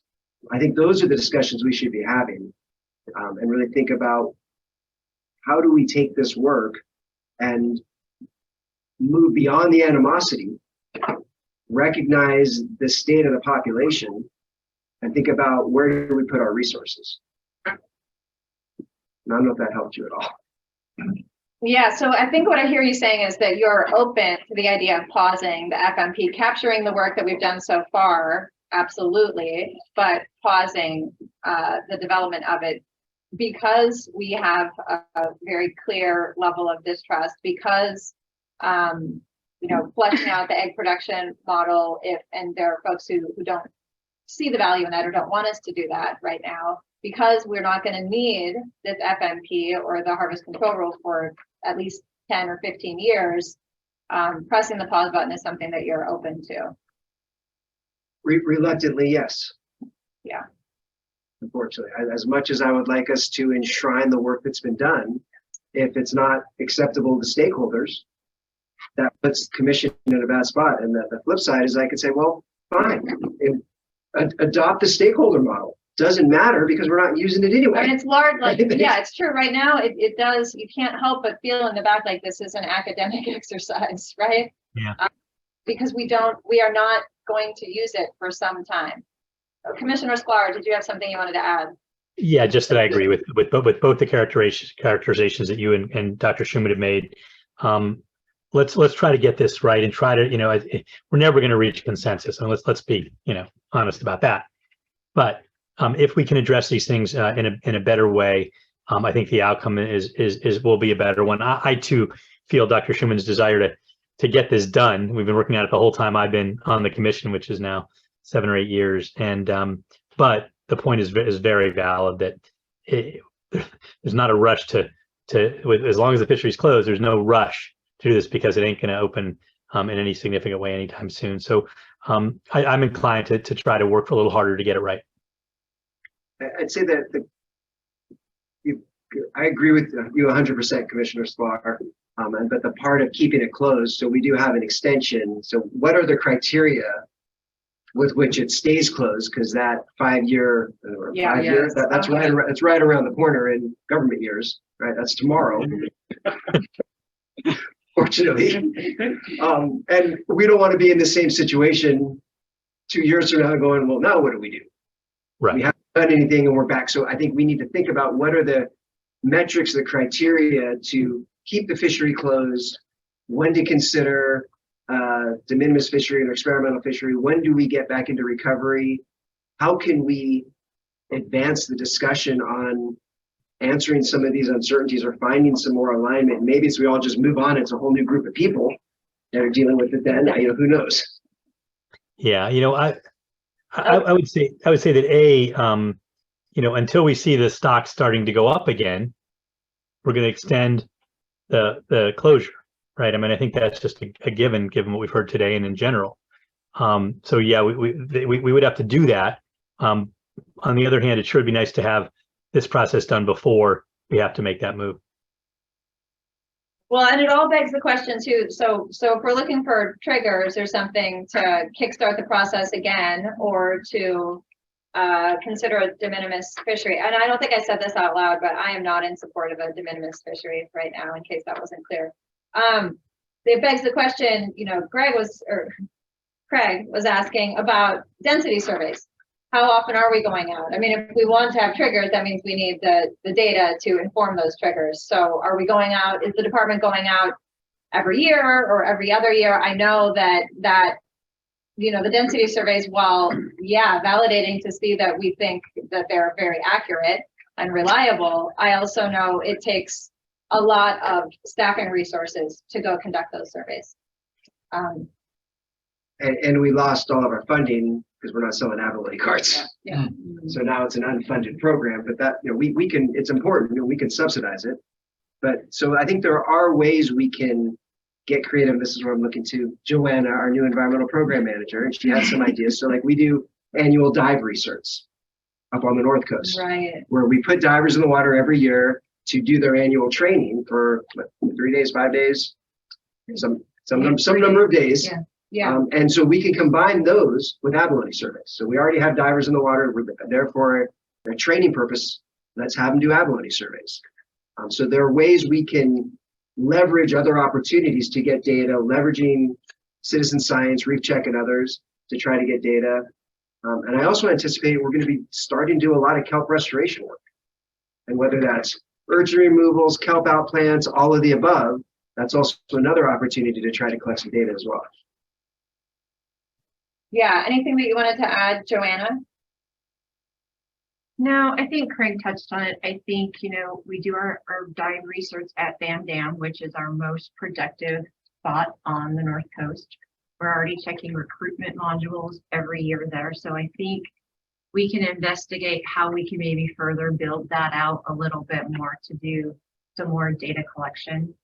So I think that there are some possibilities. Just to add to that, the comprehensive surveys, we can't do all of the dive sites in a single season. So that's why they do take multiple years. So if we wanted a clear understanding of what the population was like, that would take 2 seasons worth to collect all of that comprehensive data. That's really good to know. Thank you for that. I know Wayne wants to say something, and then I would love to hear, you know, brief comments from Chris put his hand down, but Jack, I did also though want to ask a question about, you know, this notion of restoration on abalone. It's not like if we press the pause button on the FMP, then, you know, Julia is now out restoring abalone, right? It's different. It's not, it doesn't work that way, right? Like, it's not like, oh, we don't need those resources anymore. So now that all shifts to restoration. So I don't know if there's anything to say about that. We obviously heard from the public a lot of an appetite for, you know, diverting from over here, bureaucratic process, data modeling over to restoration, but it doesn't seem like it's not a even Steven switcheroo that we just can pivot to that, right? So I think, and Julia mentioned, right, we have the restoration chapter. No, we need to. Well, there's a placeholder for the restoration chapter in there. And so we could flush that out and look at what does active restoration look like. We're already doing it for whites. We're starting to do it for blacks. Good news, we're starting to hear more reports of pinks and greens showing up in Southern California. So the data is showing that if you leave them alone, it takes 20 years. I've seen tons of greens, and I will also say tons of blacks at Santa Cruz Island. Too. So blacks everywhere. So they are coming back in Southern California, which is good news, but it's taken a long, what's it been, 20 plus years? Yeah. No harvest, limited active restoration except for whites and a little bit for blacks. But we could, just brainstorming now, so don't hold me to any of this, work on some restoration ideas and flesh those out, whether that's in the form of a chapter or an outline, or how does that fit with the kelp restoration and management plan. And I think we also need to, if we go down this road, lock in somehow recovery criteria. When do we start thinking about what does recovery look like, and we can start having these discussions again? Because short of anything else, I think we're still managing under the ARMP. Yep. ARMP has recovery criteria in it. I think it's at 25.25. What's our threshold? I believe it is 0.25 in the ARMP. So there's density triggers in the ARMP that we could go back to. And like right now, looking at the data, we're at 0.0, 0.02 is the highest, and 0.003, 0.001. We need to get to 0.25. We're not close. So even if we got to like 0.15, we got to put a smart. That could be a place where we start having these discussions. If we start getting up to that 0.15, 0.2 level on some of the density surveys. Okay, I want to hear from Wayne and then Jack Likens. So Jack, you're up after Wayne. Yeah, I think you guys just started hitting on all the points I was going to make, because I believe that the shift of the fisheries management plan group has to go towards the restoration and recovery part, because that's the piece that we're struggling with. It's the question. Want to go through this one here? Or do you want to wait? How do we integrate the processes of citizen science and the NGO community to help, knowing that the staff of the department is not there? They do not have enough funding or people to do it.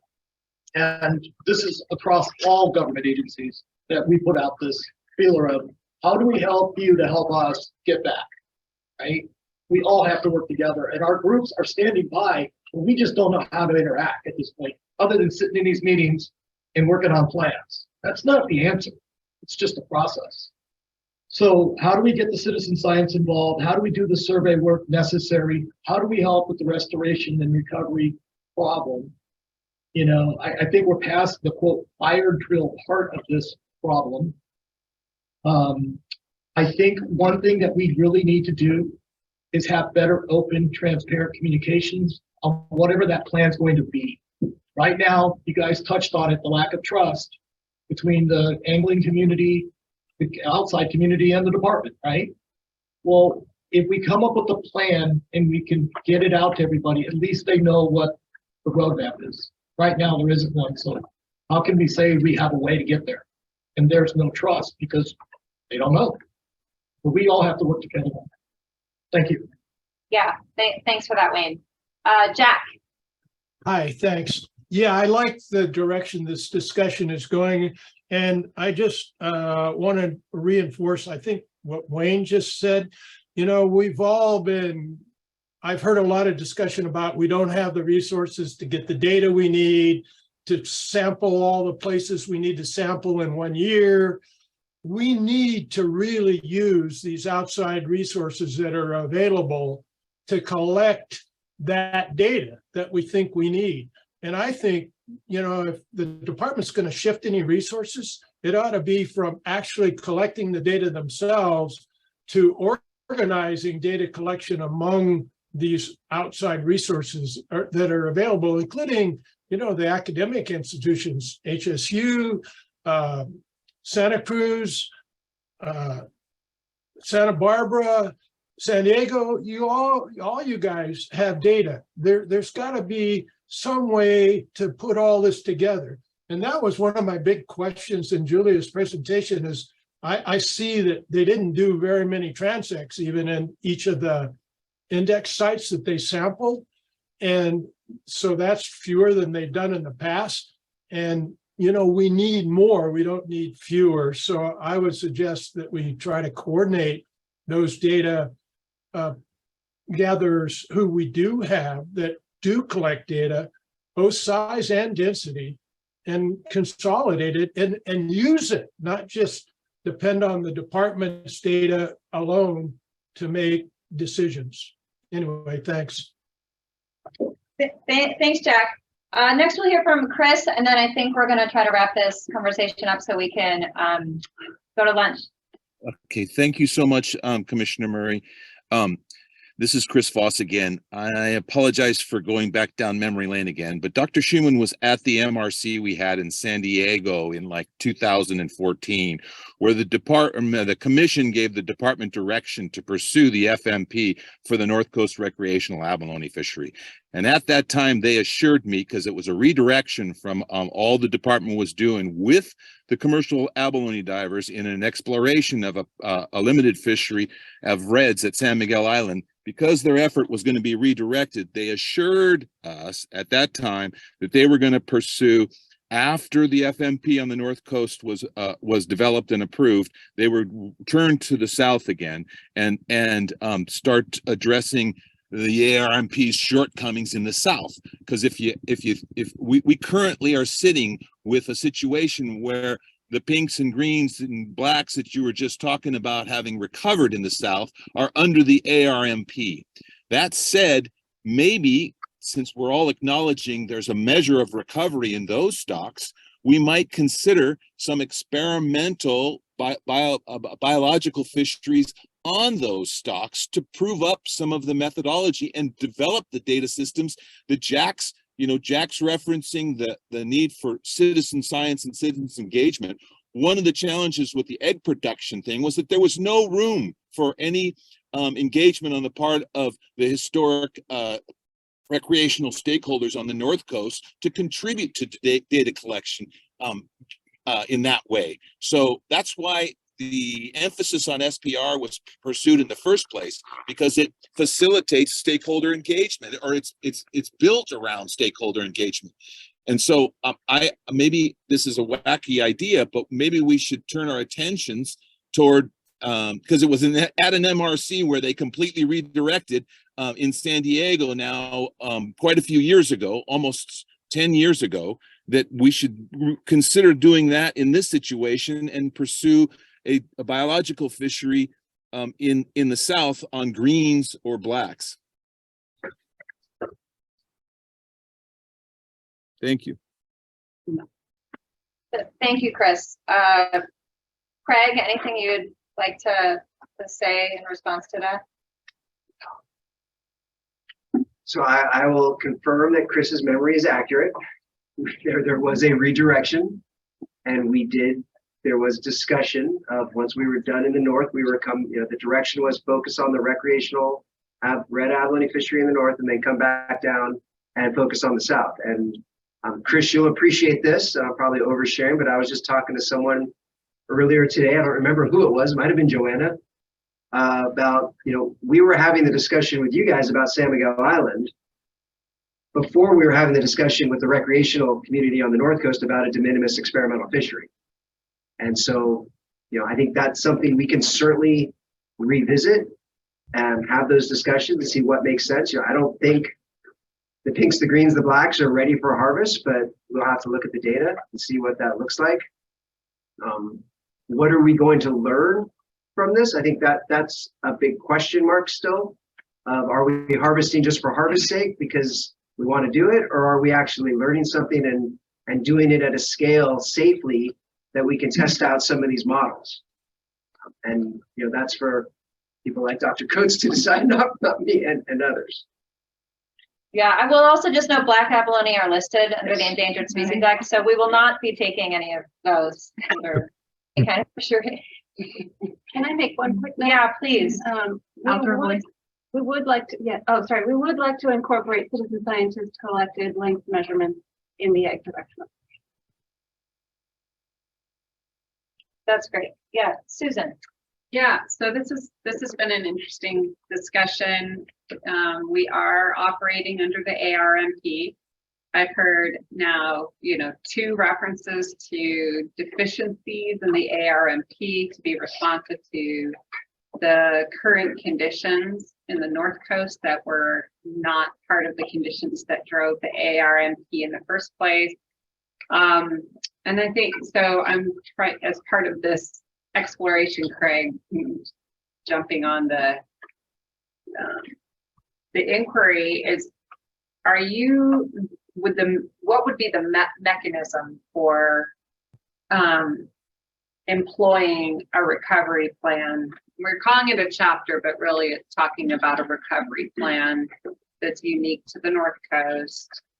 Is it a manner that would be that would augment the ARMP, modify the ARMP, reopen and revisit it for Chris Voss's comments? How might we do that if indeed an FMP is not going forward in the near future that establishes new standards, additional, management zone, or I should say, even data collection zone. So we're not, if there's a pause on the FMP, does it warrant a revision of the ARMP to build in these new tools appropriate for the North So Coast? why don't we do this? I think it sounds like we're kind of all gelling around the same idea. It's just so. how do we get there? Yeah. Why don't we go back and do a little homework and think about what makes the most sense programmatically? We can work with your staff, work with my staff, think about, how do we capture this? So what I've got in my notes are, what data are we going to collect during this period of time? And how frequently? How frequently? How do we engage citizen scientists to do that? What does restoration look like? Fleshing out that restoration chapter, which some of that could be linked to the ARMP or it could be new. And then what are, I'm just calling them reopening triggers. We probably want to call them something else, but what are those triggers, those minimum thresholds, biological productivity, density, abundance, SPR, whatever they are, that we can all agree to? Says, all right, when we're reaching this area, now we need to get serious as a community about what a fishery might look like. I think there's this outstanding piece of the experimental fishery, the de minimis fishery, the biological fishery, whatever we want to call it. I'm still not quite sure how we want to deal with that. You've heard from the department, I've heard from you, Commissioner Murray, that at these low states, it's not, I heard from Commissioner Sklar as well, at these very low density levels, not something we want to pursue right now. So then it's, when do we want to engage in that discussion? And so perhaps that's something we can come back with at a subsequent meeting. Yeah, and then it seems like the Southern California, the Chris Voss, what about the Chris Voss Southern California piece of it, which I think he is gonna wrap that in too. Yeah. Yep. Yeah. All right. I just don't think we're going to try to solve it here on the fly. Absolutely. Yeah. Thank you for that. I really appreciate that a lot, Craig. Co-chair Sklar. So do you feel like we have resolved this and those reflect your intentions around this agenda item as well? Absolutely. I think Craig summed it up really well. Yeah. Agreed. So a question, would it be advisable to bring this forward to the commission as an MRC recommendation? Or do we want to consider this to be still an interim step and then we have our subsequent follow-up? My gut is that we keep this in MRC for now. After there's a chance to go do some homework and we come back and we see what we've discovered in the next few months. Does that make sense to you, Craig? It does. I think it would be helpful for me, given Director Bonham's latest admonishment at the last commission meeting about the slow pace of the FMP, just to have a public statement that we're all in agreement that we're all on the same page and kind of moving into this next phase, whatever that looks like. And that, I wouldn't want us to get to the next commission meeting and like, well, why isn't the FMP done? And we'll just say because Craig said he didn't want to do it. No, that'll work. Kidding. Yeah, no, absolutely. So do you think that requires something formal, or you think when we report out? I think when we report out, we can yeah, I think when we report out that might and there, especially those stakeholders that weren't part of this discussion, will need to hear that as well. Absolutely. Yeah. I appreciate that. Okay, thanks to everyone for the, both in the room and online for this discussion. Thanks so much to you, Julia and Craig, for sort of wrapping it up and helping us with the next steps. Really important discussion. Again, really valuable. Glad that we had it, and look forward to coming back in a few months at our next MRC meeting and seeing where we are then. We're going to take a lunch break. And yes, 45 minutes. Does that work for folks? Okay. So it is 1:20. So that puts us at 2:05 or so. When we will reconvene with agenda item number 5, bycatch. I know many of you are here to talk about that, so thanks for your patience. Appreciate that very much. See you back here in 45.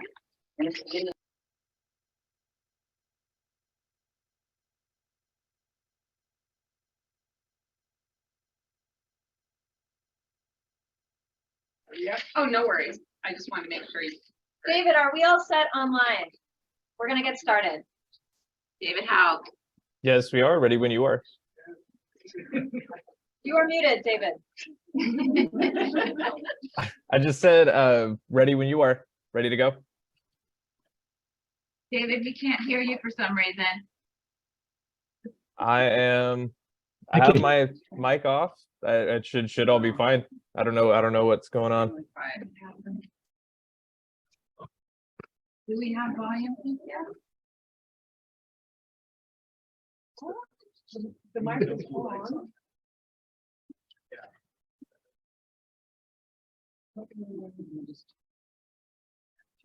Okay, let's try that again. David, can we hear you? The question is, can you hear me? Eric, can you hear us? Yes, I can hear you. I have no sound. It's on our end. Please hold. The speakers on your computer, it seems. Oh, no, because we have a horrible echo with them. But at least we should all do that.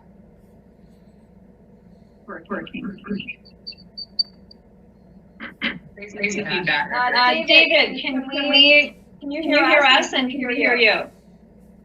I can hear you, and I can also hear myself. There's something speeding back, and it's all crazy.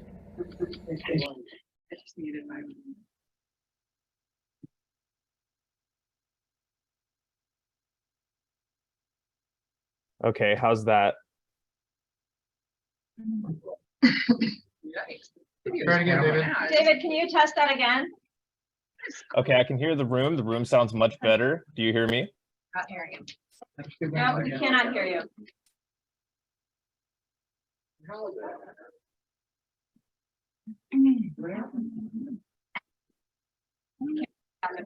no. What's that?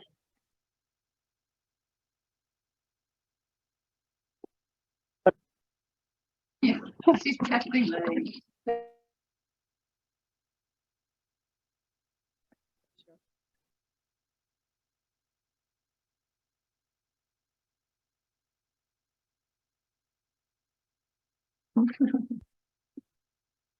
I'm testing the mic. Can you hear us?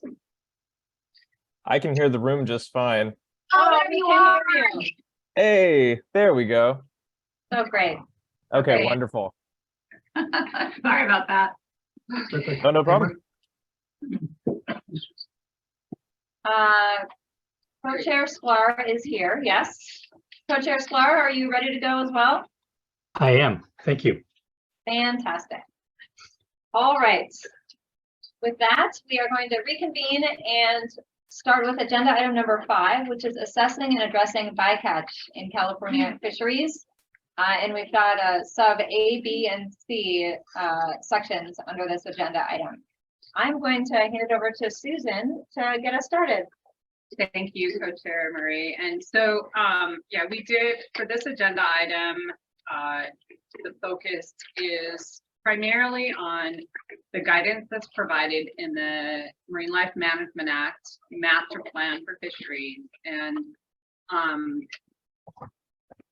And so I'm gonna orient you first to what the master plan says about evaluating and addressing bycatch in in each California fishery when undertaking management review and developing fishery management plans.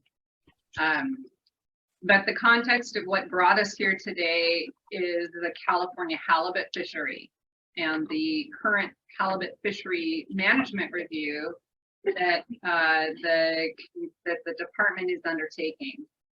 The commission referred California halibut management review to the Marine Resources Committee in August of 2020, and that was based on that was based on the results of fisheries prioritization process that was required by the Marine Life Management Act and outlined in that master plan. California was prioritized in part because of high risks to bycatch species, including sublegal sized halibut in commercial trawl and set gillnet fisheries. So the department has been working with an academic partner on evaluating available data to be able to inform our understanding of what the types and amounts of bycatch are in the trawl and gillnet gear types for targeting when targeting halibut. So the reason that we're starting from the master plan is because the master plan is going to set the framework for how we walk through evaluation of the bycatch. Under the Marine Life Management Act, it defines bycatch for California state managed fisheries. It's defined as fish or other marine life that are taken in a fishery but are not the target of the fishery. Bycatch includes discards. That's in Fish and Game Code section 90.5. And I just note that that's a different definition that is used federally. So when federal bycatch discussions occur, it's exclusively about discards. And in this case, and we've already heard from many halibut fishermen that there are many valuable incidentally targeted species that may not be called the target, but they're incidentally caught at the same time and sold. So that'll be part of the discussion. The Marine Life Management Act requires the department manage every sport and commercial marine fishery in a way that limits bycatch to acceptable types and amounts, and specifies information analysis and management measure and specifies information analysis and necessitates management measures to accomplish this for each fishery. So there is a in chapter 6 of the master plan, that's the ecosystem-based objectives section of the master plan. It establishes a bycatch evaluation framework as a structure to accomplish what the master plan lays out for the standards for evaluating bycatch for acceptable types and amounts. This is founded on the work of a group of diverse stakeholders. Some names I see of some of our fishery representatives on the Zoom call, some in the room, and that bycatch work group helped to develop the bycatch evaluation framework that is in the master plan. So today's meeting is an opportunity to try and get context of where we're at with the master plan guidance, and then discuss options for how to complete and finalize the steps for the California halibut fishery. This is the first fishery since the master plan was adopted that is primed to go through this kind of a evaluation process. So I want to just quickly recap that there are 4 steps in the master plan framework that are laid out to identify bycatch and consider its impacts. I will just state them. That step 1 is to collect information on the amount and type of catch, whatever information is available, assemble that information. Step 2 is to look at those data, distinguish target versus incidental species and bycatch species.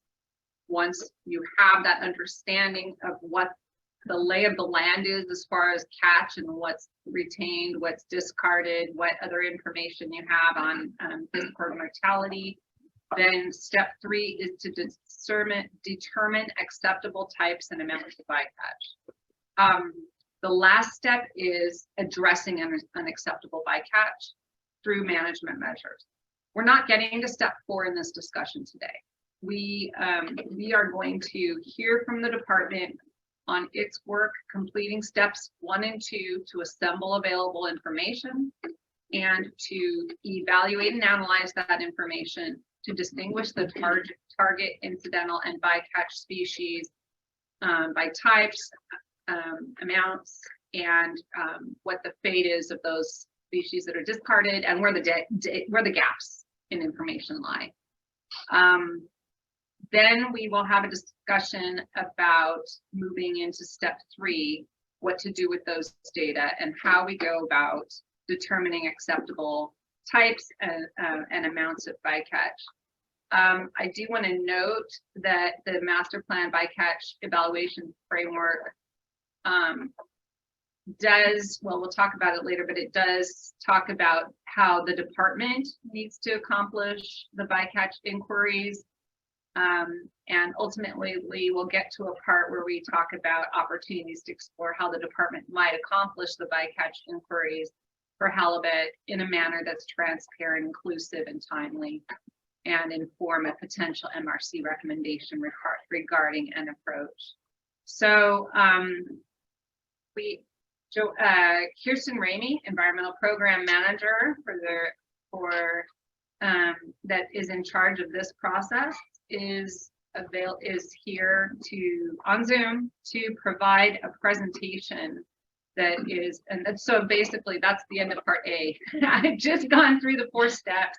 We're moving into part B, which is the department's opportunity to share its findings and that it believes accomplishes the goals of steps 1 and 2 and is adequate to support the step 3 analysis. So here's their overview of the methods so that we can build a common understanding of foundational data that can support the step 3 evaluation.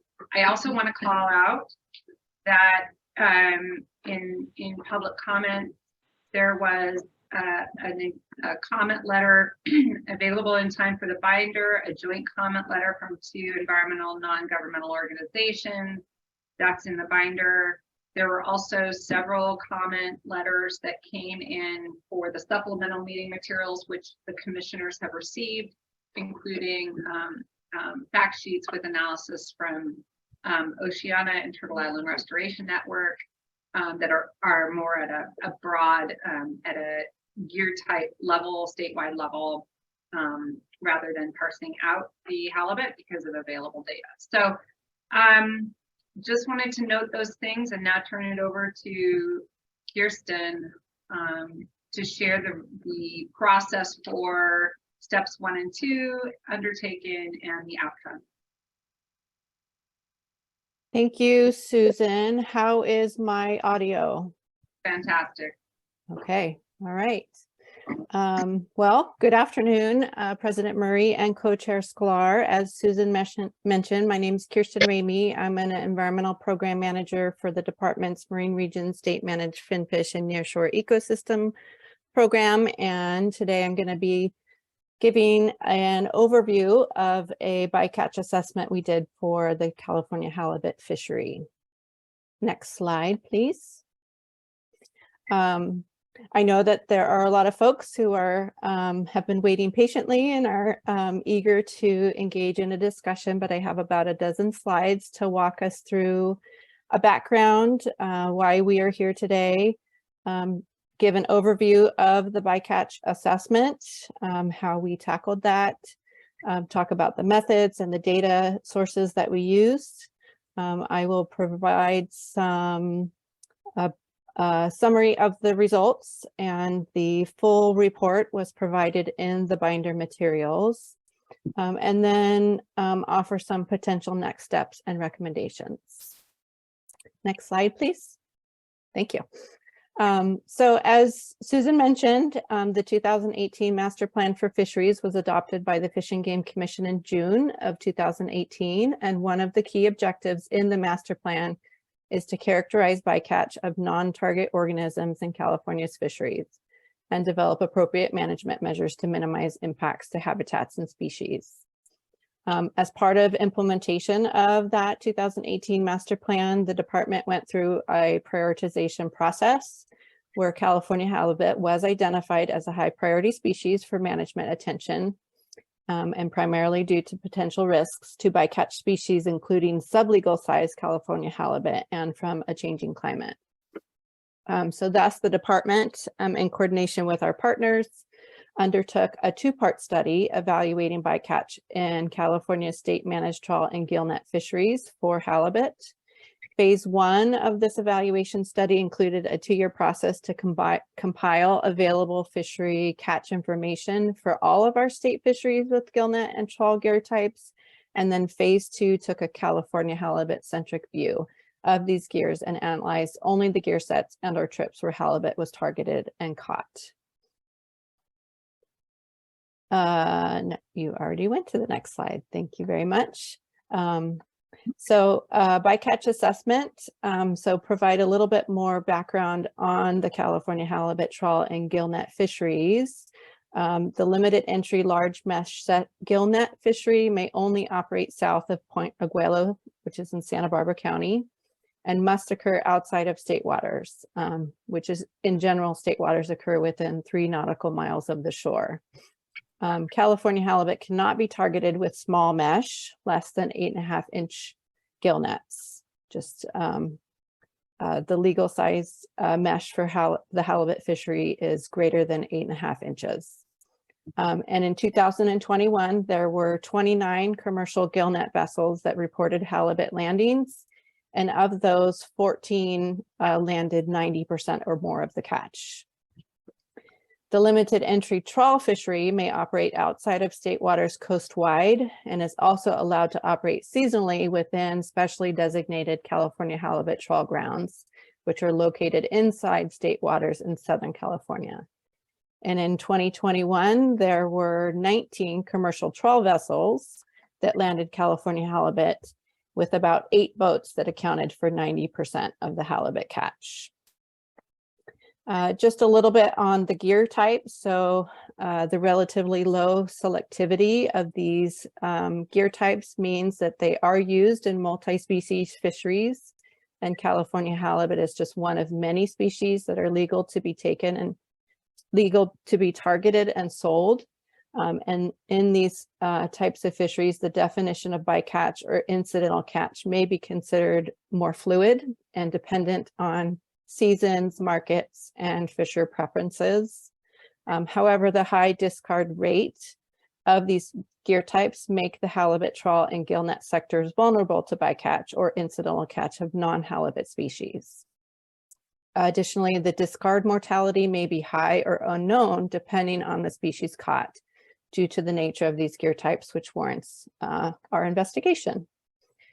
The goal of our bycatch assessment was to evaluate the magnitude and composition of catch in the trawl and gillnet gear types associated with the California halibut targeted fishery. The information that we compiled will be used to assess whether there is a need for changes in selectivity of these gears and to recommend potentially regulatory changes as part of the department's California halibut management review process. Next slide. The bycatch assessment work analyzed 3 categories of catch. We looked at retained landed catch of non-halibut species. We looked at discards, both live and dead, of non-halibut species, and then at discards, live or dead, of sublegal sized halibut. The assessment calculated bycatch ratios in terms of weight of these 3 categories compared to legal size halibut catch, and we looked at patterns by gear type, location, depth, and day of year. The various data sets assembled included publicly available groundfish multi-year mortality data, that is the federal GEM data, which is a modeled estimate of bycatch in federal commercial groundfish fisheries. We looked at confidential federal observer data from the halibut trawl and gillnet vessels, department permit data, department landing receipts and department logbooks, and department gillnet observer data. The permit, landing receipt, and logbook data from 2000 to 2021 was used in the assessment. The GillNet observer data from the federal observer program spanned the years from 1990 to 2017, but the program was only active for 15 of that 27-year time period. And then the federal trawl observer data was available from 2002 to 2020.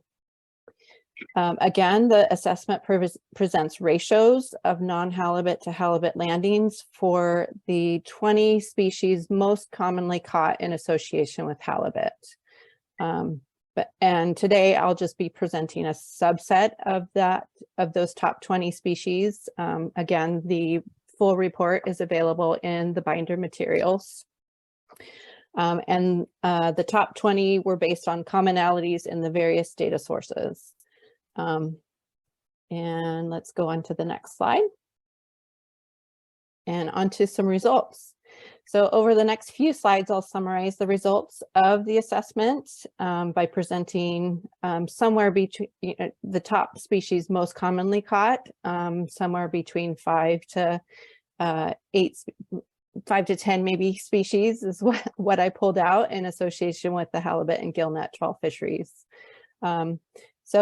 GillNet landing receipts and logbooks were generally in agreement about the species frequently caught and landed in association with California halibut.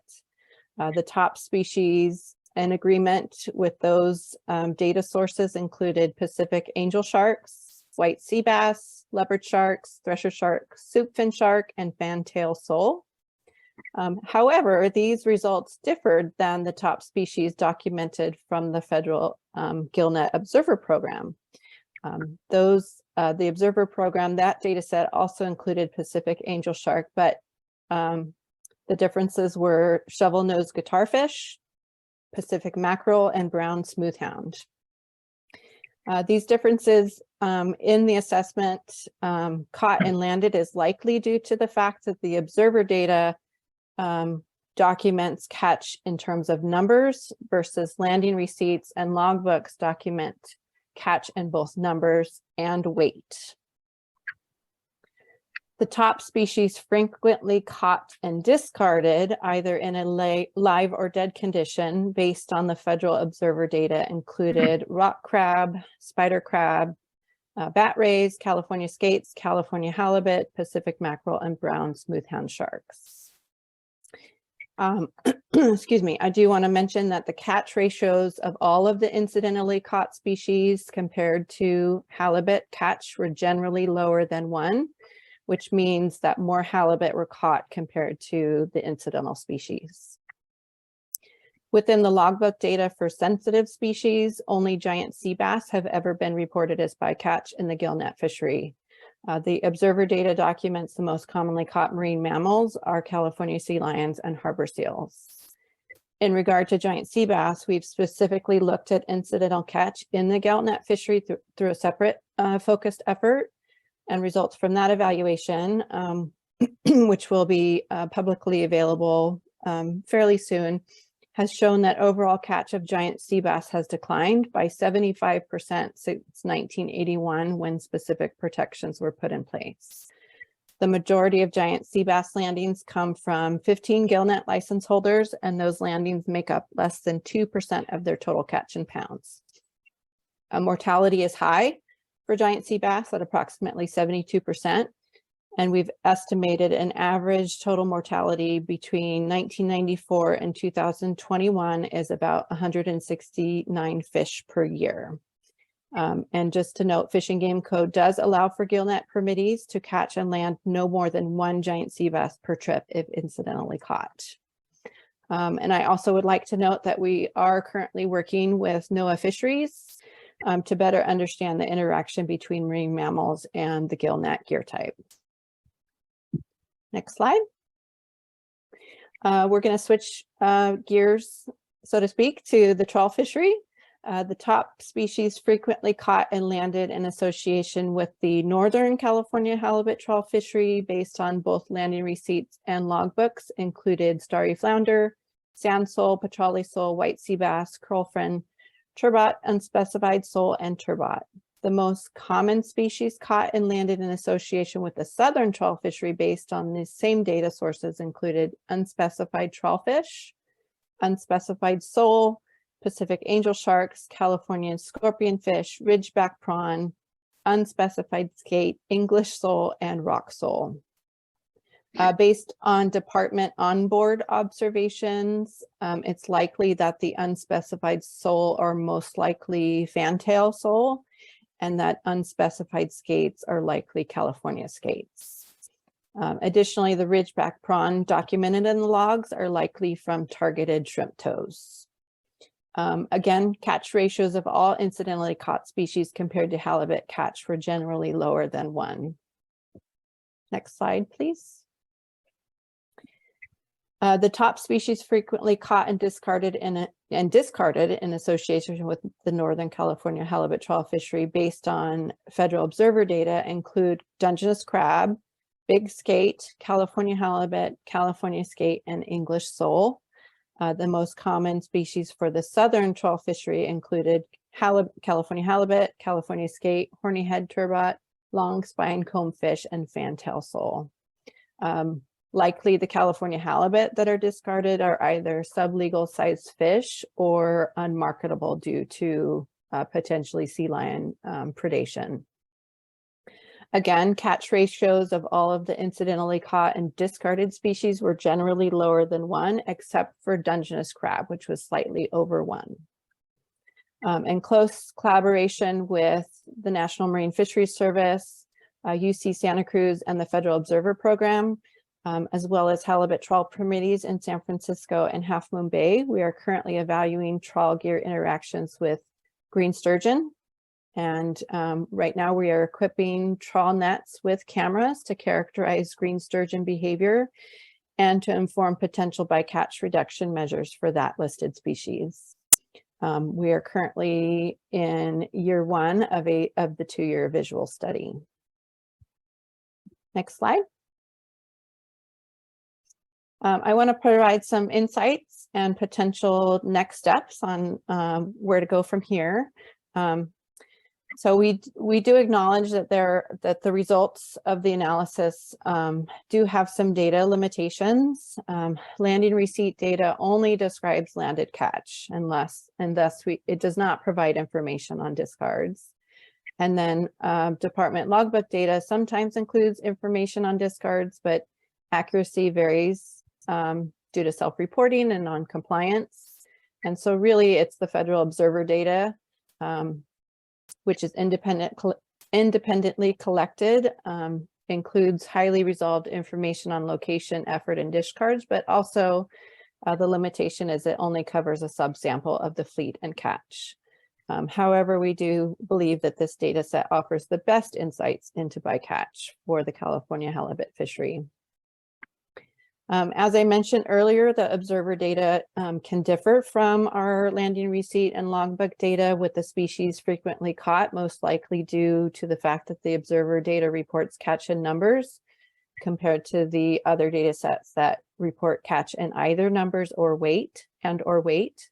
So one potential next step could be to convert numbers to weight estimates in order to ease comparison between the observer and the department landing receipt and logbook data sets. And another important step to consider in assessing bycatch is to estimate fleet-wide bycatch amounts to more directly determine whether discard levels are of management concern. The report does recommend a modeling approach that could be used to estimate fleet-wide bycatch totals. And additionally, if mortality estimates are available for discard species, there are modeling approaches that could be used to estimate the total mortality contribution from the halibut fishery. One important point of clarity is that the Federal Observer Program makes assumptions of 100% mortality as a default when there is a lack of published research on survival rates, and we're currently communicating with NOAA on potential opportunity to update mortality estimates for some species. Next slide. So consistent with the Marine Life Management Act mandate that we manage our California halibut fishery in a way that limits bycatch to acceptable types and amounts, we believe we've completed step 1 of the 4-step process that includes gathering information on all the species caught in the gillnet and trawl fisheries. Additionally, the assessment has worked to distinguish the intended target of the fishery based on the available data and identified incidentally caught and landed and incidentally caught and discarded species, thereby completing step 2 of the assessment process. So we're now prepared to work through step 3 to determine acceptable types and amounts of bycatch and are looking for Marine Resource Committee guidance. The master plan outlines the 4 criteria that Susan ran through to apply to make the determination of whether the amount and type of bycatch are acceptable. And we recommend having that discussion today to determine the best approach on how to apply the 4 criteria to the information that's been compiled for California halibut. Next slide, please. Some potential options to consider and discuss today for approaching step 3 include conducting a dedicated workshop with all interested stakeholders, option 2 could be engaging with key communicators such as leaders from the trawl and gillnet fleets, non-government organizations, tribes, and federal regulatory partners. Option 3 could be that we use department subject matter expertise to work through the criteria internally, or option 4, which is yet to be determined based on our discussions today. We would suggest to engage professional facilitation experts to assist department staff with implementing either options 1 or 2. And regardless of our decided approach, we would recommend returning to the MRC with the results of step 3, and based on those results, determining whether it will be necessary to proceed to step 4, which, as Susan mentioned, includes identifying and implementing conservation and management measures to minimize bycatch impacts. If there is found to be a need to proceed to step 4, then the analysis I've presented today does include variation in catch ratios as a function of seasonality, depth, and location that could serve us as contacts for decision making. And then final slide, please. So I just want to say thank you to the committee and thank you to all of the folks who are interested in talking about this issue and giving us the opportunity to provide the information. And I look forward to our discussion and guidance on next steps. Thank you so much for that presentation, Kirsten. Really, really helpful. Appreciate you taking us through it stepwise. Co-Chair Sklar, any questions for Kirsten or anything you want to jump in with before we hear from folks in the room? No, thank you. I'll wait till afterwards. Okay. Yeah. Sure. So, Co-Chair Murray and Sklar, I want to note that we have some gillnet fishermen in the room, long-standing, 150 years of fishing experience amongst them, and at least 2 generations. So the Nick Gugliano and there's more than that. There's Nate. Neil and Junior. Yeah, so it would be great to have you come up and chat here and share some of your perspectives for your requests. And you want me to go first or last? Sure. I like to go loud. Oh, you go loud. Rebuttal. Well, this is a dialogue, so it doesn't have to be a one and done. If you want to say something, no pressure, but you have an opportunity to frame the discussion, right? Okay. Good afternoon, ladies and gentlemen. My name is Nick Guglielmo. I've been a commercial fisherman for over 50 years. I got started in the 1930s I actually fished with them when I was 4 years old. When we first started fishing halibut, we had a trammel net. I don't know if you guys know what that is, but anyway, it's 3 walls. And at that time, that was the way they fished. Over the years, we experienced a one mesh standing. The mesh size was 8-inch. We were able to fish anywhere we wanted in California in the not restricted areas. But then as years passed, the committee and the fishing game decided our mesh size should be 8.5-inch, so all the small halibut would go through that. And it makes the big difference too. When we were fishing 8-inch, we did catch a few illegals, but when we went 8.5-inch, rarely any halibut were caught.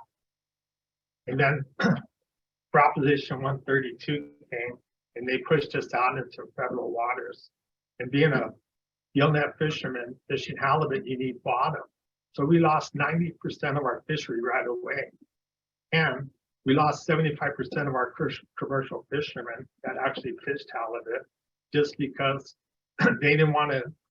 They were older Italian guys. They liked to fish inshore. 3 miles to them was like going to Las Vegas or something. So that was it.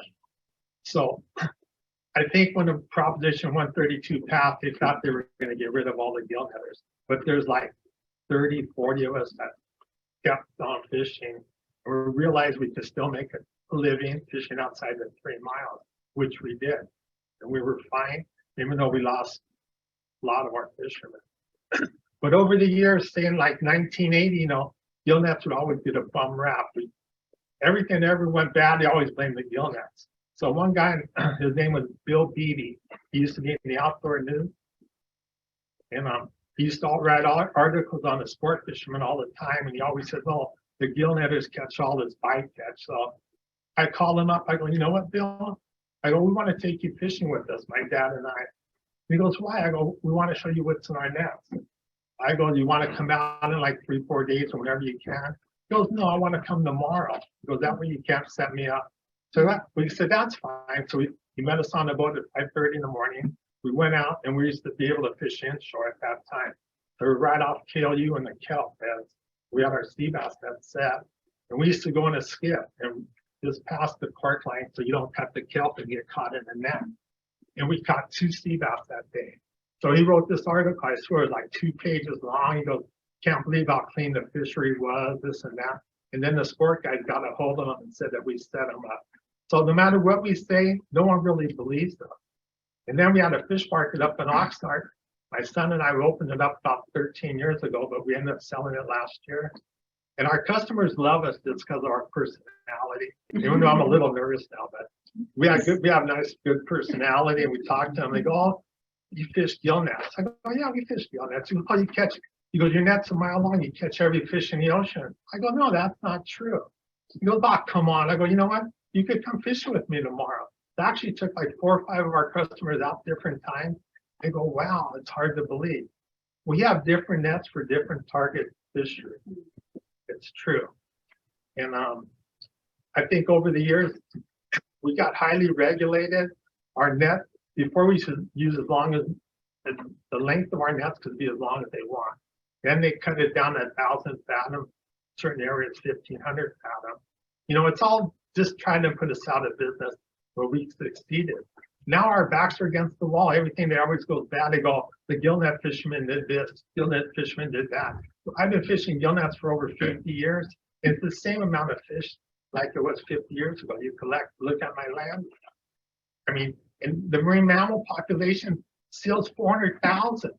10 years ago, how many were there? 200,000? They always blame us for catching everything, which isn't true. The Catalina Express goes to Catalina 50 miles an hour. They suck up seals in the prop. No one ever says anything about that.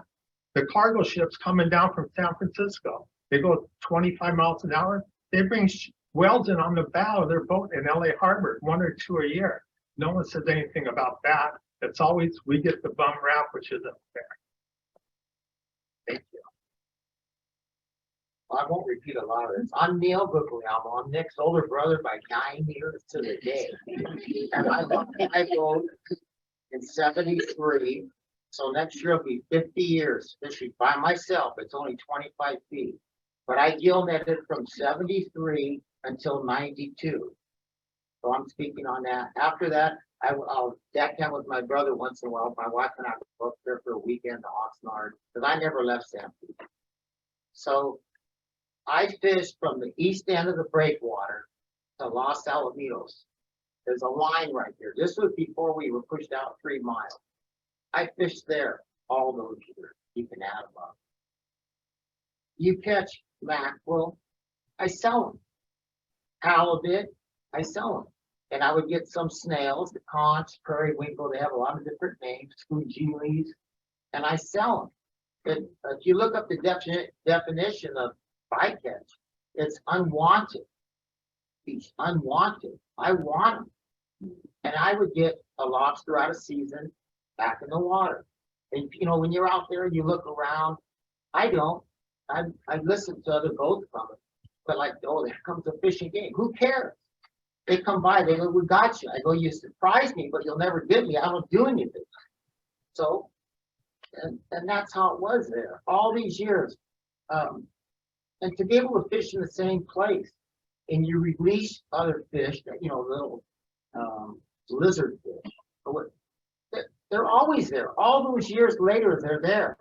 I fished in the same place with 4 gangs by myself.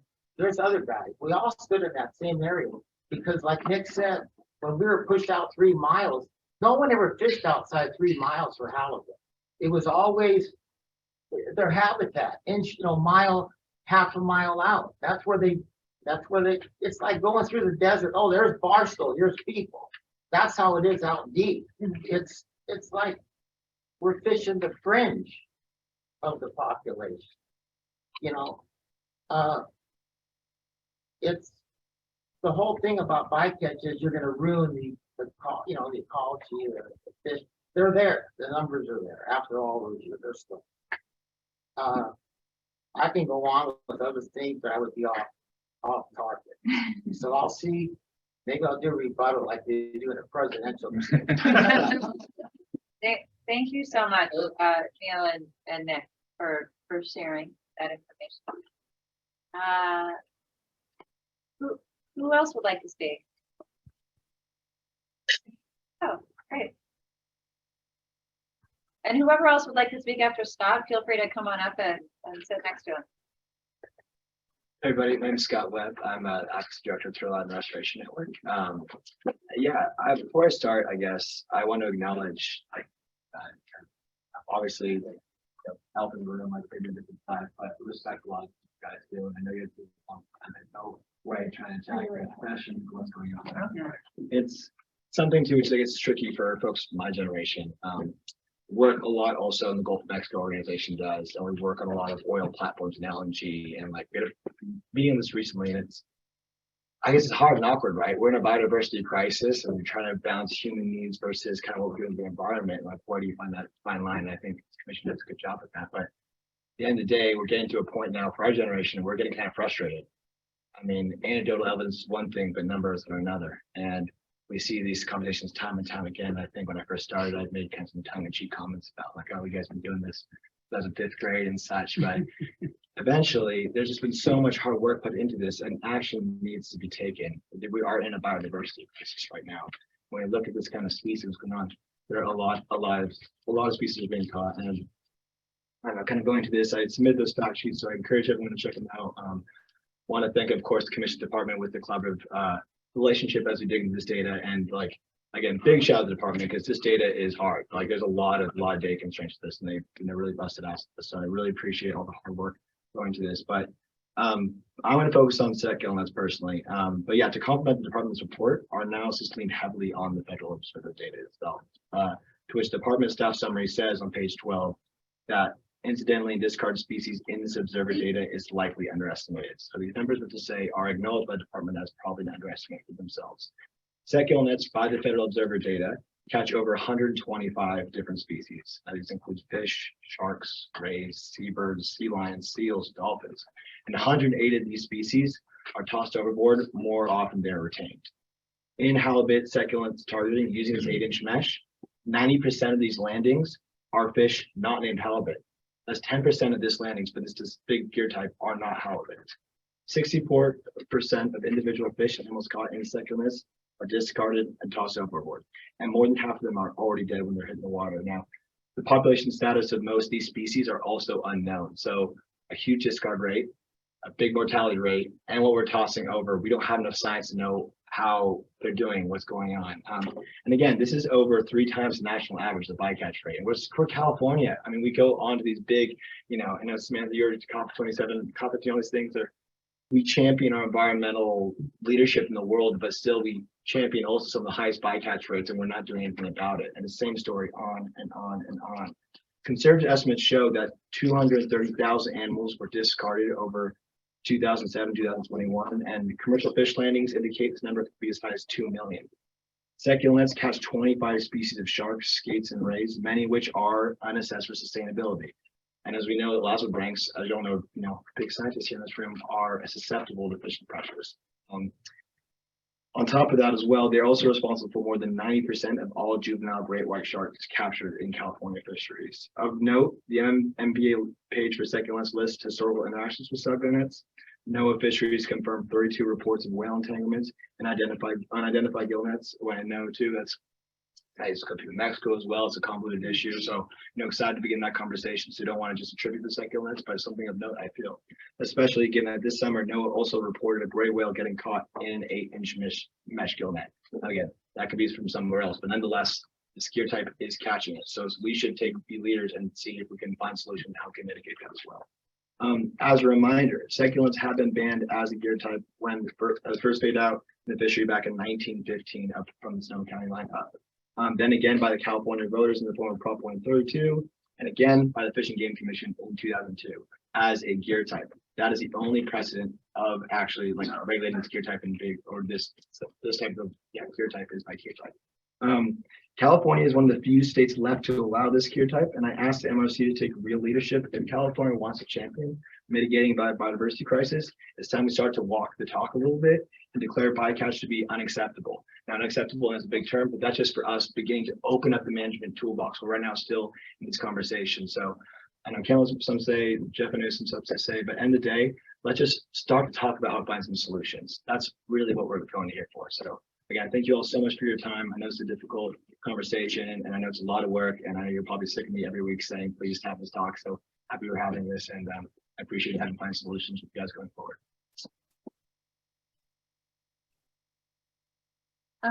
Well, Scott touched on the set gill net, so I'm gonna tackle trawl for this discussion.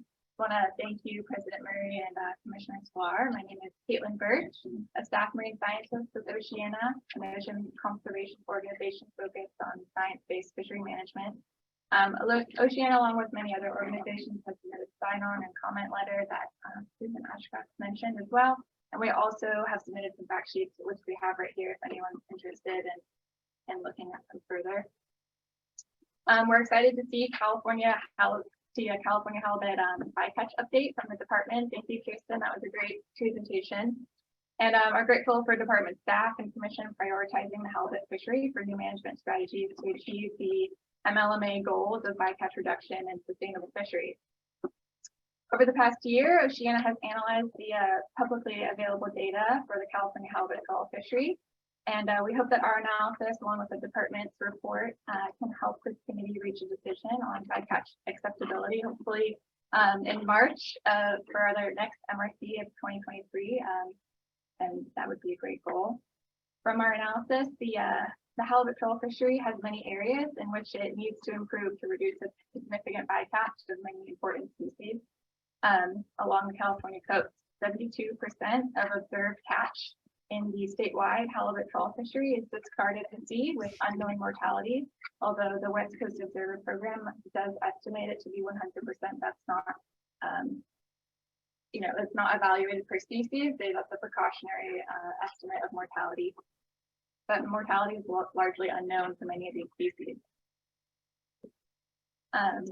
The 72% of observed catch discarded consists of over 1 million pounds of marine life annually discarded. And this 1 million pounds of discards are made up of approximately 120 different species every year.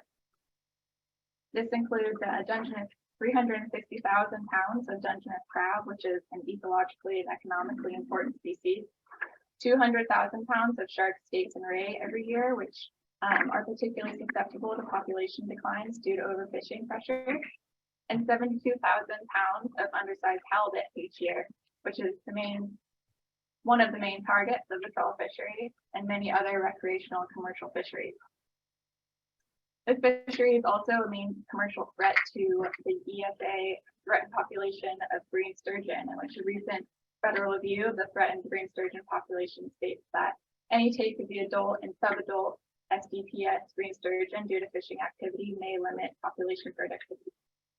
I'd also like to briefly acknowledge that this is an aggregated statewide look at the halibut trawl fishery. We do know that the fishery differs greatly by region, and several bycatch issues are distinct by region, which is discussed further in the department's report and will be important for addressing these issues in the future. However, rate of bycatch is clearly a statewide issue regardless of the different regions, and we're looking forward to see bycatch in the halibut trawl fishery be addressed in upcoming department held hearings or workshops and MRC meetings following the guidelines outlined in the Marine Life Management Act Master Plan for Fisheries.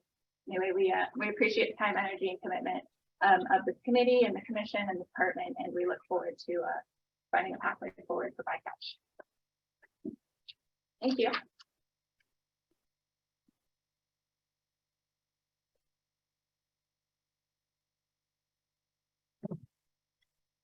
Yeah, Jeff, actually, would you like to go ahead? Yeah, thank you. Sorry, I didn't mean to butt in front of you guys. Again, Jeff Shester with Oceana, and I did want to mention also that I haven't gone off gill nets off California, but for my PhD research, I went out and actually observed hundreds of sets of set gill nets targeting halibut with 8.5-inch mesh in Baja California on the other side of the border, which is a very similar fishery, but would love to actually see what the fishery looks like here at some point. And want to just also say that we do support local fishermen and fishing communities, and really would welcome additional dialogue in trying to seek positive solutions to minimize bycatch while maintaining vibrant fisheries off of our coast. And as far as just kind of jumping to part C of this item, which I think that is part of the discussion, we believe that the MRC now has the data in front of it brought forward by CDFW, and I think the extensive analysis over several years, as well as some of the information that we're bringing forward and pointing to make a recommendation on bycatch acceptability. And we wanted to thank the department that did work with us and reviewed how we're interpreting the data so that we can provide the fact sheets and I think is in an honest and fair way in terms of our advocacy. So what we're hoping to see is the MRC schedule a final recommendation on this question of bycatch acceptability. And I think as I've spoken with Susan Ashcraft about not just a thumbs up, thumbs down, but also in terms of which elements specifically you can point to. And we think that's certainly, and it's not the end of the discussion, it's sort of the beginning of, I think, what's a necessary step to really take a deeper dive into what we might do about it, and using some of the data that the department's provided on some of the patterns, and thinking about potential solutions creatively to find innovative ways to address the bycatch. And so we'd support, in terms of the options that Kristen Ramey laid out, the department-led stakeholder workshop as a way forward, so that the department can conduct an initial bycatch inquiry using step 3 in the master plan, and then stakeholders, across from all different perspectives, can weigh in, provide different information and perspectives on that to inform what the department brings forward and what's considered in at the March meeting. And so that bycatch inquiry itself, it could be a gigantic thing with the things you heard, hundreds of different species. We're suggesting that we believe it can be done in the next couple months in terms of focusing in on some of the species that are more representative of the suite of bycatch issues. We'd be happy to work with the department, and we can have a discussion today more about what species those might be. But I think narrowing it down to 5 or 10 is more realistic and doable. And we believe that could result in a robust bycatch inquiry that could inform a decision in March 2023. So happy to continue a discussion and certainly want to hear what other folks say, but we just wanted to provide just some input in terms of the process going forward. That we don't need to study this thing forever, and we'd like to move forward to the next step to actually use some of the data that's out there to try to find positive solutions that can maintain our fisheries and fishing communities while minimizing bycatch and protecting our important species. Thank you for that, Jeff, and thank you for being really specific in terms of what it is you want us to do with respect to this particular process. That's much appreciated. Yes, got some speakers ready to go. Yeah. Good afternoon, President and Publication. I'm Patricia Handel-Hosher, a graduate student at course in Oceanography. I'll talk on my own behalf. And thank you for this opportunity. Upon analyzing 3 of the 4-step framework that was proposed in the master plan, I would like to join the choir of the civil society organization in asking the committee to list and share subjects where more research is needed, so more precise recommendations can be made. In this matter, I would like to propose, if it is not already considered, for the committee and its partners to consider in the 3 categories of bycatch that was presented by 3 in the document, the size of the non-halibut bycatch species in line with the total number of discarded live or dead animals in both commercial and recreational fisheries, to establish the types, amounts, and sizes of bycatch, to design specific measures. Also, I want to conclude this comment by saying that I appreciate the intent of the committee to conduct transparent, inclusive, and timely bycatch inquiries. And for that, I would like to recommend sharing the inquiries question with civil society organizations for comments. And in addition, the inquiries should be conducted by independent staff, not linked to any state or federal organization with on-ground social, cultural knowledge. It seems important to me that the inquiries be bilingual, since 40.2% of California's population is Hispanic or Latino. So once again, thank you for having me today. It's an honor to speak in the group. Thank you for that, Patricia. That's a really important comment, and I really appreciate you making it. I don't know to what extent we share these materials in Spanish or any other languages, but I think it's a very important point and is well overstated. Good afternoon, Commissioners. Thank you for having this opportunity for public comment. My name is Nicole Matheson. I'm a graduate student of this institution. Could you speak up a little bit? Sure, yeah. So these are ideas of my own, but I just want to introduce myself that way. So bycatch and fishing may be inevitable. That said, there are a lot of new innovative ways to reduce bycatch and help preserve our beautiful ocean ecosystem in a sustainable way.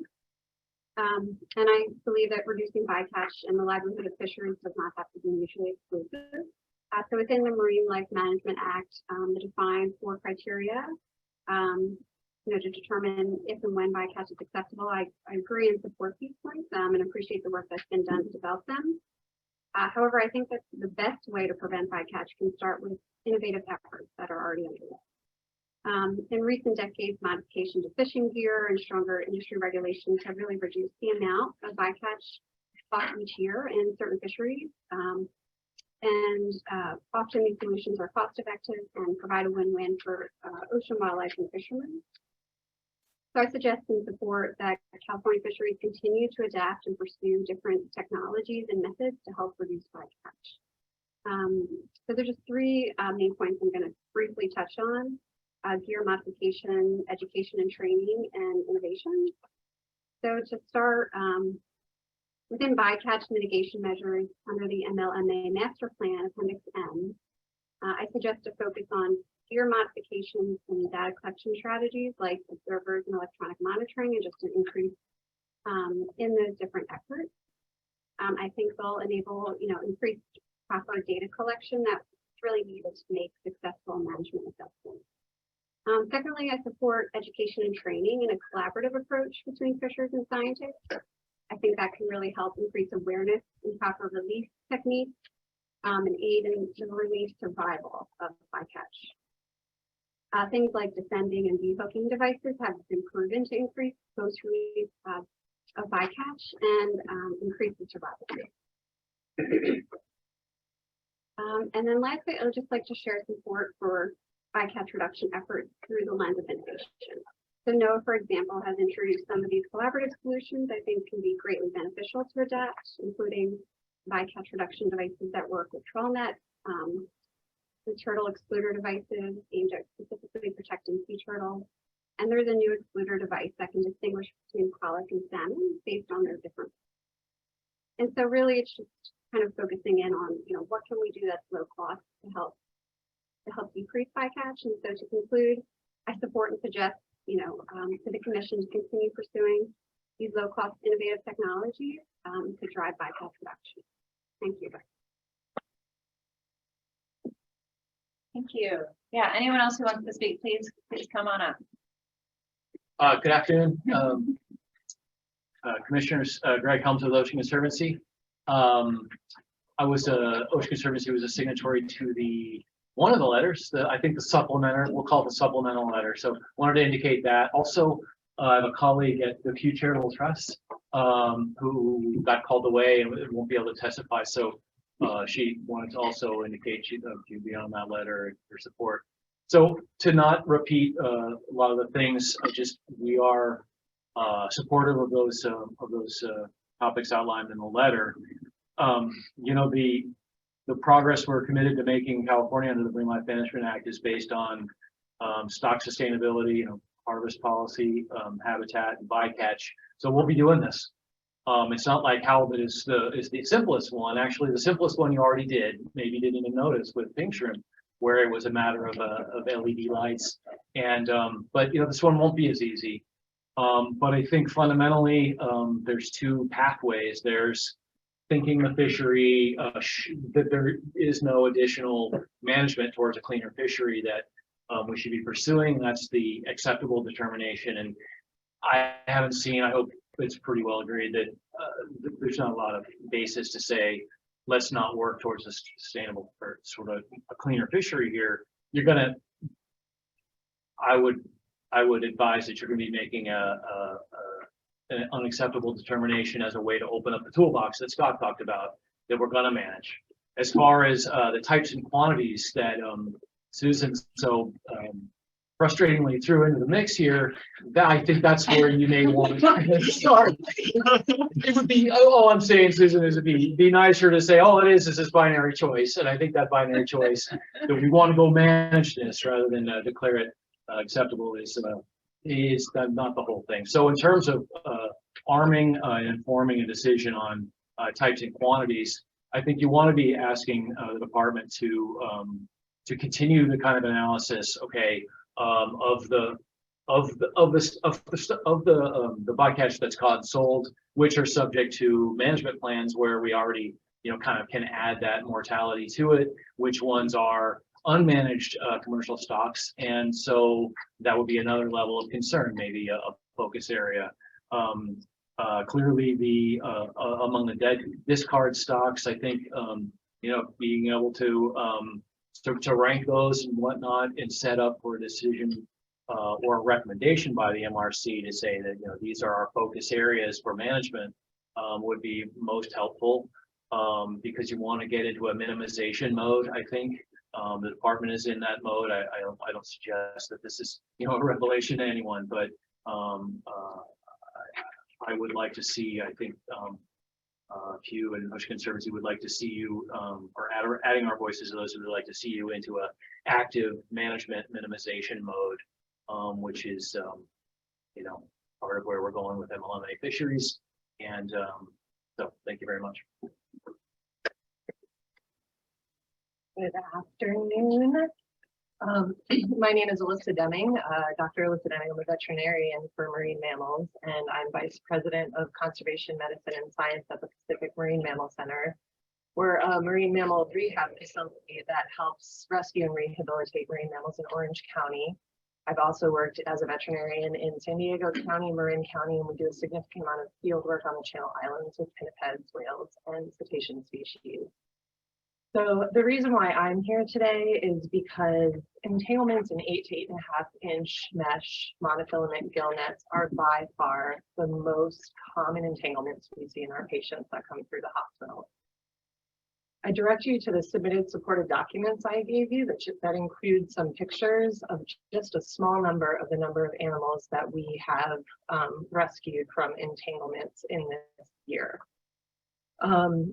As you can see in those pictures, these animals get circumferential entanglements, typically around their neck and head, and this monofilament can act as a saw as the animals are swimming through the water, moving their heads back and forth, opening and closing their mouth as they're attempting to catch fish.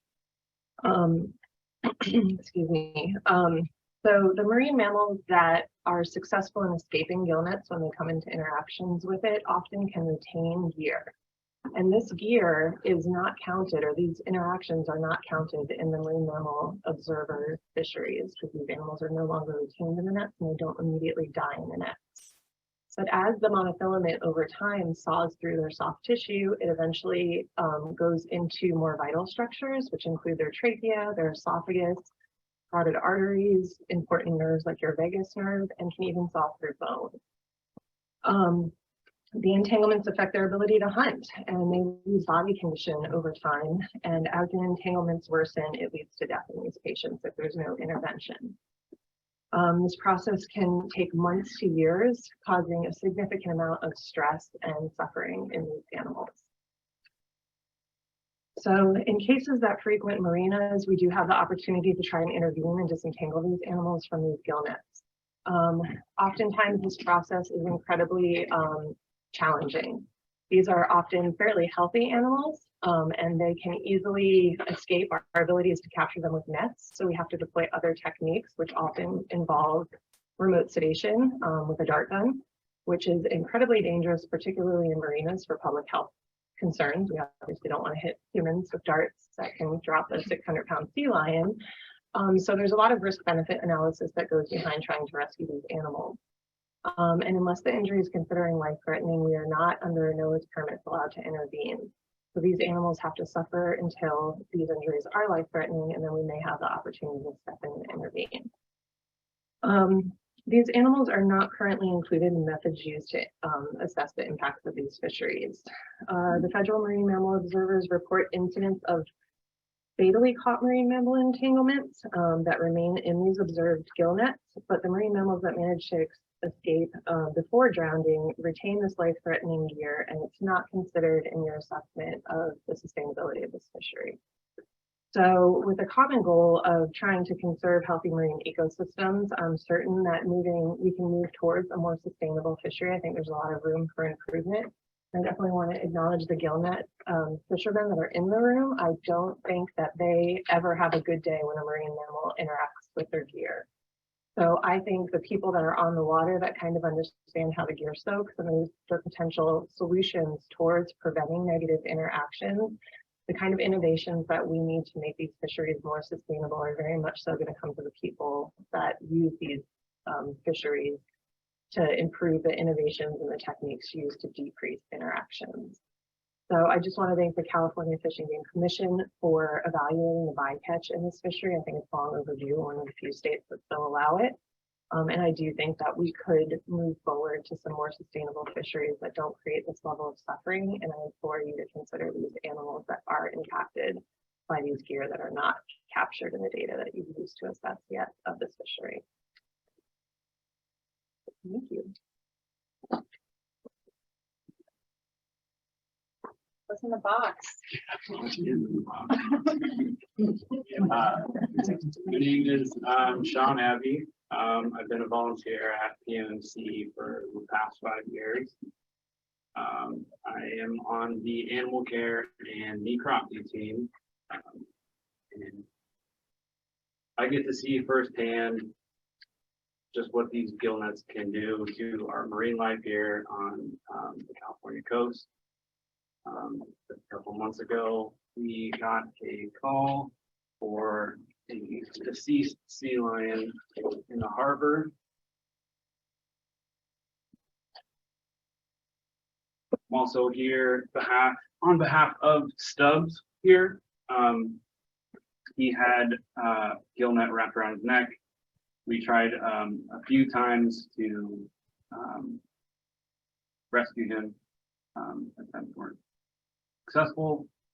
The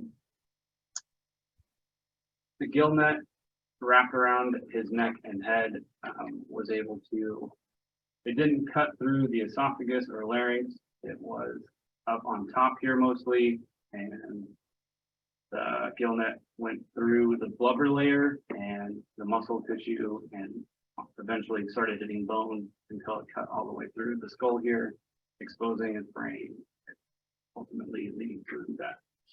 I know everybody really kind of knows and hears about these kind of stories. I just would like it to still be upfront so that people can see that this stuff does happen out there. I don't want it to be out of sight, out of mind. Just want to urge the committee to hopefully be able to collect data more on these ones that the stubs would have not been accounted for.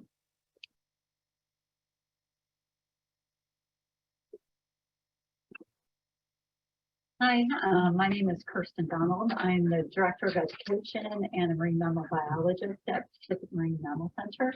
I'm here on behalf of all of the individuals that come to PMMC. We actually educate about 70,000 people a year. A lot of them are kids, at least at minimum in our education programs, not in our visitor yard, we do 27,000 kids. Gill net entanglements are something that we talk about often, simply because that's a large reason that we have patients come in, and as Dr. Deming said, that it is one of the main entanglements, the top entanglement that we get these animals for. And so our guests have the opportunity, as do the children, to hear about these patients. And they also hear about the deceased ones that we recover so that we can do research as well. I did want to share with you the response that we get when we do share this information. And it generally is one of shock, simply because California is so very progressive in environmental respect. Yet, as far as gill nets go, there are only 2 states of all of the seaboard of the United States that still use gill nets, and we're among them. And that is what shocks, disappoints, and frustrates the guests that hear about this, because they don't understand. And I have no answer to give them. They ask why, and I don't know what to tell them. They see how devastating these nets are, and it's our duty to share that with them. But we have no answer as to why we continue to allow this when so many other states have already decided that these are too damaging to continue employing. So California should really be a leader in ocean protection. I think we do that mostly very well. I applaud the efforts of this committee.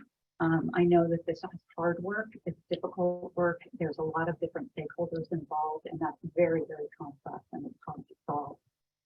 But we do hope that we can come to some kind of new solution that allows the halibut industry to continue, but perhaps with different fishing methods. So I thank you for allowing us to share our stories with you, and we appreciate your time. Thank you. Hi, good afternoon, Commissioners. Nice to see you, Samantha. Melissa Morris here. I'm the Southern California field rep for Oceana, based here in San Diego. My love for the ocean and its preservation began early on in my life. As a Cuban American, seafood and its sustainability have played a vital role during my upbringing back in Miami, Florida. Similarly to, I'm sure, many of you, seafood has always played a very cultural and part of my heritage. So I'm really passionate about its preservation, and I feel like it is a great way to always unite different communities, regardless of language. Homemade dishes have always been a foundation for my love of seafood, which then carried on into my career. I completed my master's at Sturt's Institution of Oceanography, where I studied sustainable seafood and tried to bridge a gap to what was landed locally and why these restaurants were unable to serve said seafood. Now at Oceana, I continue to strive to move our world into more sustainable methods. which leads me to a similar viewpoint as many others here, but I believe that set gill nets and halibut trawls are unselective and just a wasteful fishing method. California, as just mentioned, should be a leader as one of the 2 states left in protecting our oceans and really encourage thoughtful management of key marine fish species, which can help support jobs, local economy, our ecosystems, and coastal communities. Thank you. Thank you, Martha. Good afternoon, everyone. My name is Elena Tillman. I'm a concerned local and a recreational diver as well. I'm here because, well, the ecosystem matters. I know that there's responsible fishermen. Sounds like the gentlemen behind me are definitely in that group, as they eloquently spoke about their family businesses and, you know, by no means, no disrespect. We know that gill nets and trawlers are some of the highest bycatch in the country, including, as aforementioned, unselectively stealing and wasting our precious marine life, including endangered whales, sea turtles, rays, sharks, and so many other species that folks have mentioned before me. It's inevitable by nature given the practices, but I think we owe it to our future generations to ensure that we have more sustainable practices. On a deeply personal note, I've seen firsthand the graphic images that gill nets have on marine life, very similarly to the doctor and biologist from PMMC have spoken about, even if they're not directly, they're not considered direct bycatch, right, because they're still alive. So I'm not exaggerating when I say I have literally hundreds of photos that I do plan on submitting at a subsequent meetings of gill nets, you know, wrapped tightly around their necks, and talking seals, sea lions, giant bulls, pregnant females, even more recently a yearling that's just a year old. I've seen them suffer long, painful deaths as well. I frequent the La Jolla Cove and recreate there as well. And I know there's a lot of really concerned visitors, as well as locals like myself, when they see this kind of a scene, particularly when kind of as the biologist behind me spoke about, kids ask those questions. You know, what's going on with that? Is it going to live? Again, no answers. As they've mentioned, the lines I've seen become progressively tighter around their necks, exposing raw flesh. And this is especially damaging, again, for hundreds of the pregnant females that are in this area alone. And they are here year round. And they're curious, right? So if you've ever actually spent time with a sea lion, I haven't up close, but I've observed them on hundreds of occasions. They're curious. Most people are like, oh, they're like dogs, I want to pet them. Like, don't pet them. But they are, you know, they share, so as mammals, they share so many characteristics with us as humans and other domestic pets as well, as they are not, they're wildlife, but there are those similarities to make. There are also many second and third order effects of the exploitation of oceans using gill nets and trawl vessels. Specifically, as I mentioned, the marine mammals, many sea lion pups lose their mothers due to their strangulation and also die of slow dehydration and starvation death. Not to be too graphic, but I've seen it happen and it's just awful to watch, and it goes over a week to a week and a half. The use of both types of gear to me is reckless, careless, arguably unethical, and most importantly, avoidable. Gill net and trawl gear exploit the pristine area and its ecosystem that is critical to sustaining the life of not only the aforementioned sea mammals, but of all oceanic life. A harsh reminder is that when the oceans die, we die. We need your strong leadership to encourage California to be the standard and the leader in protecting oceans for future generations. I understand it's a tall task to balance both the interests of commercial fishermen, given that's their livelihood, and preventing a collapse of biodiversity. Urging you to please do everything in your power to protect ocean health and wildlife by declaring bycatch with both gear types inappropriate and unacceptable. Really very much hoping we can come up with an agreed upon negotiation that meets both the needs of the commercial fishermen and our future natural world by greatly reducing bycatch. In closing, I'm grateful for the Marine Resource Committee to grant us the ability to advocate for protecting for California's precious marine life. And as stated, true ethical management of fisheries is never more critical to biodiversity and the health of the planet as well. Thank you. Thank you for those comments. As we continue with comments from the public, I do want to encourage folks to, just because it is 3:30, we want to hear from everyone, but to the extent that we can avoid repeating things that have been said by others, and feel free to just just echo, the sentiments of previous speakers. And then also, I think it's important to not use language that is hyperbolic and incendiary, and we should try to, keep it. I know this is an emotional issue for a lot of people, but I think we should try to keep it factual to the extent that we can. Thank you. Hi, good afternoon, President Murray and Commissioner Squire, and thank you for the opportunity to speak to you today. My name is Ashley Priest, and I represent Project O. We are a 501c3 organization based out of Laguna Beach with the mission to protect, restore, and sustain the ocean and the marine life in it. We have approximately 2,500 community supporters, and we are one of the signatories to, to the letter that has been referenced this meeting. In the interest of time, keeping it short, I just want to emphasize the fact that gill nets and bottom trawls are unselective and wasteful fishing methods, and that the bycatch associated with these two fisheries pose serious threats to our shark and rays populations, and these are populations which are essential to balance community systems. I believe that California should be a leader in protecting our oceans, and I urge you to declare bycatch associated with that gill net and all the bottom trawls to be unacceptable.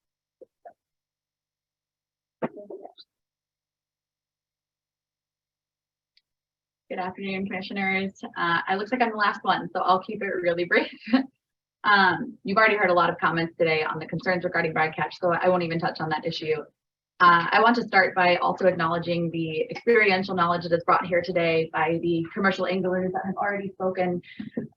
The knowledge and the expertise that you're bringing here today is so essential, and your voice is so important, especially because the fishery has been your livelihood for decades. So thank you for being here. Hail the Bay does support the development of a formal bycatch acceptability determination.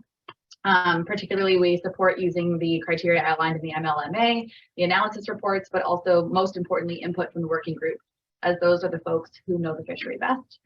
We agree that with the prior statements from Turtle Island and Oceana and others that this determination should find bycatch unacceptable, specifically in set gillnet and trawl fisheries. Halibut, California halibut, is an economically and culturally important fishery for commercial, recreational, and even subsistence anglers, surprisingly enough. So implementing smart management tools is critical for both protecting the vulnerable and endangered species that are impacted by bycatch, but also protecting the California halibut fishery as a whole. We're already moving in the right direction in fishery management, where bycatch will be an essential consideration for healthy fishery management. And hopefully acceptability determinations will become a standard for managing healthy fisheries like California halibut. So we're joining our partners today in asking for the development of this determination in time for forward movement at the March MRC meeting in 2023. And would just like to thank staff for all of their hard work on this. I know this wasn't easy, and it's impressive the amount of work that's gone into this, so thank you. Thank you. Thanks for being concise. No problem. I would like to thank everyone for letting me talk. My name is Nick Guglielmo. I'm a third-generation fisherman. I never thought I would be fishing this long, but I always just thought it was a dying industry, which growing up, you kind of see that with all the regulations and stuff. And I just built my grandpa built his first boat. My dad built his boat. So I figured 2 years ago, I would pull the trigger and build my new boat. So I built a gill netting boat and a lobster boat, crab boat. And now this kind of pops up. So just kind of hard for us because we're so close and we just respect each other a lot. And we've been in the industry for so long, just want to carry that on through the generation, but we'll see. And as far as like from 2000 to 2019, 32 whales were killed, or I guess caught or killed with gill netting. I read the San Francisco Chronicle says there's, here it is right here. On the West Coast, it is estimated that ships kill 80 endangered whales every year. 80 times what 19 years is 15 or 1,520 on the average for the 19 years. So they killed almost that many more times than that.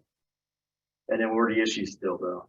And then as far as I'm going to keep it short. As far as the gill netting, there's always collateral damage in any industry. You have the windmills killing birds. You have car accidents killing people. You don't see cars getting taken off the road. Seatbelts, I've seen damage from seatbelts. I could tell you stories about that, but I don't want to get into it. It'll be just as gruesome as I guess people are describing how seals get caught in the net. So it's just there's collateral damage on everything. And as far as, I guess, bycatch, we could pretty much sell whatever we catch. I could have the fishing game. I don't know what the mesh size is for a leopard shark or just a skate or a stingray. There's no just specific targeting that thing. So you're expecting when you catch it, that goes towards our fuel and everything else. That helps pay our bills too. If we have a slow part for fishing halibut. And as far as the bycatch too, everyone's saying we're catching the sharks and that, and sharks, halibut, skates, and just like sport fishing, you never know what you're going to get out there. So I guess if the sport fishing guys are going for the sea bass and they catch a halibut, is that considered bycatch? Should we close sport fishing down too? Everyone just, it always comes back down to the commercial fisherman that always gets the blame for everything, which coming from this side of it and seeing it as I get older and seeing how I'm the next generation coming up and just everything we have to deal with every year, we're going to push farther out, price of fuel's going up. I'm like looking at my dad saying, did I make the right decision on building my new boat? Because it's expensive, they're really high, and it's really not helping. But yeah, I have a lot of respect for you guys, everything you guys do. Everything should have laws and try and I have kids, I bring my girls out and I just show them the ocean. I bring in like the little bring in halibut or anything like little starfish, or just to show them and bring their kids when we catch a little gray white. And we bring it in for the research. We work with the programs. We work with Monterey Bay Aquarium, and we'll bring in the gray whites. They'll tag them and re-release them. So we're part of the research side of everything too. So not out there just killing everything in the ocean like everyone presumes we are. I just want to clarify about the marine mammals. I didn't say we didn't catch marine mammals. I just said the population tripled over the years. So we're not really doing any harm to the marine mammal population. And also, like, say you're a farmer and you have cows, all the coyotes come, they eat the cows or take your dog. Of course, everybody wants to shoot the coyotes. We don't have permit to shoot the seals. But back when I started fishing with my dad, it was legal to shoot seals. But then everything changes all the time. If anybody wants to protect the resource, it's the commercial fishermen, because we fish for tomorrow. We don't fish for today. We need to put food on our table for our kids, our grandkids. That's what it's all about. And say, so you close gill nets and trawl nets. That's great. Let's go to Mexico. How do you think they catch their fish?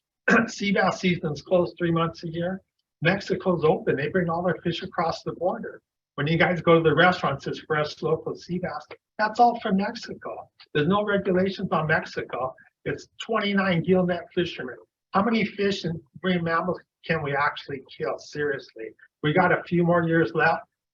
Maybe the state should say, you know what, you guys fish, whoever has a gill net permit until you pass, and then we'll give some money to your family so you don't sell your permit. That's a great gesture. After all we put into, getting all these fisheries and going, it's stupid just to put us out of business. When we have our backs are against the wall, they pushed us out 3 miles, like I said before, and it's up to you guys to make the decision. But we feel sorry when the sea lion gets caught too, but that's nature. Cars run over people. People go to school, shoot kids, they kill them. Do they outlaw guns? No, they regulate. Thank you. I know we're all good people, big hearts. We all want to do the best, be well. We want the future to be better for everyone that's coming along. When you go eat chicken or meat or a hamburger, where do you think that comes from? Well, we're going to get a seal once in a while, and the population of seals, it was 100,000. Then 5 years ago, it was 300,000. I asked 3 people today what the population of the seals are today. They wouldn't tell me. You know why? It's like 700,000, according to SeaWorld. I asked SeaWorld, what do they consume a day? 15 to 40 pounds. So let's say 10 pounds. Let's say there's only 500,000 seals. You know what they eat? 5 million pounds of mackerel, sardines, and squid a day. You know how much that could feed in people? But, you're going to have, like my brother said, in any business, there's something's going to happen, and it does. But That's just part of this business.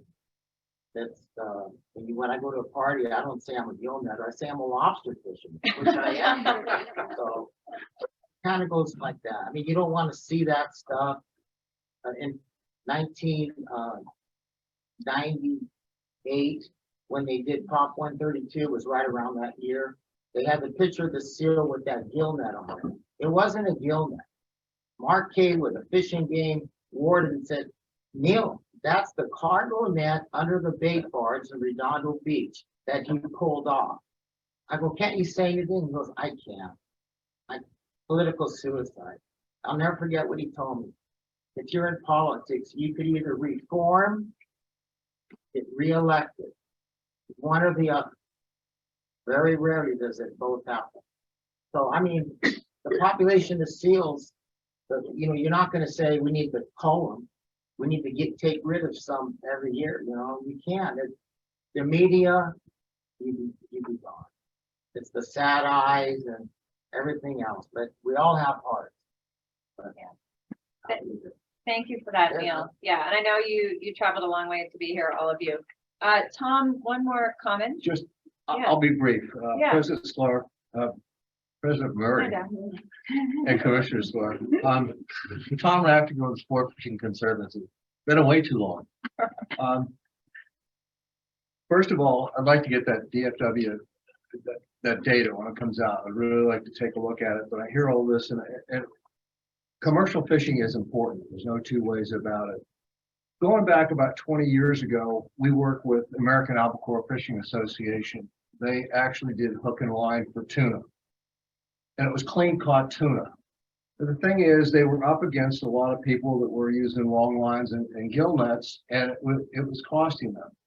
So we actually put up money and helped them get MSC certified so that they could get more money for the fish that they were clean caught. They came in and they about doubled the price of the income from their line caught fish. There is and has been a hook and line halibut fishery and a hook and line white sea bass fishery. It's hard work, but the thing is there. And there are ways of trying to increase the income you get from each fish coming in. With, come to some guys, we'll try and work to help you get certified on that and make some more money out of it. But there are alternatives out there, and I just wanted to add that. You can't compete with Mexico price. We've been there, we've done that. They advertise clean caught fish, and you go to the restaurants, and you can get people from this room that would go with you to help you get more money. I've been in the business a long time. And if it says clean cut fish, the big buyers, they buy all their fish in Mexico. They do, I know. I sell to them all. So. Oh, all right. I noticed while Nick was speaking that we had a couple of volunteers in the back of the room to help identify some funding to help buy out your permits as you leave the fishery. But they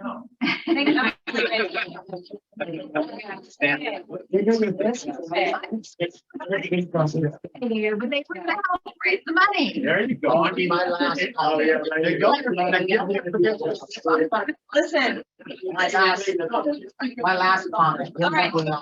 Hey, friends. Okay, we do have 12 people still online who want to speak, and it's late.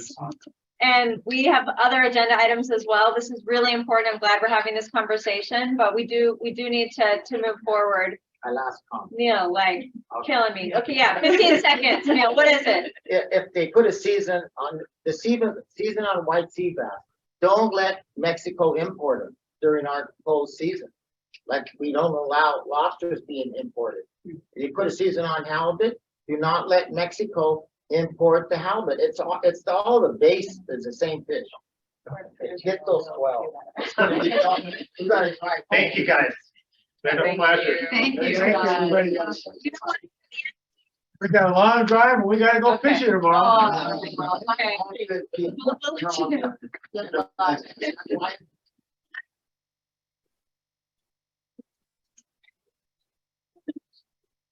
All right, well, before we move online, I do just, we have 12 people who have their hands raised online. This is, okay. Thank you. This is the beauty of access and having hybrid meetings is we have even more folks who want Hey, to guys. engage. If you could take that outside, guys, thank you. Yeah, that's great. As we shift into the online comments, I just wanted to, in case you missed it in the materials for the meeting, in determining whether an amount and type of bycatch is unacceptable for a particular fishery, there are really clearly laid out 4 criteria that are mandated in the MLMA, Fish and Game Code section 7058. I just encourage you to look at what those are. You know, it's legality of the take of the bycatch species, which is an issue for some of our pinnipeds, I would say. A degree of threat to the sustainability of the bycatch species. We have a lot of, if we're talking about pinnipeds, I think we have a lot of those. Impacts on fisheries that target the bycatch species, and then ecosystem impacts. And under that, it's what is the ecosystem role of bycatch species? Does the science show that bycatch mortality increases the risk that that species will be unable to serve in its ecosystem role? I say that because I know that this is an emotional issue. I have a friend and colleague who tells me there are sort of 3 buckets when looking at this issue. There's sort of the issue of emotion, issue of the ecosystems and science and ecology, and then there's sort of the political and the optics bucket, right? And I think that's really true. I do just want to be clear that we are sort of beholden to the Fish and Game Code section 7058, which gives us these 4 criteria to look at in determining acceptability or unacceptability of a particular fishery in terms of bycatch. So just think it's worth noting what is in those criteria and what is not. So with that, we are going to go to our online speakers. And again, we're excited to hear from you. We're glad that you're part of the conversation. And it is getting to be later in the day. We've heard from quite a few folks, and I hope we are able to echo previous comments we've already heard and just keep our comments concise. So with that, why don't we start with Kimberly Ray. Hi, can you hear me? We can. Great. Thank you to the committee for having me on board today. I appreciate you taking the time to listen to me.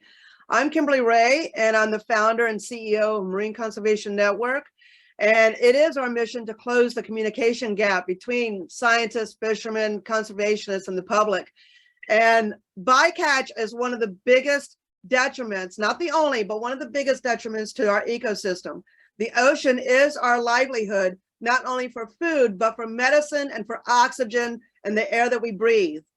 And we need to find a way to not eliminate it, because that's impossible, because you will be taking away the fishermen's livelihood, but there's got to be another way to where they can still have their livelihood, but the ecosystem is not damaged to the fact that we start losing everything that we have. A gentleman had mentioned before that everything that they see with the sea lions, with the lions and everything is collateral damage. But what you don't understand is it's collateral damage from humans. Before humans, nature took care of itself. There was an overpopulation or an injury, it happened. But when humans came along and modern man came along, then we started having trouble with whales getting caught in fish netting or bycatch getting caught in gill nets. All we ask is that there's got to be another way to have more fins in the water and boots on the ground to monitor and reinforce the regulations and the rules that are already out there. They're already tough, they're already really hard knocks on what's allowed and what's not allowed. There's fines, there's expenses, but there's not enough people to monitor it to make sure it is being followed through. And lastly, there's got to be a balance. Like I said before, we don't want to take away the fisherman's job and livelihood. That's how we get our economy out here in Santa Barbara and throughout California and throughout the world. That's how they support their family. But we also need to have the ocean and the life that's in it there for our future generations and for people that survive on that alone, aside from anything terrestrial. So we ask that you find some way for communication, because there's a big gap between the fishermen and the scientists. I've been to these meetings plenty times before, and the fishermen are always saying, come on out with us. This is not how it is. Your numbers are wrong. And then NOAA or somebody else puts out numbers that are totally opposite. Or you'll have NOAA and then Oceana and 2 opposite numbers. We need to find a way to where we're all on the same page, speaking the same language. Thank you, Kimberly. Thank you. Dan. Co-Chair Murray, may I speak for a sec? Yes, please, Co-Chair Sklar. I'm really concerned with the number of people we have left to speak. And, largely we've heard kind of all three of those buckets you've described. And in the end, it's our job to apply the law. So I would ask two things, that we ask all future speakers, they don't have to make the philosophical argument about why bycatch is bad. I think when it's bad, we all know it's bad. The real question here is, A, what we do going forward, how we get to a decision on exactly what species need to be limited and by how much, number one, what the process is, and then if specific comments on what species we need to protect and by how much would be really welcome. But I would encourage people not to talk about why bycatch is bad or how we got to do it, because it's not going to get us anywhere, and with the time we have, it's not really going to we're not going to be able to do it all. So I'd recommend that we limit everybody to a minute or two and have them give us specific suggestions about what we need to do in this final decision over the next coming months. That would be my request of everybody. Thank you. I couldn't agree more, Co-Chair Sklar. Thank you so much for those comments. May I say one last thing before I go? I would say that that's part of the thing. We really have to, let each speaker speak. We got a time problem here. Okay. Thank you. Gary Burke. Can you hear me here? We can hear you, Gary. No, thank you. Gary Burke. I've been fishing commercially for over 50 years.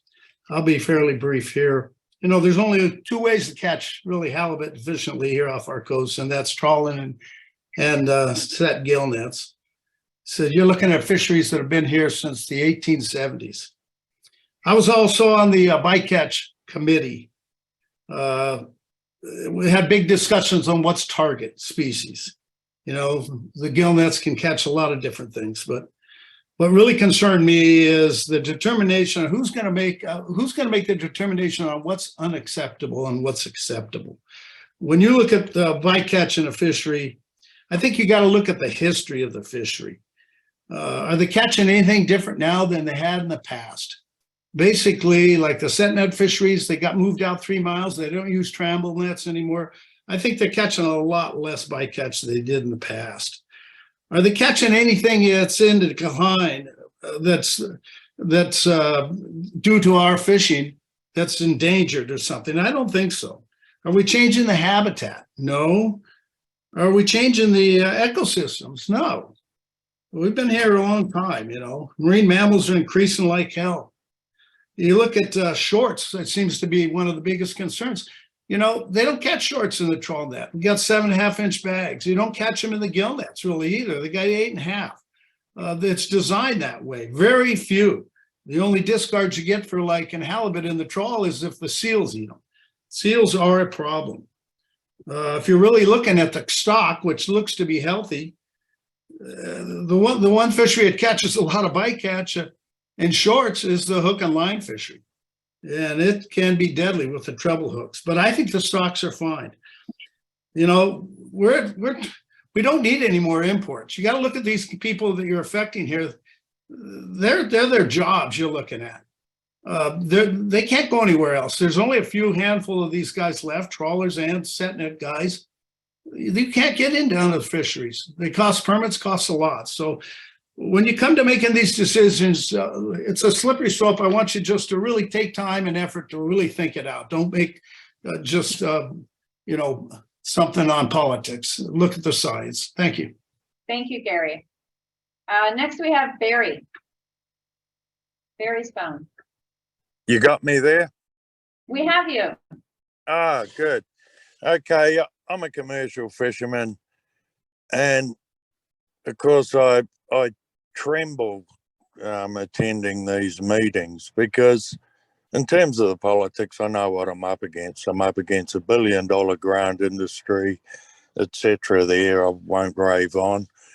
But the fishermen have reiterated pretty well. There's not many of us left, and the bombardment keeps coming. It won't stop. With the bycatch, keep it. What are the critical points? For example, Dungeness crab. We used to be able to keep them, 500 pounds of them. Now we can't keep them. I gather if you look through the history, someone abused it, and what they do, stop everybody. The Dungeness crab are an issue now, so why don't we keep them? The other reason I was listening here is these observers go through a lot of detail recording everything, and I get to this meeting and there's default on everything. So what are the real counts on what's alive and what's dead? Because there's a default factor there. So these observers that work pretty hard are doing it for nothing. So why don't we look at, we do the sticks and bones here, why don't we do the sticks and bones on the boat? What is actually dead? What is alive? And as I said before, let's keep the bycatch. It's not that critical with what's being listed here. And there's sturdy creatures in life. A green sturgeon is a sturdy critter. And so a dungeon crab. I'll finish there. All right. Thank you for that, Barry. Thanks for that perspective. Elizabeth Purcell. Hi, can you hear me? We can hear you. Okay, so hi, my name is Elizabeth Purcell. I'm a policy and communications intern with Turtle Island Restoration Network. I'd like to thank you guys first for providing us with the platform to voice our concerns, both in person and remotely. So referencing specific species, soufin sharks are considered to be critically endangered and vulnerable to fishing pressure, and they are often caught in set gill nets. And historically, leatherback sea turtles have also been caught in these nets. As ocean-minded people, I think we can all agree that bycatch is a serious problem and it's an issue that can no longer wait. Tackling this issue head-on is going to be a team effort, and it really starts with leadership from the MRC, and that's why I'm asking the MRC to declare bycatch in these fisheries as unacceptable. Thank you again for allowing us the opportunity to advocate for the protection of California's marine life. Thank you, Elizabeth, for your clear and concise comments. I appreciate that. Next up, we have Zip. Yeah, hi, my name is Mike Mitchell. Can you hear me? Yes. Yeah, hi. Yeah, I operate the Linda Noel out of San Francisco, and I hate to echo Barry's point, but that's why actually I stayed on all this time. I'm a little confused about where the default comes from. The person that collects the data up in NOAA, he says it's California analysts that they changed that default to mortality.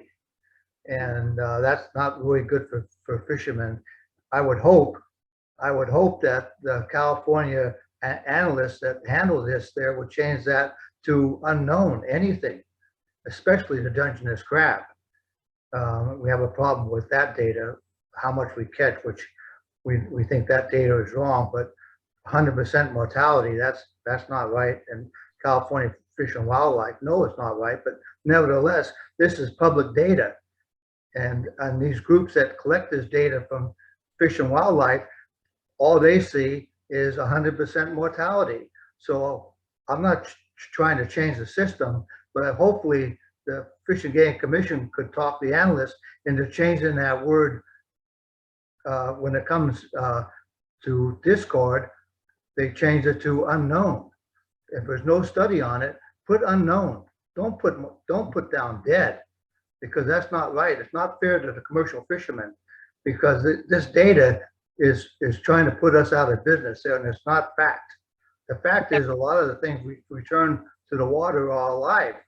But if you're going to put down the public data as being dead, you know, we're just beating ourselves against a stone wall. We can't win. So is it possible that anything that comes back that says discard, that you put down unknown if there's no study on it? Yeah, thank you for that, Mike. I think I understand the question. Kirsten, if I could put you on the spot just for a moment to clarify that. I understand this is something that has come up before. If you wouldn't mind just briefly responding to that. Sure. We actually reached out to the West Coast Groundfish Observer Program's manager to get a better understanding of that default. So the way he describes it, I'm sorry, I'm scrolling down to his information. So let's see. In their published bycatch reports, if there is no specific mortality rate that can be referenced, they automatically apply a mortality rate of 100%. So it's not to indicate that the estimates, it doesn't indicate that estimates the survival rate of those species is 0 or that they are all dead when discarded. It's just simply reporting that they have no other mortality rate to apply. And so using a rate of 100% represents the full discard weight estimated for those species. And unfortunately, it's something that, you know, California does not produce those. That is something that is through the Pacific Fishery Management Council, embedded through their own scientific and statistical committee. So it's, you know, primarily used to manage the federal species under the council. And so they apply the information that they do have, and the lack of information is then defaulted to 100%. So you're saying we're stuck with that? I'm not saying we're stuck with that. I'm saying that we are trying to work with NOAA to find out what we can do in order to maybe define more specific mortality rates for some species, but we may be stuck with that for certain federally managed species because that is under their, you know, purview. Yeah, and maybe this is something we can continue to talk about offline, so we can carry on. Thank you for that. And I just wanted to say that our last speaker online will be Isabel Dax, but next we will hear from Sophia Garcia. Isabelle. Hi, can you hear me? Yes. Yeah. But that is not who I called on. Yes. Sophia Garcia. Hi. Hello. Okay. So my name is Sophia Garcia Zabelli. I'm a first-year student at Santa Clara University, and I love going down to Santa Cruz in San Francisco and watching the sea lions from the pier. And set gill nets have the severe bycatch issues as they catch more sea lions than all other observed commercial fishing operations on the West Coast, and that is unacceptable. And I hope that in the future we can please determine that bycatch with these set gill nets is unacceptable, so we can have less mortality with these sea lions. Thank you so much for your time. Yeah, there must have been a lot of people in that room. Thank you. Yeah, we do have a lot of people. Next up is Sai Fukushima. Can you guys hear me? Yep. Hey everybody, my name is Sai Fukushima. I'm a commercial fisherman, gillnet commercial fisherman down in San Diego. I'm 20 years old. I'm probably one of the last gillnet fishermen around, or going to be the last one around. I've been fishing with my dad, Kelly Fukushima, since I was a young boy, and we've caught plenty bycatch. We sell our skates, our leopard sharks, our sewfin, our halibut, our white sea bass. We can everything we catch. Our spider crabs, we break the claws off. We'll keep the heads for so my dad can go sheepshead fishing with them. Everything that we catch that's bycatch, we catch and we use. We don't throw anything back. We try to use everything. There's plenty of markets and restaurants that depend on our bycatch, like mackerel, the skates, everything. We try to use everything, and I don't think that closing it down for any reason or anything like that. I think that everything is good right now, and I don't think we should change anything. Thank you. Thank you so much, Sai.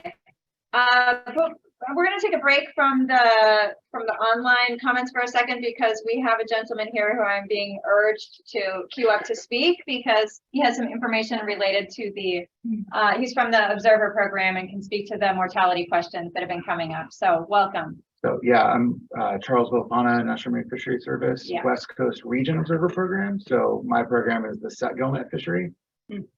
I don't cover the trawl fishery. That is the West Coast Ground Fish Observer Program out of Northwest Science Center. So I can't speak too much to theirs, but in our program, we do record live, dead, injured, and unknown. Injured is only for sea turtles and marine mammals.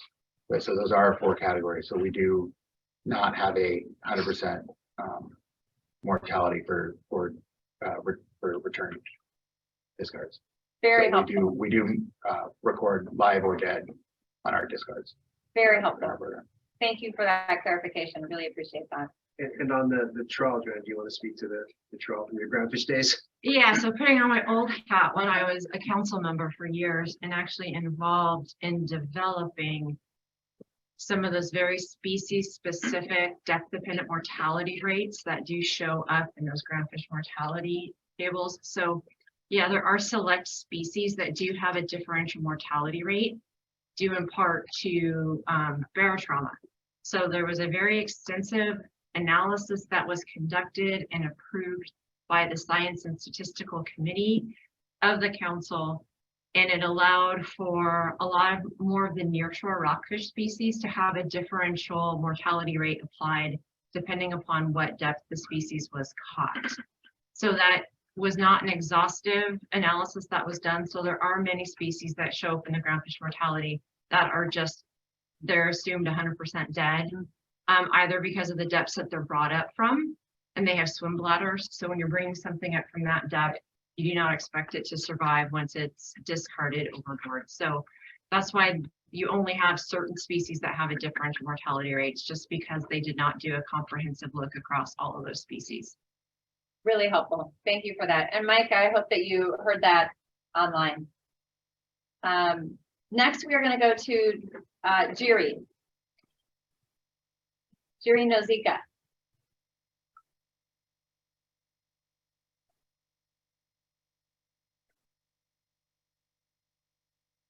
Maybe while we're waiting for Jiri, we will go to. Oh, Hello. Do you there hear we me? go. Go ahead, Jiri. Hi. Good afternoon. Well, I'm a commercial fisherman. Cannot hear you. Can't? Can you hear me? Hello? Hello? Hello? Do you hear me? Yeah.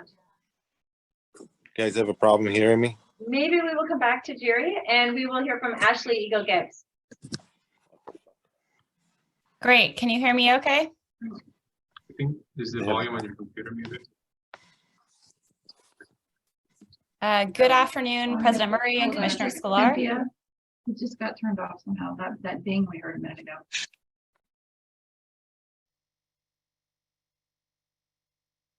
Are you hearing me okay? We can hear you. So let's hear from Ashley and then Jiri will come back to you. Sorry about that. Oh, okay, perfect. My name is Ashley Eagle Gibbs. I'm with EAC of West Marin. I'm going to be very brief. I want to thank Ms. Ramey for her presentation and say that we join partners in submitting written comments on this topic, and we would like to reiterate our concern that set gill nets pose an entanglement risk, especially to whales and green sturgeon, which is the focus of our concerns. We urge the Commission to undertake its process and make formal determinations that bycatch is unacceptable and develop solutions towards minimal bycatch fisheries that support both local seafood, California's vibrant economy, and healthy and biodiverse ecosystems. Thank you for your valuable time. Thank you, Ashley. Jiri.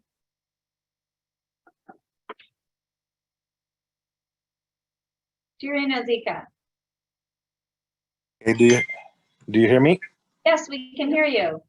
Okay. Well, thank you for your time. And I'm a commercial fisherman in Monterey, and I bottom trawl. And so I have a couple questions regarding of your analysis and regarding of the master plan, where when did the change? Because you mentioned that your definition of bycatch is different from the federal. Did it happen while you were drafting at the master plan, or did it happen 20 years ago? Why is it such a difference between the federal and the state? And because this difference actually makes really, that's what we're arguing here about. We've been for 20 years as a fisherman, we've been saying, this is not a bycatch, all of our fish is targeted. The halibut fishery has been designated halibut fishery 15 years ago by the state, by the trawl, when the changes happened in the halibut fishery here.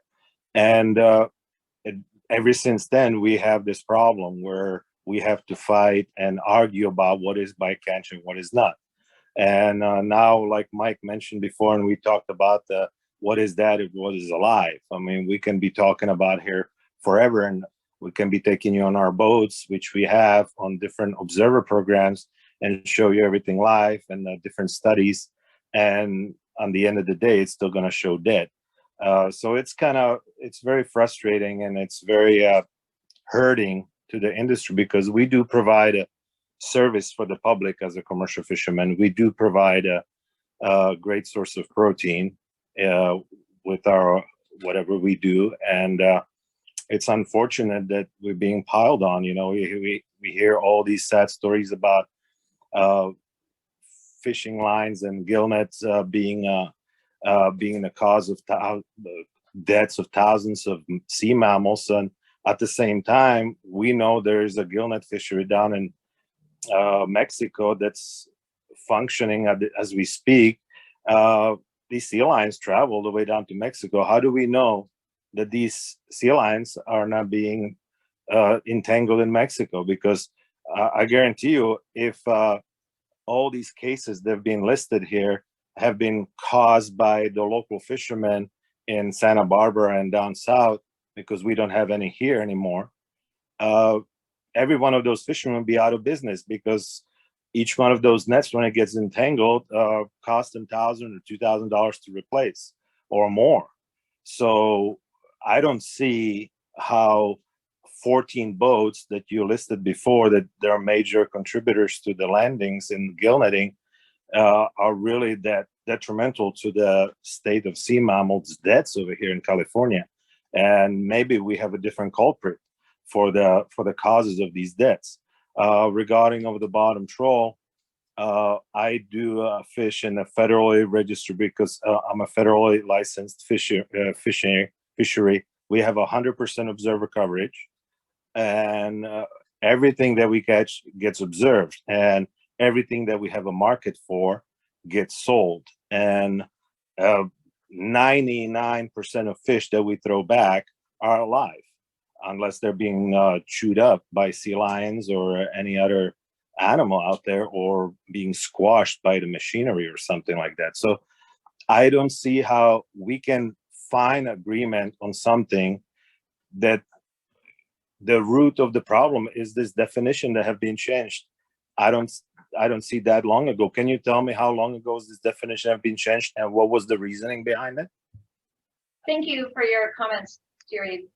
Craig, do you happen to have that at your fingertips, or Kirsten? Kirsten is shaking her head yes. If you could Yeah. briefly- Well, I mean, I can tell you that the Marine Life Management Act and the Fish and Game Code section 90.5, which defines bycatch, became effective on January 1st, 1999. Right. So the definition, I can't say before that, but I can tell you at least since 1999, that has been the definition for the state. Yeah, and because we're talking about two different fisheries targets, because most of the California halibut is managed by California State, therefore it's targeted in a state fishery, where the other species are managed by federal.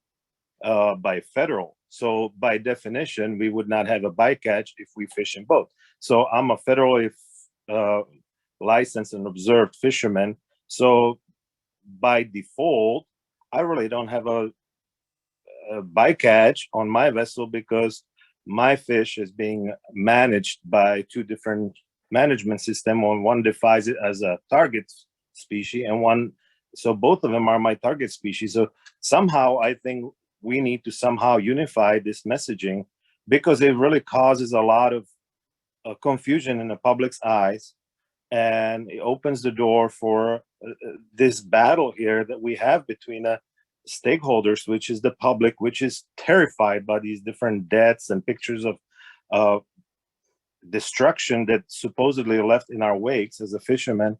And us as a fisherman, we constantly have to defend our actions, which hasn't changed for 120, 140 years. So anyway, I hope I see that as the biggest problem there, and biggest obstacle to finding actual common ground on this. So I hope maybe the Department of Fish and Game can overview this and somehow unify, because throughout the other fisheries regulations, we do have these problems where federal and state collide with each other, and nobody knows which book to look at. And it would be helpful if in some of these issues where you have a colliding fishery managements would really actually try to work together and present a real factual picture to the public, that so the public doesn't have this confusing messaging going on. You know, but that would be really helpful. Yeah, thank you for that. Your point is well taken, and you make a really important point. And so thank you for raising that. Maybe there's an opportunity for the department to learn more about that and flesh that out a bit more in the interim with Jerry. Thank you. Yeah, thank you for being here. Next up, we have Terry. Can you hear me? We can hear you. That's great. Last time you could. So I got it figured out. Thank you. That's great. Thanks for the opportunity to speak to you. My name is Terry Wilmarth. I'm a gillnet fisherman out of Ventura, and I love being a gillnet fisherman. I started in 1975. I fished most of this coast. I fished from La Jolla all the way up to Bodega Bay and past. There's a boundary line up there back then. Prop 132 brought me back down here, back home, and I'm on a little 20-mile stretch now. That 450 miles sure shrunk down to 20 miles. But now we got a problem with this 20 miles because I'm catching too much bycatch, supposedly. If I remember right, 132 said we would be able to make up the money we did catch from inside 3 miles by the spillover. I can't imagine just halibut spilling over, not other things like skates and everything else. So that's enough on that. Here's something that caught my attention earlier from another speaker. We have fish markets up here, a fish market that has tons of short halibut in it. When I ask where does halibut come from, this goes back many years now. It's not just this year. This halibut comes from Mexico. So when I mentioned to the warden, how could you accept something like this into the state? He says, well, that's NAFTA. We have nothing to do with that. So what I want to speak about is to catch that amount of shorts, their nets can be nothing like mine. We should be the model for Mexico. If their nets can catch that many shorts, when I'm only catching maybe 1 or 2 a month at most, there is a problem here. And I have to ask that Oceana's data not be used to judge my fishery. Because it is not the same nets. It's not the same fishery. It may catch some same fish, but size is a lot different. I use an 8.5-inch mesh on the small side of my fish. It is 8-pound average. Another thing that I want to mention too, our nets, we have put breakaways in them for whales. We use a certain size anchors to make sure they don't move. And we use X amount of ground line to make sure the anchors stay put. We have not had any whales incidents on Ventura Flats that I can think of. We had 2 incidents this year. I believe that they were staged. I get a phone call 5:30 at night back in maybe April from Vessel Assist telling me there's a whale being caught outside. That is 4 or 5 miles. I tell Vessel Assist, well, that's about where I'm at. So then they tell me the color of the buoy. Well, the buoy is not mine. It's this fisherman that I know down the street, Oxnard down the street. So I give him the phone number. This fisherman calls me and tells me, do you want to go out and see if we can get this whale? I said, Vessel Assist asked us not to go. We're going to meet in the morning at sunrise. This fisherman ran all of his gear, wasn't missing anything. The cavalry was not there. Gary, yes. I'm so sorry to interrupt. I appreciate hearing this our it's important. We also though are trying to understand. Really gear our intent at what we're trying to do today. It does occur to me that there seems to be an appetite from the gill netting community to have more dialogue with commission staff and department staff. And I wonder if maybe there's an opportunity for some knowledge exchange, just to create a space where that can happen between now and March. There's obviously an appetite. My sense is that the gillnet fishermen have not had the kind of access that they would like up to now because they've been fishing, right? So maybe we could create a space for that. Because I hate to cut this off. It's important, and we have some folks calling in who we haven't heard from in the past. On the other hand, we do want to keep moving and really focus on what we're trying to do here today. If I may, New Please. Mexico data, he asked to put a rush on it. I'm asking you to look at it a little bit differently because I don't believe their fishery is the same as ours. Thank you. Thank you, Gary. But I guess I'm looking to Craig and Susan. Is that possible to do something like that? Create a space to have like a dialogue specifically with the gill netters between now and then? Yes, certainly. So this is Craig Schumann of Fish and Wildlife. I think we definitely want to have that dialogue. And I think what we'll be looking, hopefully at the end of this discussion today, is what does that dialogue look like? Yeah. Do we think we have the data that we need to make that acceptability determination? I heard a lot of people today sound like they already made that determination for us, which frankly I was a little worried about. But you know, we're on to, if we're ready to move on to step 3, what does that look like? And then let's have that discussion with the appropriate parties to decide what does retained and sold catch look like? What does discarded catch look like? What do we know based on the data? What do we know based on observations or anecdotal reports from the fishermen? And where does that take us? Yeah. And then there's the sensitive species. There's the legality piece that we'll need to look into as well. Yeah. All right. So knowing that that will happen between now and March, we still have 5 speakers. I don't know how many of these 5 speakers are gill netters. There are some names I don't recognize. But just want to let you know that space is going to exist. Not to say we don't want to hear from you today, but please do, if you can keep your comments concise, so we can continue to move forward with this agenda item and maybe even hit another agenda item or 2. So next up we have, it says, Brock. Hi, can you hear me? We can. Great. My name is Brock Cahill. I'm a scuba diver based in Southern California. And I've heard a lot of talk about endangered species and especially marine mammals today, but I want to just bring to the committee's attention, sharks are in grave danger all over the world. And I've been diving in the waters here for the last 20 years and witnessed a severe decline in almost all species of shark. And when the young lady brought up her presentation about which species were being most caught in the nets as bycatch, sharks were, you know, numerous on that list. And I just want to urge the committee to make sure that we maintain protections for these apex level predators that ensure the health of our oceans and really sustain life for all of us on the planet. Thank you. Thank you so much, Brock. Erin Pullitz.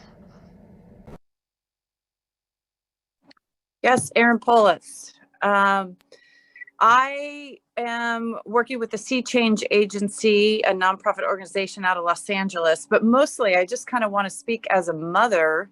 You know, I hear all these fisheries and I get it. Like, we all want to feed our families and do what's right. But, you know, I have boys too. And our goal at this point is to make sure that the fishing is sustainable and that, you know, we'll leave a footprint for them in the future that is viable. So I do not think that it's a big ask for us, which based on all the numbers, and it sounds very confusing, but to determine that the bycatch of these set gill nets is unacceptable, I don't think it's too much of an ask to go on, research it further, protect it for my kids' future, and make sure that we can do this for a lot of years.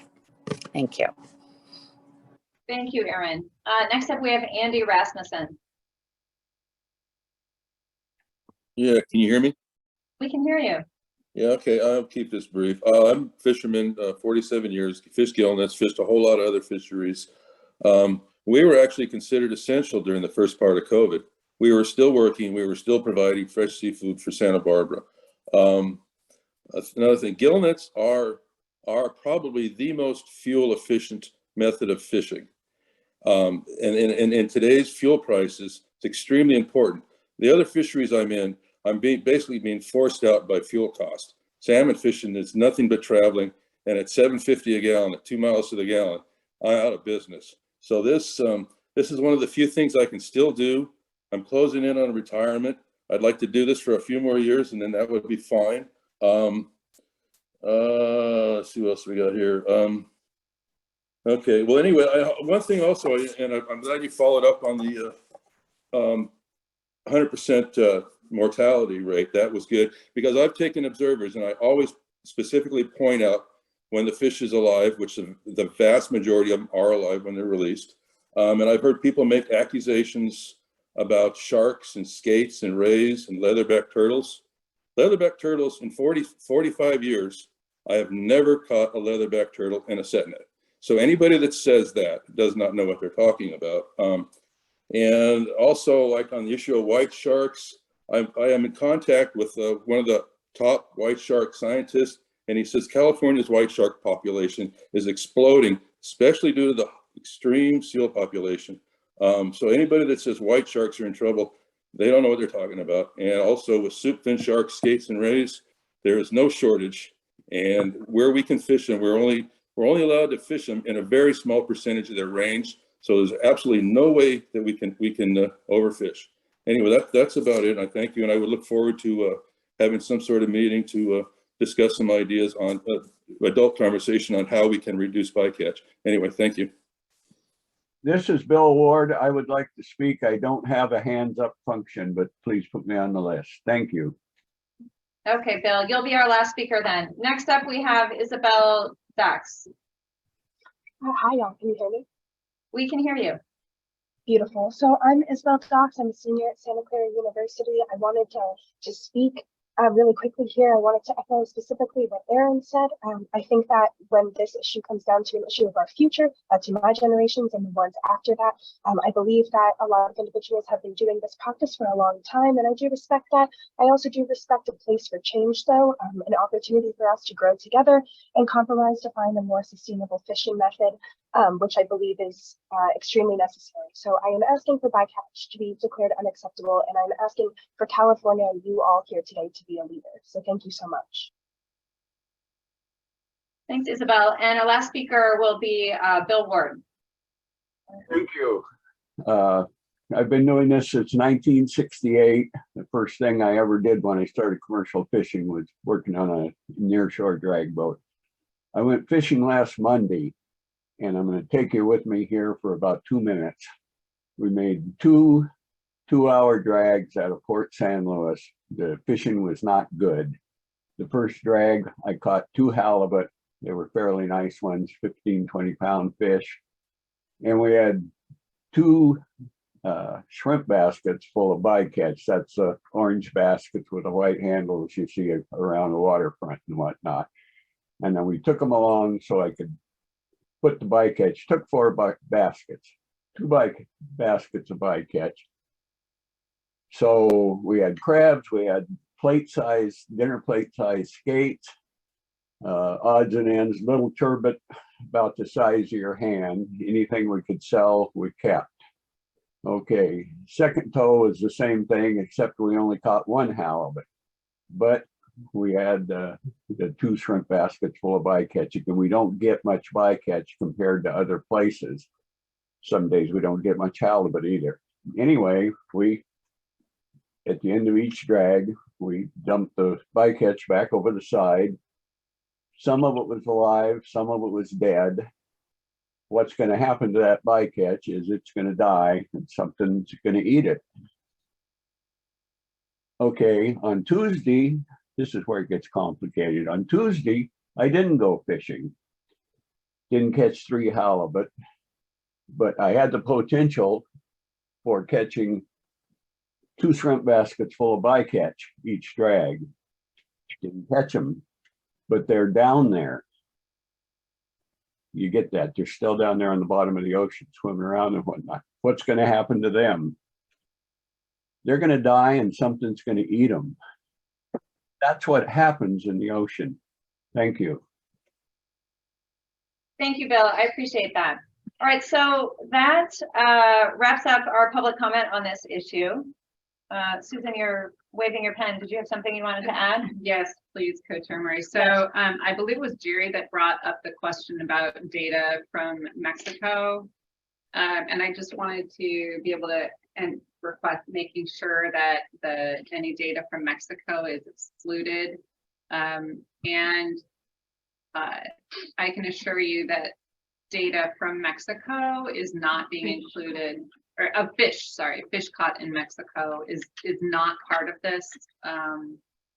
And that includes both the department's report and also, unfortunately, you haven't had the opportunity to view the Oceana and Turtle Island Restoration Network reports yet, but theirs it's based on federal observer data in California. So just wanted to assure you of that, to make sure that we are all starting from a standard of appropriate and fair scrutinized data as we move forward and have discussion. Yes, fantastic. So what we have before us is a need to give committee direction or recommendation to our staff. Co-Chair Sklar, are you prepared to do that? I am. I think that we want to do, given what we've heard, is to have the department and the staff lead a workshop of some sort of a dialogue with the stakeholders, particularly the fishermen, but the fishers, but also of all stakeholders about, and come back to us by the March meeting with what should be allowable, both in terms of species and quantities. And I think it's broken down pretty clearly into categories. It's one thing when the fish can be used and sold. It's another thing when they're discarded, alive or dead. And it's another thing if they're protected or sensitive species. So I think, the breakdown is really clear. And I just would love to have some recommendations before us that you and I can recommend to the commission for the full April meeting. Just so I'm clear, Co-Chair Sklar, are you asking for a multi-stakeholder workshop between now and March? Is that what you're asking? Or could it be something akin to having conversations with the Yeah. various stakeholders? More informal, but there's a lot of dialogue that has to go on. It's clear to get to get to actual recommended numbers, I think. But I'll leave that to the staff and to the department to decide what the best way to communicate is. But between now and March, we need to have some idea, some recommendations on what the level should be. I'm not sure we're going to get to recommended numbers though, right? Just in terms of expectation setting and what's going to come back to us. Well, how are we going to get those? I mean, we got to get them eventually. Craig, yeah, sorry to put you on the spot with two people in Yeah, I missed the question. Sorry. I was this notion of recommended numbers by March. I guess I'm unclear what we mean by numbers. So our charge is acceptable versus non-acceptable. Yeah, right. Based on the 4 criteria outlined in the bycatch plan. So Yes. I think we can work through that and make recommendations on acceptability versus unacceptability. That may be based on numbers. I think it sounded like, and I think maybe one of Jeff's comments, that you were just really interested in the top 10 species, because that would also be some direction we're looking for, is how deep down that species list do you want us to go? Yeah. And then also if we were to prioritize, so right now we're talking about 2 different gear types. Yes. Maybe we take a small bite of the apple and only look at one of them first and not try to do both by March with the holidays and everything else going on, or that would be okay. Yeah, that'd be okay to look at let's start with the gillnets and look at gillnet and look at the top 10 species and do a chart showing what's acceptable at a 0 amount, right, of bycatch, and what a cutoff point is, if it's not a 0. Yeah, I agree. I think let's start with gillnets and work through this process and see how it works. I think the other question is in terms of process. I've heard workshop, I've heard informal discussions. I'm okay with informal. I'm sorry, I should have. That's fine. But just to be clear, from the department standpoint, that means we go out with commission staff, have informal discussions, and then we go back to our office and do that evaluation ourselves, or are we doing that evaluation in a public setting with the partners sitting there with us? No, that wouldn't be my thought. I mean, I think that's a real challenge, because we're not looking for a negotiated agreement here. We're looking for the best advice from you on this. I think that's my position. Samantha, I don't know about how you feel. Yeah, I think I feel the same about that. I still am not sure how much, I hear that the gill netters have not had the kind of access that they would like so far, and that conversation is necessary between now and March. I don't know if my sense is that there has been a lot of conversation already with some of our other stakeholder groups on this issue. I'm curious to hear from Susan and Craig how much more you think is. I mean, I'm just trying to keep resources and workload in mind in light of what's already been done and the immense amount of work that's already been done in terms of talking to and having conversations with stakeholders.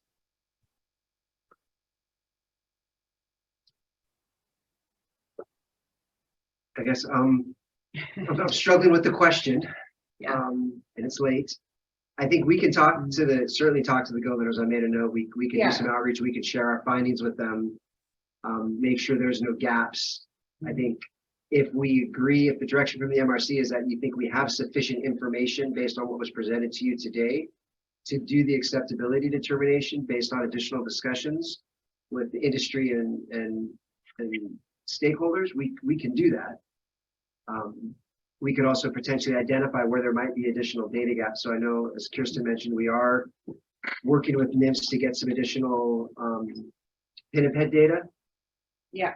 Perhaps additional data on species that are not included in the observer program. So that's something we've deemed or identified as an important gap.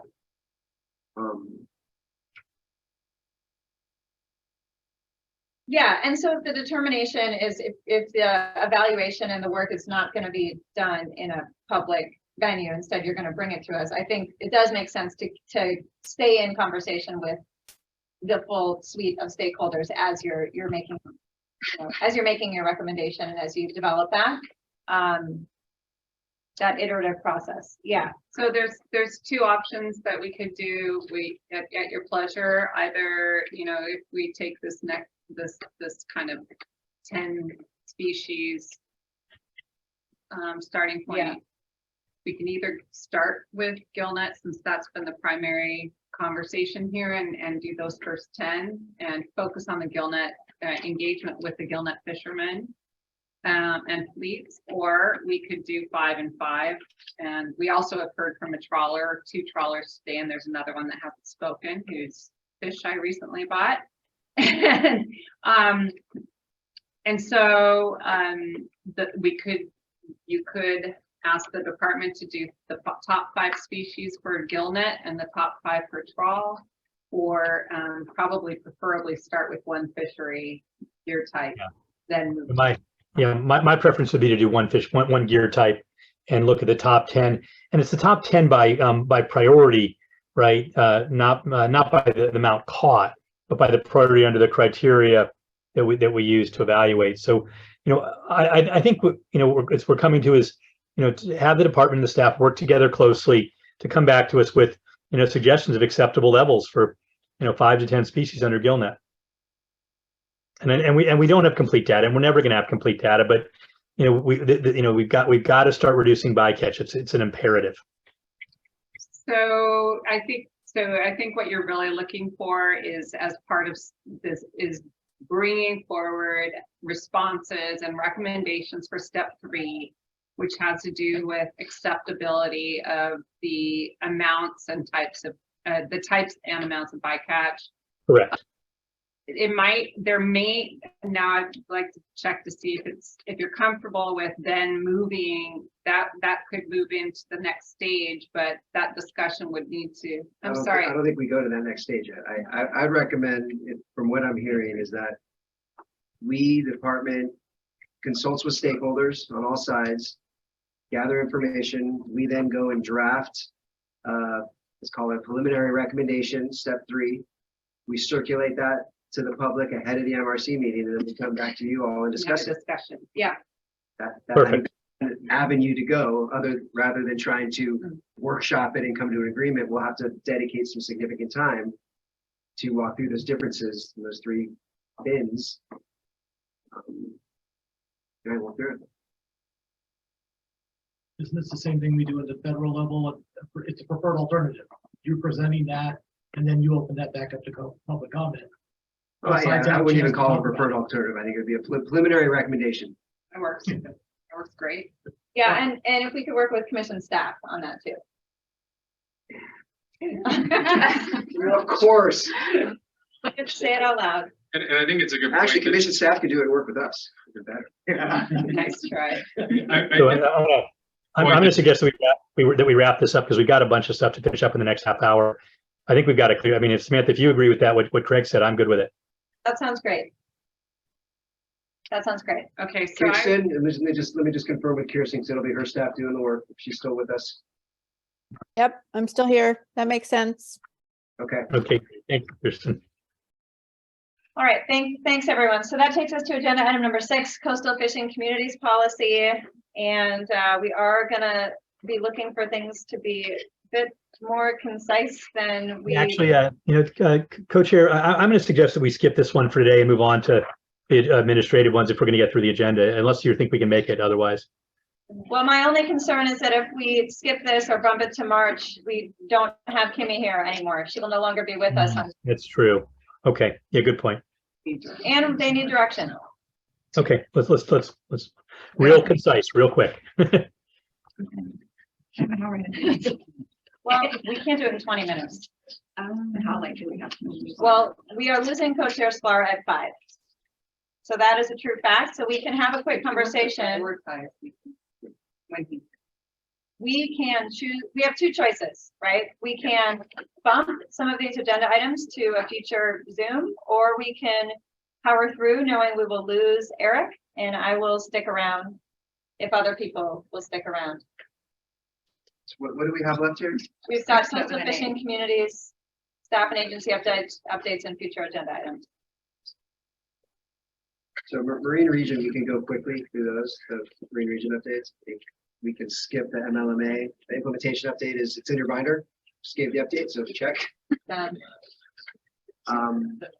The MPA one, we can do fairly quickly. Enforcement, we can do it quickly or move to next time. I think we've powered through, and if that's okay with you, co-chair Sklar, which, Fine, go ahead. yeah. Go. But again, concise, please.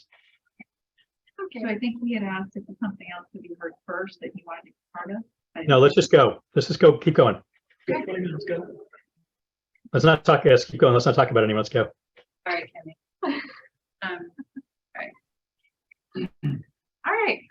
So I just want to give I want to see who's quick on still. I just wanted to give a quick, if Tony ILO's think that he hang up. Okay. Oh, just wanted to give a shout out that Tony, I just heads up that a picture of your daughters in this presentation. So just wanted to give you a heads up. All right. All right, so I'm gonna try and make it brief. Good afternoon, everyone. Co-chairs Marion Sklar. My name is Kimmy Rogers, and I am the California Sea Grant State Fellow at the Commission. And I'm pleased to be here with all of you to share an update about the development of the Commission's Coastal Fishing Communities Policy. Today, we've heard from some fishermen about concerns about competing space from offshore aquaculture and offshore wind. We've heard about the collapse in ecosystems that were not due to fishing pressure. We've heard from them about how they're interested in being involved in restoration and building solutions. We've also heard that there's concern from the new generation of fishermen about the future of their jobs. So this is why it's very important that we have this coastal fishing communities policy, amongst other things that were not mentioned today. So the purpose of this initiative is to better consider coastal fishing communities and fisheries management decisions. And in April of 2021, staff gave direction, or Commission gave staff direction to develop a new policy on coastal fishing communities. So today I'm going to share an update about some of the journey that we've gone on this past year for our coastal fishing communities policy, including why we needed to step back and reassess our original approach. And then I will give an overview of our revised draft outline, which is in the meeting materials. In February, we held our first workshop with all of our dedicated stakeholders. In April and June, we tried to integrate that feedback with the intention of holding a second workshop, but we needed to reevaluate some of the approach that we had taken. And some of the reasons that we needed to reevaluate our approach is because we heard that our policy was too detailed and repetitive. It lacked a clear overarching policy statement. We needed stronger reference to climate change and the impacts that's having on coastal fishing communities. We also had a lot of conflicting views on expectations about what the department should do. And we heard concerns about what implications this could have on the restricted access policy. So the past several months, we've been reassessing our approach, and we've made a lot of progress and edits to our draft to try and integrate some of that feedback and to really take that feedback into consideration. And we've worked with internally to try and improve this draft in a way that is long lasting and adaptable over time.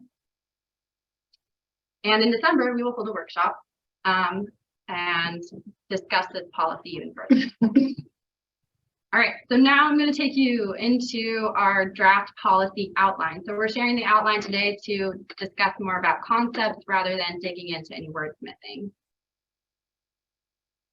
Okay, so some of our major revisions from this policy is the structure.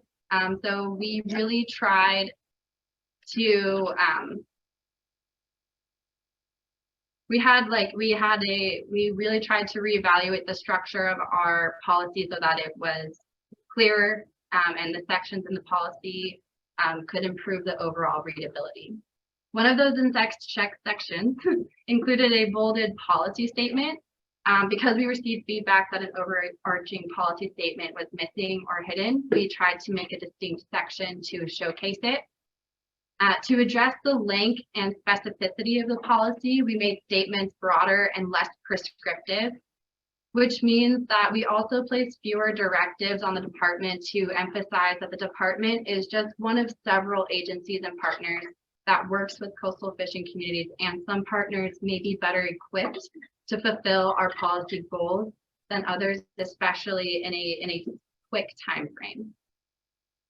And while the policy is broader and less prescriptive, we did move some of the more specific items and feedback that we heard from February into a potential implementation plan that could eventually be released to try and get this policy on the ground. So now we're going to take a look at the layout as a whole. In the first draft, we had a series of recognition statements, and we received feedback to include more recognition statements. But when we did that, the draft policy was getting longer and longer and started to lose focus. So we replaced those statements instead with an introduction that provides an overall story about how this draft policy came to be. Secondly, we rearranged the order of the working definition of coastal fishing communities and made some minor changes to the definition. Third, we bolded a new section called the policy setting. This section described other current state and federal policies that highlight the significance of coastal fishing communities and states why the Commission coastal fishing communities policy is still relevant and needed. The final section is called policy statement and strategies, which I will take a deeper dive, maybe shallow dive into.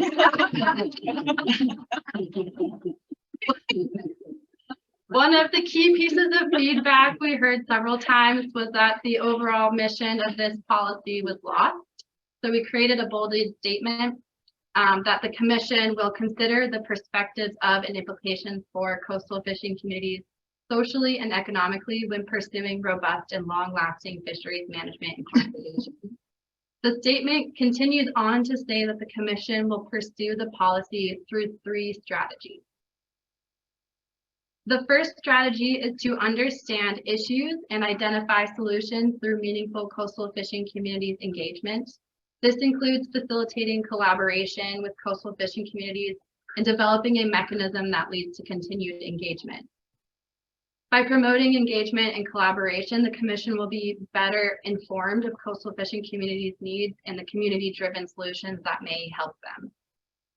Which leads to our second strategy, Commission action. Ensure coastal fishing communities' interests are reflected in Commission decision-making. Through direct engagement and collaboration with coastal fishing communities, fisheries management options can better reflect their needs, which can lead to commission decision-making that better supports coastal fishing communities. The third proposed strategy is support capacity building in coastal fishing communities via external efforts. This is an opportunity for the Commission to support and leverage the strength of partnerships and other state agencies that work with coastal fishing communities. The Commission is in the position to be able to uplift coastal fishing communities by getting all the folks in a room to strategize and coordinate. The Commission can lean on its partners, inclusive but not limited to the department, to support coastal fishing communities, whether that's through something like supporting infrastructure or filling in data gaps. Ultimately, the aim for these three strategies is to work together and be adaptive to the changes our ocean and coastal fishing communities face. It has been a long journey to get to this point, and we are really grateful to everyone who has provided feedback throughout this process. Some of these folks are in the room and online today. We are already getting some feedback and input on this outline, and we look forward to more discussions at our workshop in December. So today we look to the MRC to provide feedback as to whether staff continue with this proposed approach. That's all. Thank you. Thank you, Kimmy. Yeah, that's terrific. Thanks, Kimmy. So Samantha, if there are public comments, I'd love to hear them, but I have a few thoughts I'd like to express once we see. We do have somebody who'd like to give public comment on this, who's been here all day long waiting to speak on this agenda item. Good. Please go ahead. President Murray, co-chairs Clark, and committee members, good day to all of you. It's been a long day. So I'm Denise Alcantara, graduate student at Scripps Institution of Oceanography. Thank you for giving me and the rest of the public an opportunity to provide insights and suggestions on critical policies and programs in relation to California's marine resources. First of all, I want to commend the Commission for leading the development of the Coastal Fishing Communities Project to address the needs of fishermen and their respective communities in the face of our changing oceans due to climate change. The participatory nature of the policy development process is a great example to be replicated in other areas. But while the process is participatory, I wanted to highlight two things that I observed when reading the draft policy is the extractive nature of the policy's focus and the lack of co-management considerations in the proposed policy. With that said, I would like to suggest the following. So for example, for policy section 2, I would suggest that the Commission also recognizes the role of not only the fishermen, but also the members of the coastal fishing community in the stewardship of marine resources. This includes a role in both data collection and decision making. For policy section 4, goals A and B, I would like to echo the comment made on the workshop conducted last February. Regarding the new potential data streams needed, I would like to emphasize the need to include citizen participation in identifying, collecting, processing, and reporting data to ensure buy-in from the coastal fishing community when new fishery management plans are to be proposed. This is the heart of citizen science, and the coastal communities are the frontliners in terms of observing and knowing what changes in our oceans, and in turn, it reflects on the changes in their communities as well. So this means that there will also be a need to develop new scientifically sound data collection methods that are cost-effective and easy to understand that the members of the fishing community can conduct on a regular basis. But who will develop these new citizen science methods, and will the Commission be open to a call for proposals for the development of these needed methods? Those are some of my questions. So with these suggestions, I believe that there is more room to shift the mindset from simply taking resources from the ocean, but also making the community be involved in managing the resources to ensure domestic food security and livelihood for many years to come. Again, I would like to extend my appreciation on having the opportunity to share my knowledge on the matter. Thank you. Thank you so much for those comments. Yeah, I don't see anyone else in the room who would like to speak. Wayne is vigorously shaking his head no. I think that's a really good comment though. You know, this like sort of flipping the narrative on its head, and it's not just about what the community extracts from the resource, but the contribution back from the community too. So I think that's a really excellent point. I like it a lot. I think it's a really interesting way to look at this, and I appreciate it. Eric, we do have 3 people with hands raised on Zoom. Did you want to speak before that, or did you? Well, if we can ask each of them to keep it to a minute or so, just to, you know, kind of make their key points, then we can have a discussion. Absolutely. First up, we've got Chris Voss. Yes, commissioners, Chris Voss, commercial fisherman of Santa Barbara. I want to fully endorse those last comments. I'd like to also speak to the needs of the commercial fishing communities up and down the west coast of California with respect to infrastructure. In Santa Barbara, we have a project here that it's going to take an acquisition grant. We're pursuing funding from a number of different sources, but the Coastal Conservancy has $700 million to pay out to coastal communities in their efforts to in coastal climate change resilience, but also infrastructure and access. And I think that there needs to be an effort on the part of the commission to emphasize to the agency, that agency in particular, the value of supporting commercial fishing communities in their efforts to build their own or build out some of their critical infrastructure needs in order to maintain resilience in the face of climate change and adaptability. So those are my comments. Thank you very much. Thanks, Chris. Thanks for being brief. Thank you, Chris. Next, we've got Jen Humberstone. Hi, thank you. And thanks for the opportunity to speak. I will try to keep it brief as well. I'm Jen Humberstone, Fisheries Project Director at the Nature Conservancy. And just would like to start by thanking the commission and also apologizing. I don't know if you guys hear a crying baby in the background. But I'm thanking the commission for the really collaborative approach that's been taken in developing this policy. I appreciate that the outline retains the emphasis on leveraging partnerships, including to fill data gaps, and the challenge that fishing communities are facing in the face of climate change driven disruptions that are really demanding more adaptive and cooperative management processes. I agree that it's important that the policy establishes clear and actionable guidance and intentions, and think that as an associated implementation plan could be a way to keep that high level while ensuring that the plan can be adapted over time. I do have a couple recommendations for items that concepts that I think could be reintegrated while still being responsive to the concerns highlighted in the November 9th staff update. One is that there are opportunities to center this policy in the broader policy context. So the 2 policies that I'll highlight today that I think should be integrated explicitly are the JEDI policy, which also highlights opportunities to improve or expand on community engagement.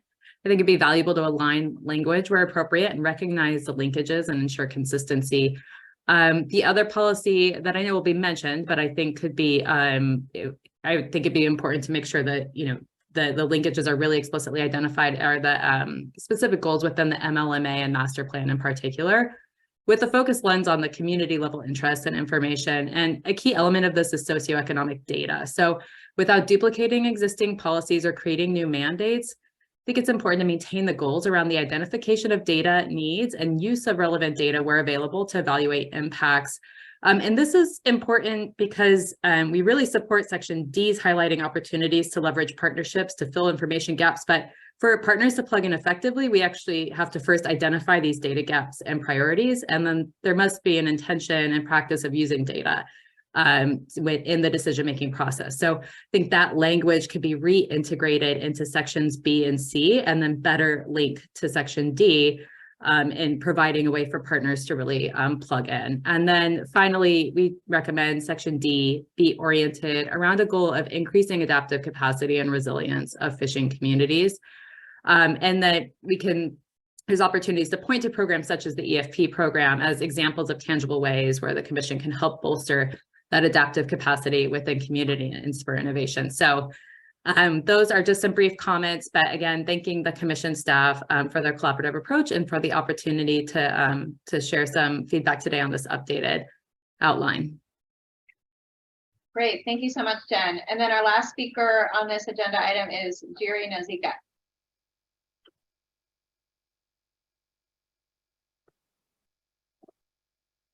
Jerry, are you there? Yes, do you hear me? We hear you. All right, thank you. I'm gonna be pretty brief. I'm gonna send you off to dinner. I just wanted to, it's kind of interesting because we had this discussion about the bycatch, and now we had the plea of the fishermen and all this just half hour ago for 2 hours, and now we're talking about how the commercial or fishing communities can survive and stay resilient. Well, I just wanted to remind you as policymakers that you know, in the last 20 years since I've been here, 20 something years, I have witnessed complete collapse of the fishing community here in Monterey. I mean, absolute collapse. Basically restarting everything from where it was just probably 100 something years ago. We have lost completely infrastructure. There is zero infrastructure, zero channels to sell our fish. Everything is gone. And so our community is determined to survive, but is no longer resilient. And the main cause for the state is not the climate change, is not a natural causes, it's of regulations.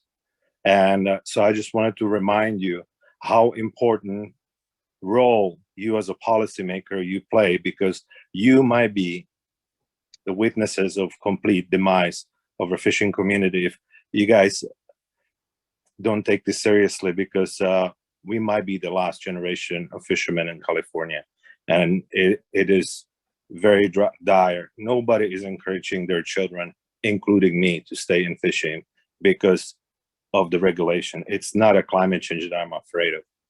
I'm afraid of more regulations, and I'm buried already as it is under current ones. So I want to thank you for your future work, and I hope that you're gonna be making more and more reasonable decisions and actually ease our burden from our communities that is laying upon us right now. Well, thank you and good night. Thank you for those comments, Jerry. Really, really important, and appreciate you sharing that with us. Co-chair Sklar. Yeah, just very briefly, I think we're heading in a really good direction. I hope we're going to wrap this up soon. I hope, you know, I don't know what the plan is to have it finalized, but I hope by March. Okay, great. I mean, we've been working on this for a long time, but I really appreciate all the work that's gone into it and all the people who contributed to it, from staff to stakeholders. One thing that I'd like to see is you know, a list of maybe the top infrastructure challenges in these communities, and where in both state and federal funding these communities can turn for help. Because in the end, it's not all about money, but it's partly about, largely about money, about getting the money for infrastructure, possible subsidies for key infrastructure pieces without which the fishermen can't sell their fish and get it to market. So I'd like to see some very concrete things. So when a community looks at this, they say, okay, I know I can go to, you know, the Department of Agriculture for this. I can go to, you know, transportation for this, and so on, and identifying pots of money that are available to these communities that they may not know about to do some of these infrastructure improvements that are critical. That's my main comment, because otherwise it's really good, and really appreciate the presentation and the work that's gone into it. Yeah, thank you for those comments and that guidance. I support what you said entirely. I also really liked what Jen said about adding something about adaptation to sub D. I think that was a really good point, and I already mentioned my support for some of Denise's comments as well. I don't know if this is the place for it. It probably isn't. So maybe this is just something I'll say out loud that we should do someday. But to the extent that there are ways to look at, you know, fishing communities where things are going well, and pull out some of those examples and as like a, you know, best practices, or yeah, I think about like Tuna Harbor Dockside Market here in San Diego, right? That's such a shining example of something that's going really, really well here in terms of lifting up local fishing communities, and something that potentially could be exported as a model, you know, those best practices and lessons learned shared with other communities. when there is a template to sort of share. And so I just wonder if there's a place in here to share some of the lessons learned and how, to the extent that we can facilitate some of that knowledge sharing and best practices sharing from community to community. This might not be the place, it's a policy, but it's something that I think potentially we could be helpful in the future. Yeah, Samantha, it was interesting when this process began, a long time ago. The folks from Monterey sat down with us and showed us the plan that they developed. Now, we hear from Jerry is that that things aren't good in Monterey, but it was really one of the great success stories of everybody coming together to come up with a really comprehensive plan. So I think steering people to look at what that plan is and evaluate how they've done with that plan it fits right up in that with that. But I agree fully. There's some places that have been successful and other communities can learn from that. Yeah, case studies. Exactly. Yep. All right, does that give you some direction that you need, Kimmy?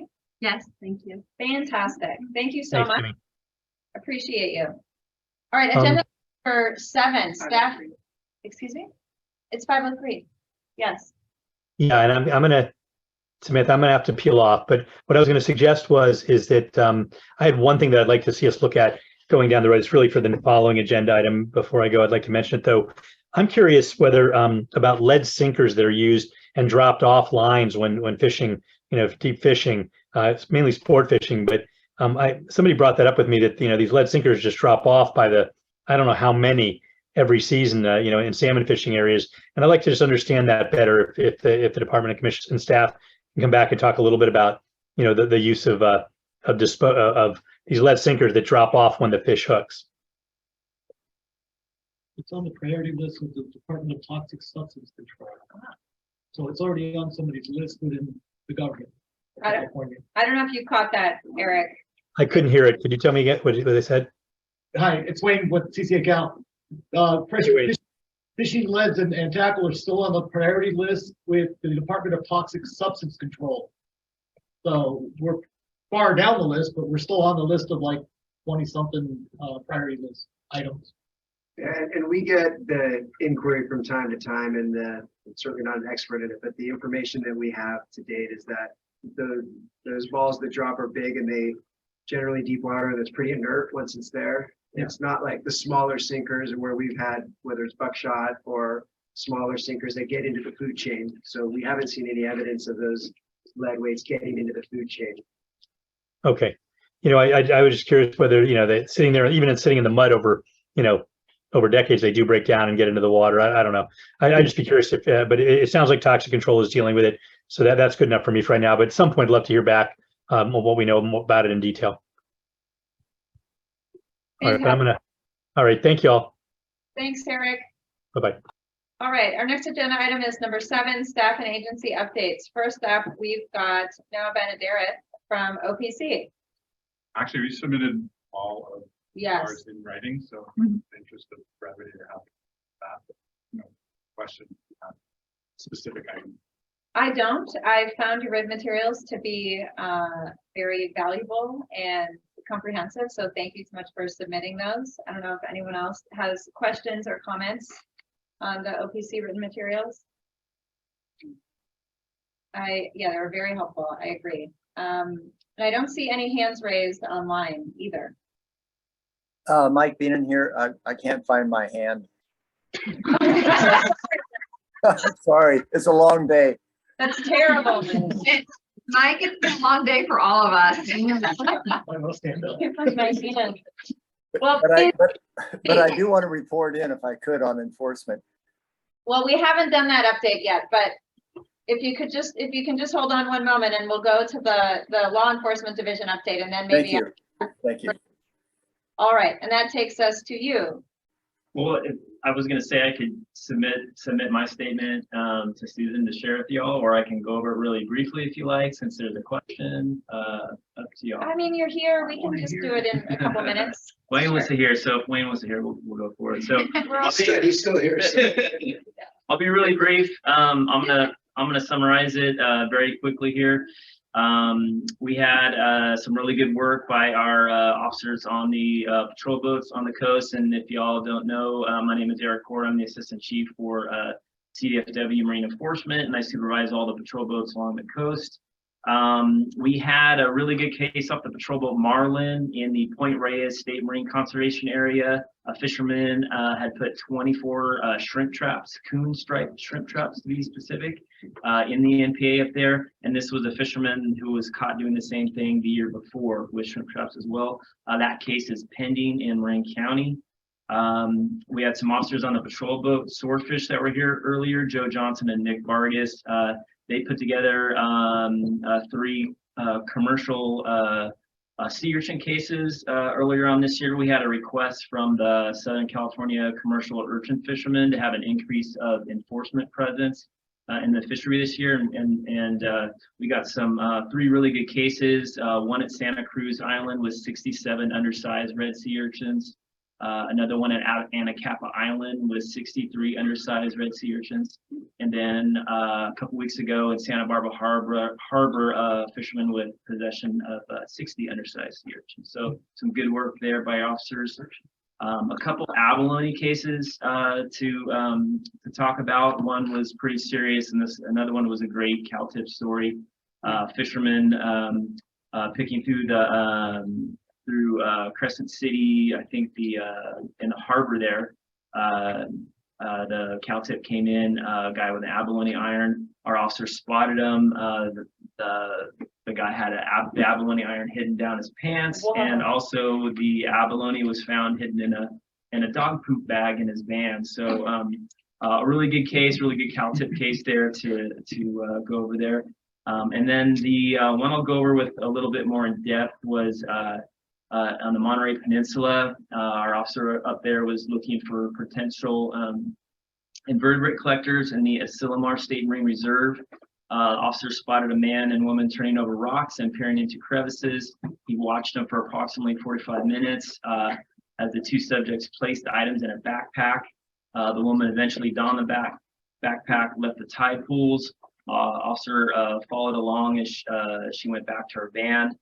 She tossed the backpack in the van and quickly shut it. The officer could see a cooler in the back of the van and stopped her before she left. He requested the woman to open the hatch, and she complied.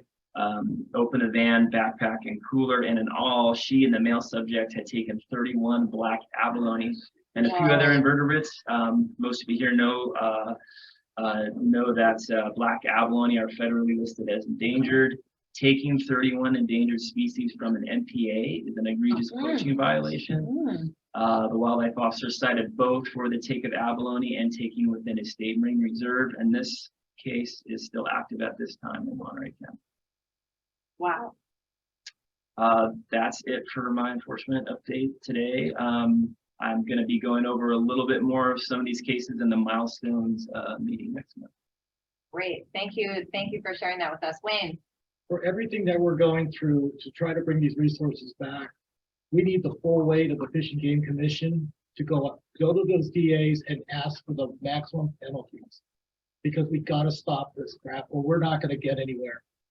I mean, we're talking federal level protection on these, and they can't get off with a hand slap and a small fine. And we got to make points of this to the community that we're very serious about what we're doing here, you know?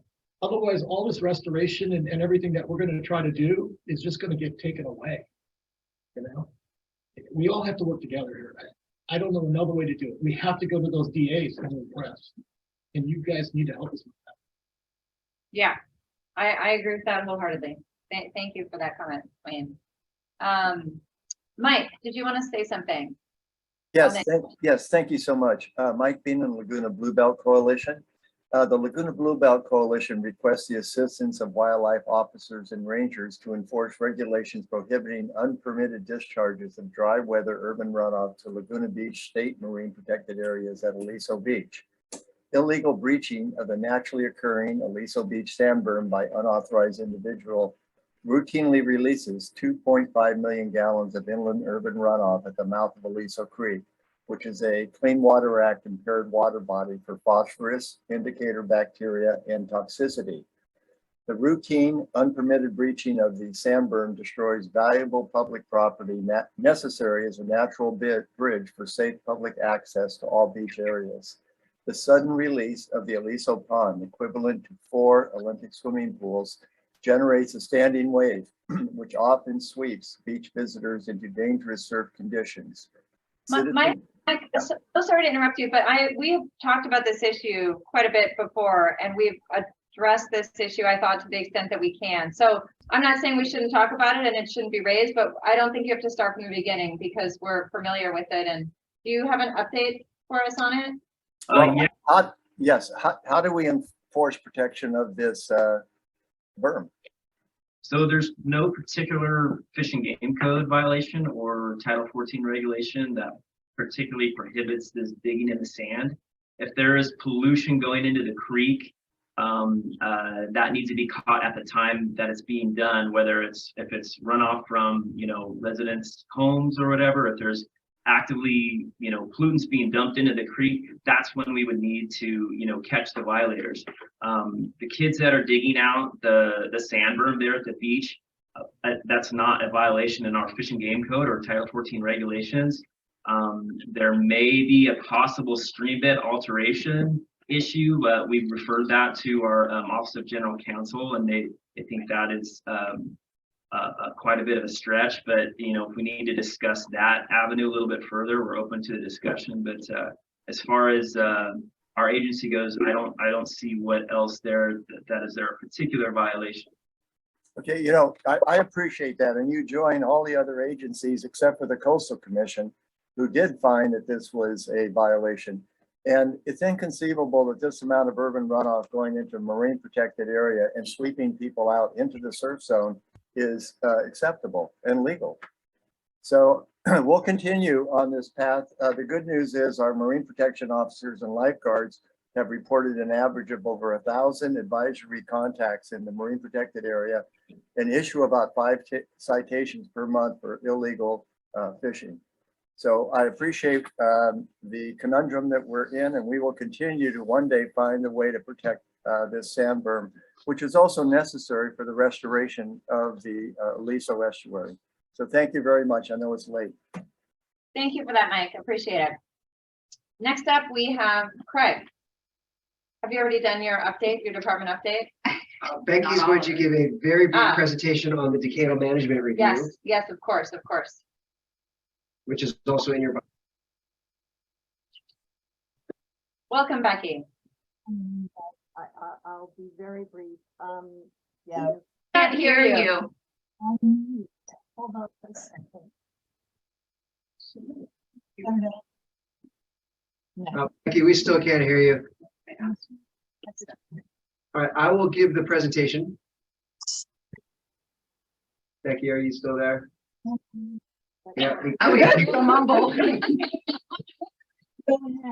Becky, Okay. we're going to order you a headset and mail it to we you. already talked about that. Okay. It's on order. Okay, so next slide, please. I'm doing my best to present for Becky Oda. Decadal management review. This is 10 years after implementation of the MLPA, after we went through the 5-year. When we did the master plan update, we all agreed we would come back after 10 years to provide recommendations to the Fish and Game Commission to help inform adaptive management. Next slide, please. This is the structure of the report. It is in your binder. People can look it up. I'm not going to go through it. Next slide, please. We've gathered data from all sorts of different sources. So this has been an 18-month plus effort, a tremendous, a true team effort, all sorts of information. We'll move on to the next slide. Becky, I'm butchering your presentation. I apologize. Public discussions. So this is really the key one that I wanted to talk about. So this is our planned rollout for the DMR, Decadal Management Review. We will be releasing it to the public in January, formally delivering it to the Fish and Game Commission at your February meeting. We then are planning a public symposium on March 15th in Monterey, which will discuss the 4 pillars of management. That will also include data sharing and networking with all of our partners. That will then be followed by a Marine Resources Committee on the 16th, to my understanding, half day or so, to talk about the recommendations, the findings, the discussion. I think that's still to be determined somewhat. We then are potentially slated to bring this to the Tribal Committee in April in Fresno and back to the Fish and Game Commission meeting in April at your Fresno or Bakersfield meeting. To ideally A get natural home for a. well, so that's one of the things we wanted to flag was that that location is not near the coast. And also neither is June or August. So I mean, August is closer to the coast, but it's way up north in Fortuna. So all of the sausage making is going to need to occur in Monterey in March, presumably.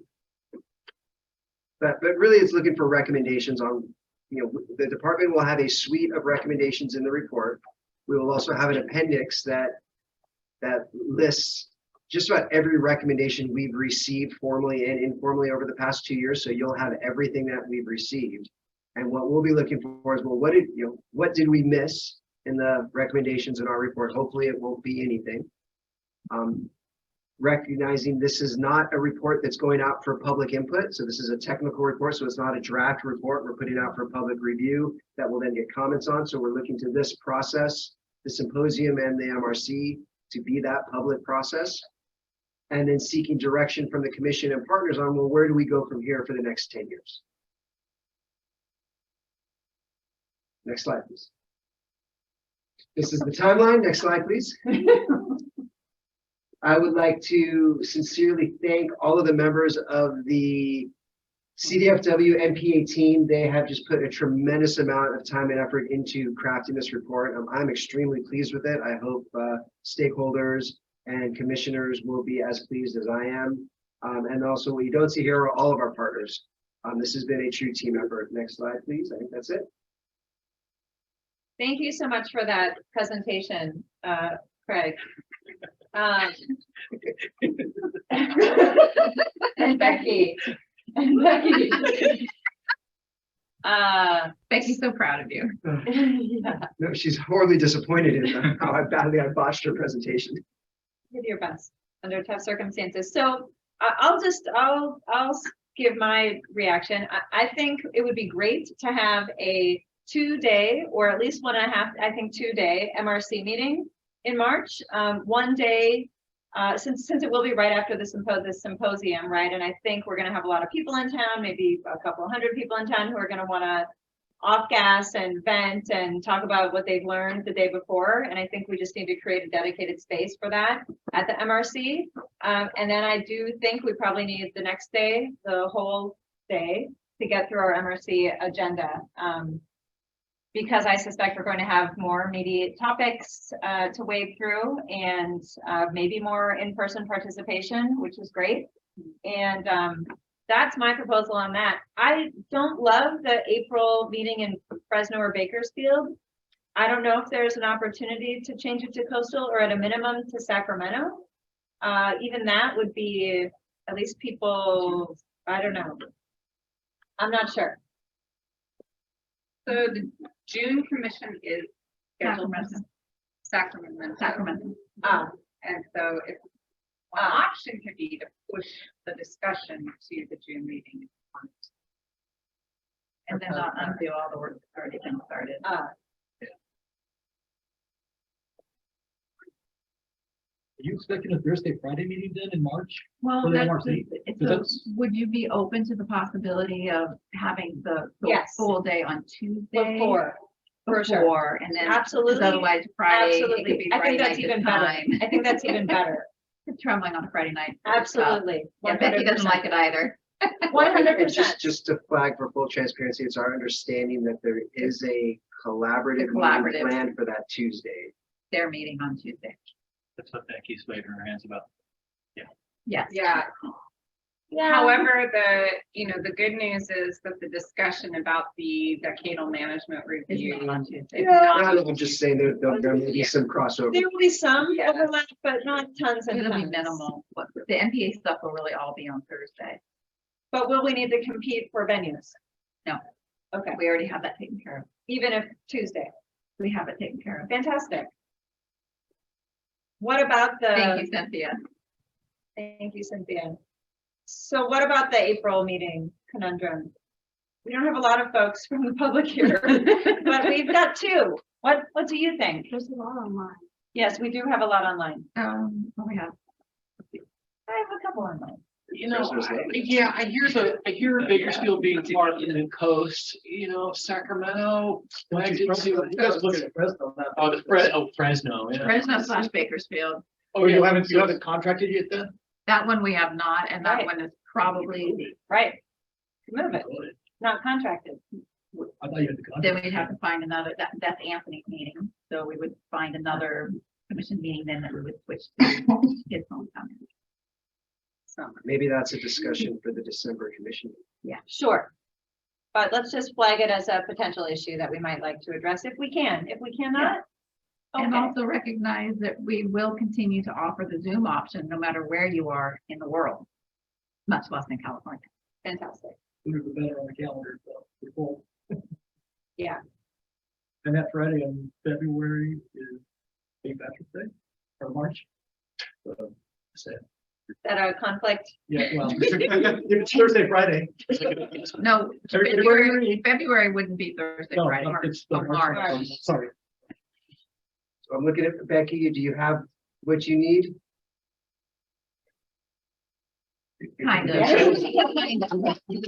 We're just trying to get the report done. That's our number one priority, is get the report. And we're also going to be bringing you the annual report at your December commission meeting with a presentation from Amanda Van Diglen, which will also highlight some of these process steps as well as the work we've done over the past year for the network.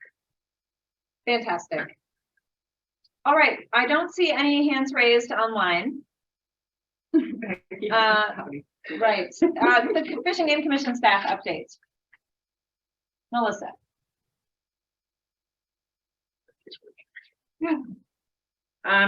Or Susan. I would be happy Susan's to the leader. note, Sorry. yeah, I would just be happy to note that, unfortunately, tribal advisor Chuck Strickland needed to leave for a different meeting.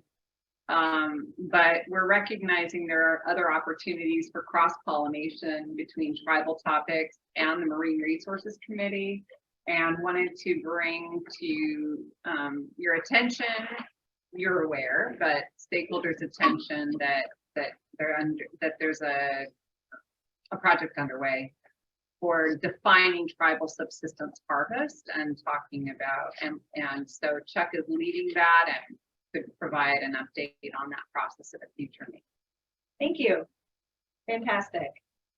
I don't see anyone poised to speak on this issue here. I don't see any hands raised. So that takes us to agenda item number 8, which is future agenda items. So there are, yes, so as you know, this is a standing agenda item. There are, excuse me, I'm trying to pull my, and for future agenda items, the next MRC meeting we just were discussing is March 16th in Monterey. The topics and timeline are provided in your binder. I was going to express concern about the number of as we experience today. There are topics that are truly people are investing in, which is great. And I was going to express concern about overlapping that with the MPA Decadal Management Review report. Based on what I heard, I think I'm hearing an MRC recommendation that we'll go forward with. So I can report that out under this topic. Okay, great. And we don't have any new topics to recommend at this time. The last item was just an update on the MRC meeting format, recognizing that now this was our second meeting with an in-person and online forum, and provides for quite a bit more engagement for those that don't have the ability or opportunity to travel. And at the commission's request, put this on the agenda for any input from stakeholders about guidance about how to approach future meeting venues, recognizing that we have 2 people in the room. Yeah, I think you're wonderful people to I think it's not the best time to have that conversation because we have lost a lot of people. I do know that there's been some discussion about having committee meetings in person only. Obviously, there are access and JEDI issues associated with doing that, but there are also challenges with trying to do a hybrid format with a dialogue in our committee meetings, and that's a challenge. And you know, when we are trying to have a dialogue, being in person is just much easier for trying to do that, because when we have to go to Zoom, the folks on Zoom, mostly we end up just having to go one at a time anyway. They're not really able to sort of ping pong in the conversation. So it's something we wanted to talk about. I think maybe we should talk about it next time, because right now we don't really have anybody online and we have 2 stakeholders in the room. Although if you'd like to give us your 2 cents. I think you need to keep it up, open and transparent. It's the big push now. We want to bring in the underserved community. Yeah. You got to figure it out. We might have to go back to a more rigid policy on open comment, time them out, just to keep it going. But I think you have to do this to keep process. Keep the Zoom option as well. I mean, there's a bunch of us. Not everybody's on payroll and travel expenses. But for sure. You know what? Being able to go online makes you be able to cover more. There's times when I can't even make all these meetings. Yeah. You know, and I want the opportunity to be able to participate. It's true. So. Agree. And yeah, I think the reason is maybe at that time to have a conversation, and not because there's so few people, but because, you know, we went late today and it was hard to cover everything. Maybe I would suggest we think about you know, keeping the online option, but making it very clear that you're going to be time limited. You're going to have 1 minute. You're not going to, you know what I mean? I just set the expectation that most of the conversation happens in person. Yeah, it's tricky, right? I mean, I think the discussion that we had both on aquaculture, on gillnets, and on red abalone. I think you were just heavy on your agenda. So that's it, right? Because I think those discussions had to be discussions, and if we limited everyone to 1 at a time, only speak once, 2 minutes, it would not have gone the way that it went. And we got a lot done today on all 3 of those, and I think it was like people walked in pissed on several of those agenda items, and I think they walked out feeling okay. And I think it's because we were able to have a discussion. But I agree, I think it's an agenda issue, right? I think and then managing the expectation, I think part of it was too many speakers went off topic. They were emotionally driven. You got to give them some leniency, but you got to stay on topic of what we're trying to achieve in these meetings if you're going to have a full agenda. You just have to manage it. Yeah, I see. Yep. Yeah, absolutely. We do have a couple people with their hands raised. Ashley, and then we'll hear from Joe. Oh, thanks. Yeah, I'll just keep it really brief. Ashley Gibbs with the EAC of West Marin. I did want to request ideally both regional and hybrid meetings, but I do acknowledge this is, gone really late. So I know that can be challenging and there can be technological challenges, but I think regional meetings are really important to reduce travel costs, and also especially for hard to access regions, like the North Coast comes to mind, even though I'm from North Central, but I just want to raise that because I know that's a hard area to get to. So I guess at a minimum, regional meetings, if we had to cut hybrid, I do love the hybrid, as I'm obviously joining here remotely, but thank you. Can I get clarity? What I don't quite understand what you mean by regional meetings. Oh, okay. Like how they bump around, like for me, for instance, like Santa Rosa would be, or Sacramento might make sense because I'm coming from the Bay Area. But like if all the meetings were in Sacramento, I guess that would not serve that purpose. We're not considering having them all in Sacramento. That's not on the table. Yeah. Okay. I couldn't quite tell from the agenda. Thank you. Joe Exline. Joe, dude. Hi, Joe. It's been a long time. Miss you, Joe. Yeah, hopefully you can hear me. Been busy year, but I like the online option. I haven't been able to exit so far, but today was a nice thing. I think maybe if we, like, after the first speaker, maybe you clarify what question you're wanting answered, because it seemed to me like a lot of the people were way off a topic and they weren't really answering the question you were asking. And then tell them that they have a, some kind of a timeline. I don't know how you can do that with Zoom. But I really like the Zoom option and live meetings, of course, kind of a hybrid. That's all I have. Thanks, Joe. Hope to see all of you in person one of these days, but it's been a very busy year. Absolutely. And then Dave will be our last speaker on this. Oh, hi, thanks for listening to me.